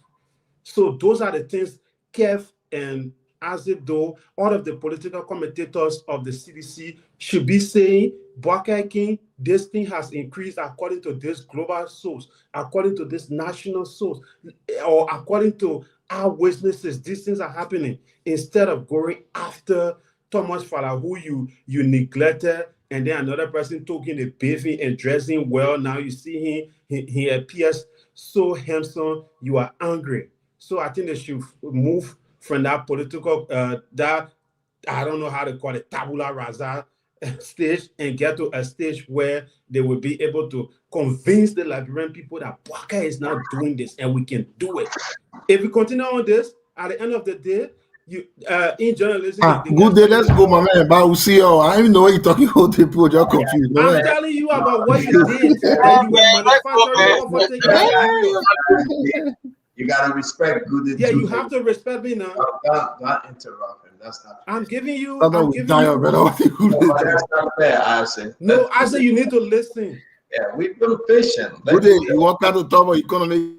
Go ahead. No, I'm not telling you that I am a specialist in it. I'm giving you place to go and read the 2025 World Bank report, and you know you always read it, but you cannot announce it here because it is shameful that you created poverty for the people of Liberia from 24 when Ellen left at 24 in 2019. Don't basically regret the money spent on you on that.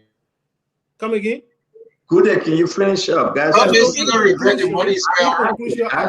We can't do that. Yeah. The two parties, if you are bringing like the way Emmanuel did, push your candidate, what your candidate can do, but not attacking other people. You customer fella. What's the benefit? What are people going to benefit from somebody who insulted Thomas Fala and the other guy who did not insult Thomas Fala? There's no benefit. Let's come to the table with the discussion that we did this, Barker is not doing this. And then people who support Barker will tell you, Barker is doing this, we did not do it, and we cannot do it. 2029 is going to be a beautiful game. Thank you, good day. Thank you, guys. Again, as we try to turn this program, can you just summarize what you just said?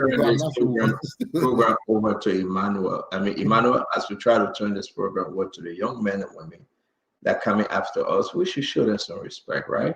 We can disagree with them, but let them talk. He been patient. He listened to your own closing. Do the same for him. But for my closing, you can go back to the clip from the beginning, what I said about Mr. Cummings. I meant it. And I do believe that Mr. Cummings should take Mr. Cummings himself and run like he did all Mr. Cummings and make the decision about ANC. If he so decide to run, it should be about Mr. Cummings and how he intend to transform Liberia. Whether Mr. Cummings win 2029 or whether somebody else wins the election, Mr. Cummings will say, you know what? I fought a good fight. I finished the race. Whether it's a crown of trophy, championship, or whether you say Mr. Cummings say the people didn't vote for him, at least he will be okay. Don't go in any agreement when you don't have a clear path that individual you go in agreement will have love for the country and they want to transform Liberia like you, that we believe you want to transform Liberia. Enough is enough. You got people up there that are very hopeful that they will be willing to vote for Mr. Cummings this time around. Joseph Yuma Boakai should sit down and think. All the enjoyment and the flying here and there is yielding nothing. And if the government continue on this path, Joseph Boakai will be a one-term president. Seriously, he will be. The motorcyclists are angry with this government. They are in the thousands, the tens of thousands, hundreds of thousands. They are not happy. LTMI, the people are losing every day. They are not happy. You know why? Because LTM are taking the job. And the Liberians will be kicked out of job. The market women, go and ask them. They are not happy. The young boys are not happy. Inflation is still high. Poverty and hunger. I don't know where James coming from with World Bank report. Please. You go check on the World Bank page. That World Bank report said 2024 just say, well, 126, 2025, it came out to 9. I never seen that report in my life. From 106 to 9, under Joseph Boakai, the hunger crisis in the country, everybody crying, no money, nothing. Then you get, I see you talking to us, we're not hearing you. If you're not talking to us, then maybe you want to just take yourself off. But again, I want to say to all of you, you go up, you come down, right? The people that are going to bed hungry will tell James Good Day that they are going to bed hungry. I can sit in America, James can sit in Poland, and he can say World Bank say, you say, they say. The people in Liberia that are going to bed hungry tonight, that don't have money, even the money is not on the market, James will sell them that. But James is right. He can make all his argument about Unity Party. Let the opposition come and defend it and debunk it and say, James, you are wrong. James was saying here and said the road from Douala all the way around Liberia, Joseph Boakai paved it. That's James' story. That Unity Party story. But you got to come up too and debunk it. So on this day, I disagree with James. The country is hard. The country is rough. People are turned to be beggars. You know, Emmanuel, you know Joseph Boakai appointed how many people in the country that he allowed to appoint? Maybe 5,000 or so, right? Emmanuel, I'm not hearing you. I said, can you help me? How many folks Joseph Boakai as a president, the president should appoint in governmental position? How many? No, you know what? I'm gonna show you. That's something I don't know, but it should be around the 4,900, something around there. Yeah, around the entire government. James, you know how many? No, I think it should be. Okay, yeah, I don't know the I think it's around 5,000 to 7,000. Let's agree that we give them a hard number, can agree 7,000. The government is not creating jobs. Out of almost 6 million individuals, only 7,000 getting salary. Then you're telling us to celebrate? No, you got to hear yourself. And that's where I'm going. Let's agree, right? That's 7,000. Let's agree you add the other entity, non-governmental place that are doing letting. You get almost 6 million individuals in the country. That 7,000 people will feed the 6 million people. When last the GAFAN create any job? Let's hear about job creation on the GAFAN. We beat on Summit 12 about job creation. Gafan is worse. They fire a lot of people. Look at the announcement that my brother Josiah Joker put out again. We never had the time to talk about it. Look at this announcement. Look at what Josiah Joker telling people. Circular memo.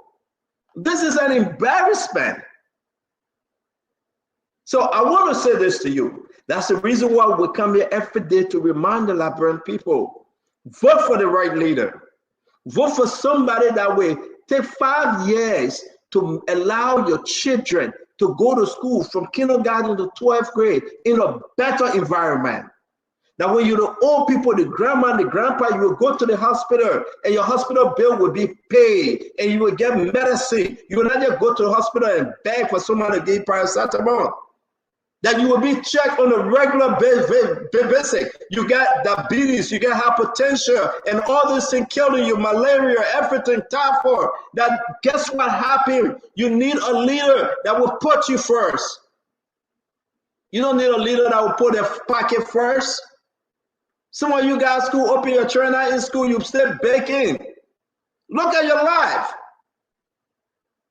University open, no university not open. Faculty can, no faculty can. Imagine and think within yourself. That's not your life. You will go through this for another 6 years. Some of you will die along the way. You will not enjoy your country. Your children will pick up the thing you left back and they will be a beggar. You beg. And government officials, they don't complaining that you're begging. Then you will die. Then your children will come back again. Is that the Liberia you want? We should change the country. We should empower the young men and women. Create jobs, programs that they can earn and go to school and be proud of the country. What you want? To game play and come to America and get sweet talk? Look around you. Look at your community. Look at your brothers and sisters. Do you think CDC did it for you? No, they didn't. Do you think CDC fixed our country? No, they didn't. Do you think CDC was there for you? No. If this government continue on this current path, and this government, I mean the Joseph Boakai government, it means that they fail you.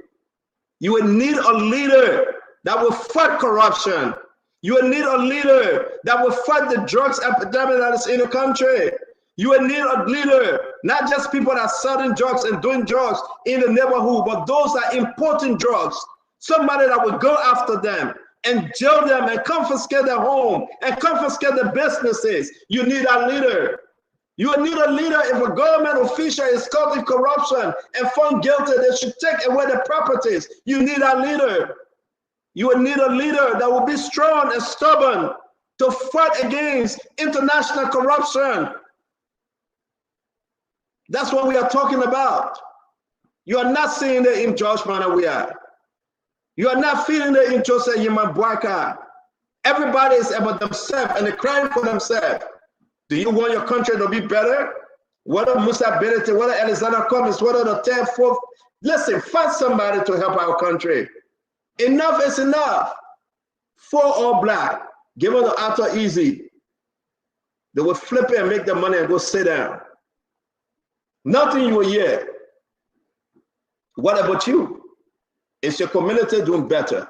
Asara Mita, it takes one man, Yan Twine, to fight against Asara Mita. When you have 6 lawmakers going in the middle of the night to go beg Asara Mita for money.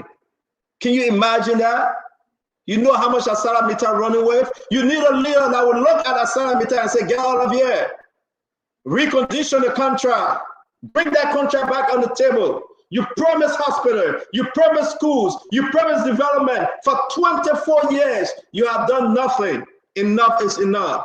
You need a leader to look at the Western cluster and say, look at the people who are bombing. They are dying. Look at Kepman, look at Bapaloo. Guess what happened? Enough is enough. We will claim that which belongs to us.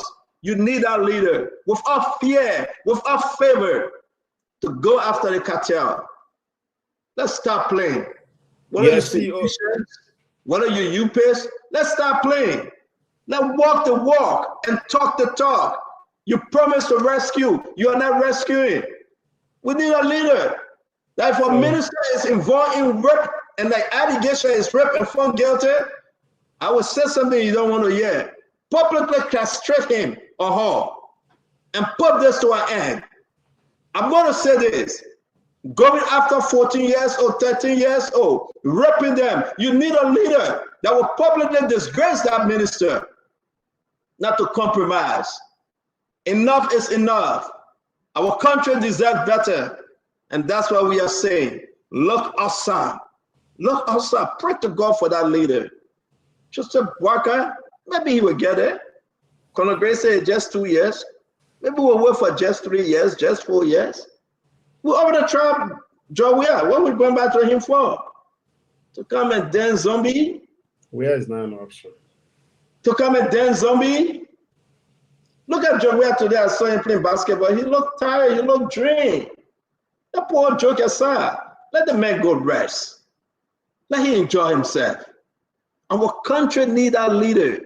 Our country need that person. If you're going to vote, and we'll say this to 2029, vote for your tomorrow. Don't vote because they gave you back a rest. A leader that would just accept and say it's political expedient for me to work with Thomas Farah. But Thomas Farah is draining. May God save our state. May God open our people's eyes. And may God help to bring that leader that we so desire. Have a good night, my friend. Be blessed and be safe. So, thank you. Before you go, the report is in the chat room.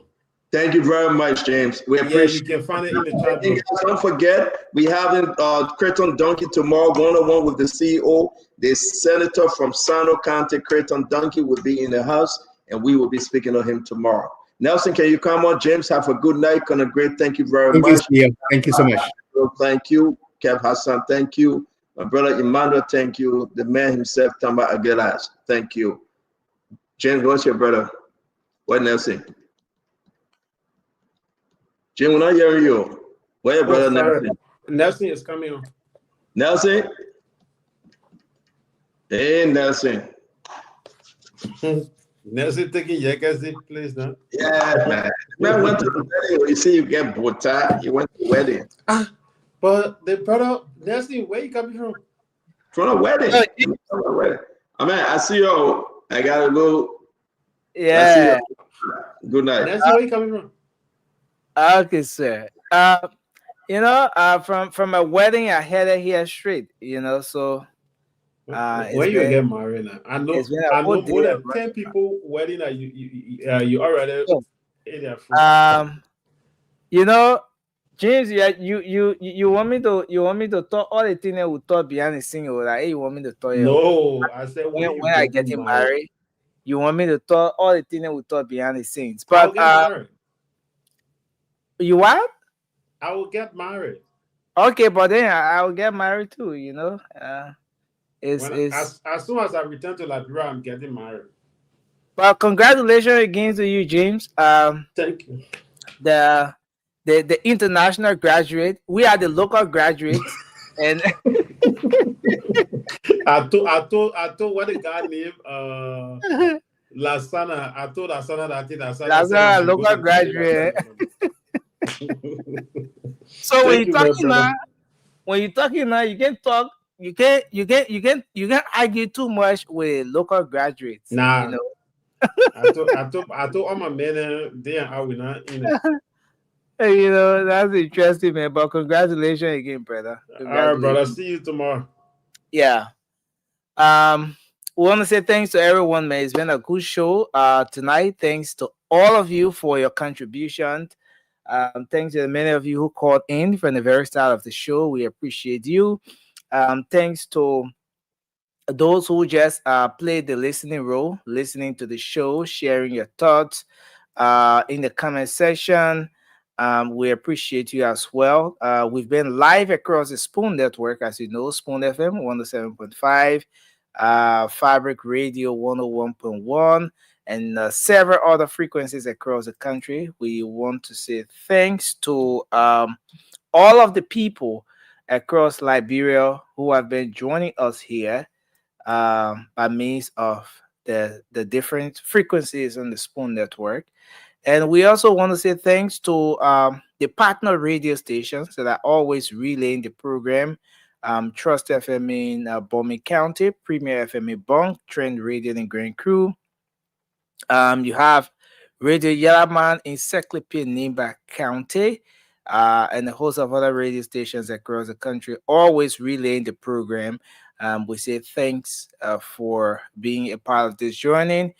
And I want to say thanks as well to the management of Voice of Liberia, a radio network in Liberia, here in Monrovia, 104.1. That's a frequency. And across the country on several other frequencies in Grand Bassa, in Nimba, in Bond County. We say thanks to the Voice of Liberia for relaying the program. We also want to say thanks to our online audience. We appreciate everyone for being here with us today, always sharing your thoughts in the comment section. Just before I go, let me do a special a congratulatory message to my two media colleagues who got married today, Terry Wokwe Yega and Joetta Kula. She's now Yega. Let me say congratulations to you both. It was an amazing day today. You both got married today. I want to say congratulations to you, Terry Wokwe Yega and Joetta Kula, on a successful wedding today. And to the many of you joining us tonight, let me just recognize a few of you. I see Victor Blamo, Freddie Go. I see Samuel Hollywood. Thank you for being here with us tonight, listening to Ewale. We appreciate you. Samuel Hollywood, Josh Morris Jr., James Davis. We appreciate you as well for we appreciate you as well for being here tonight. Lasana, James Davis say why? Did James call you WWP? No, I mean you call me WWP, he knows. But we say thanks to everyone for being here.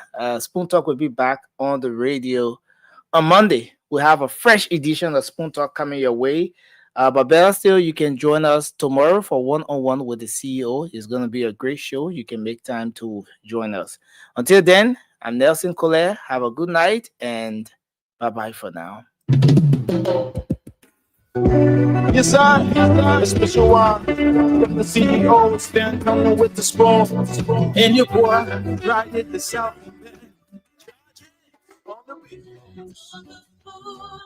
To get your information, to the food, to be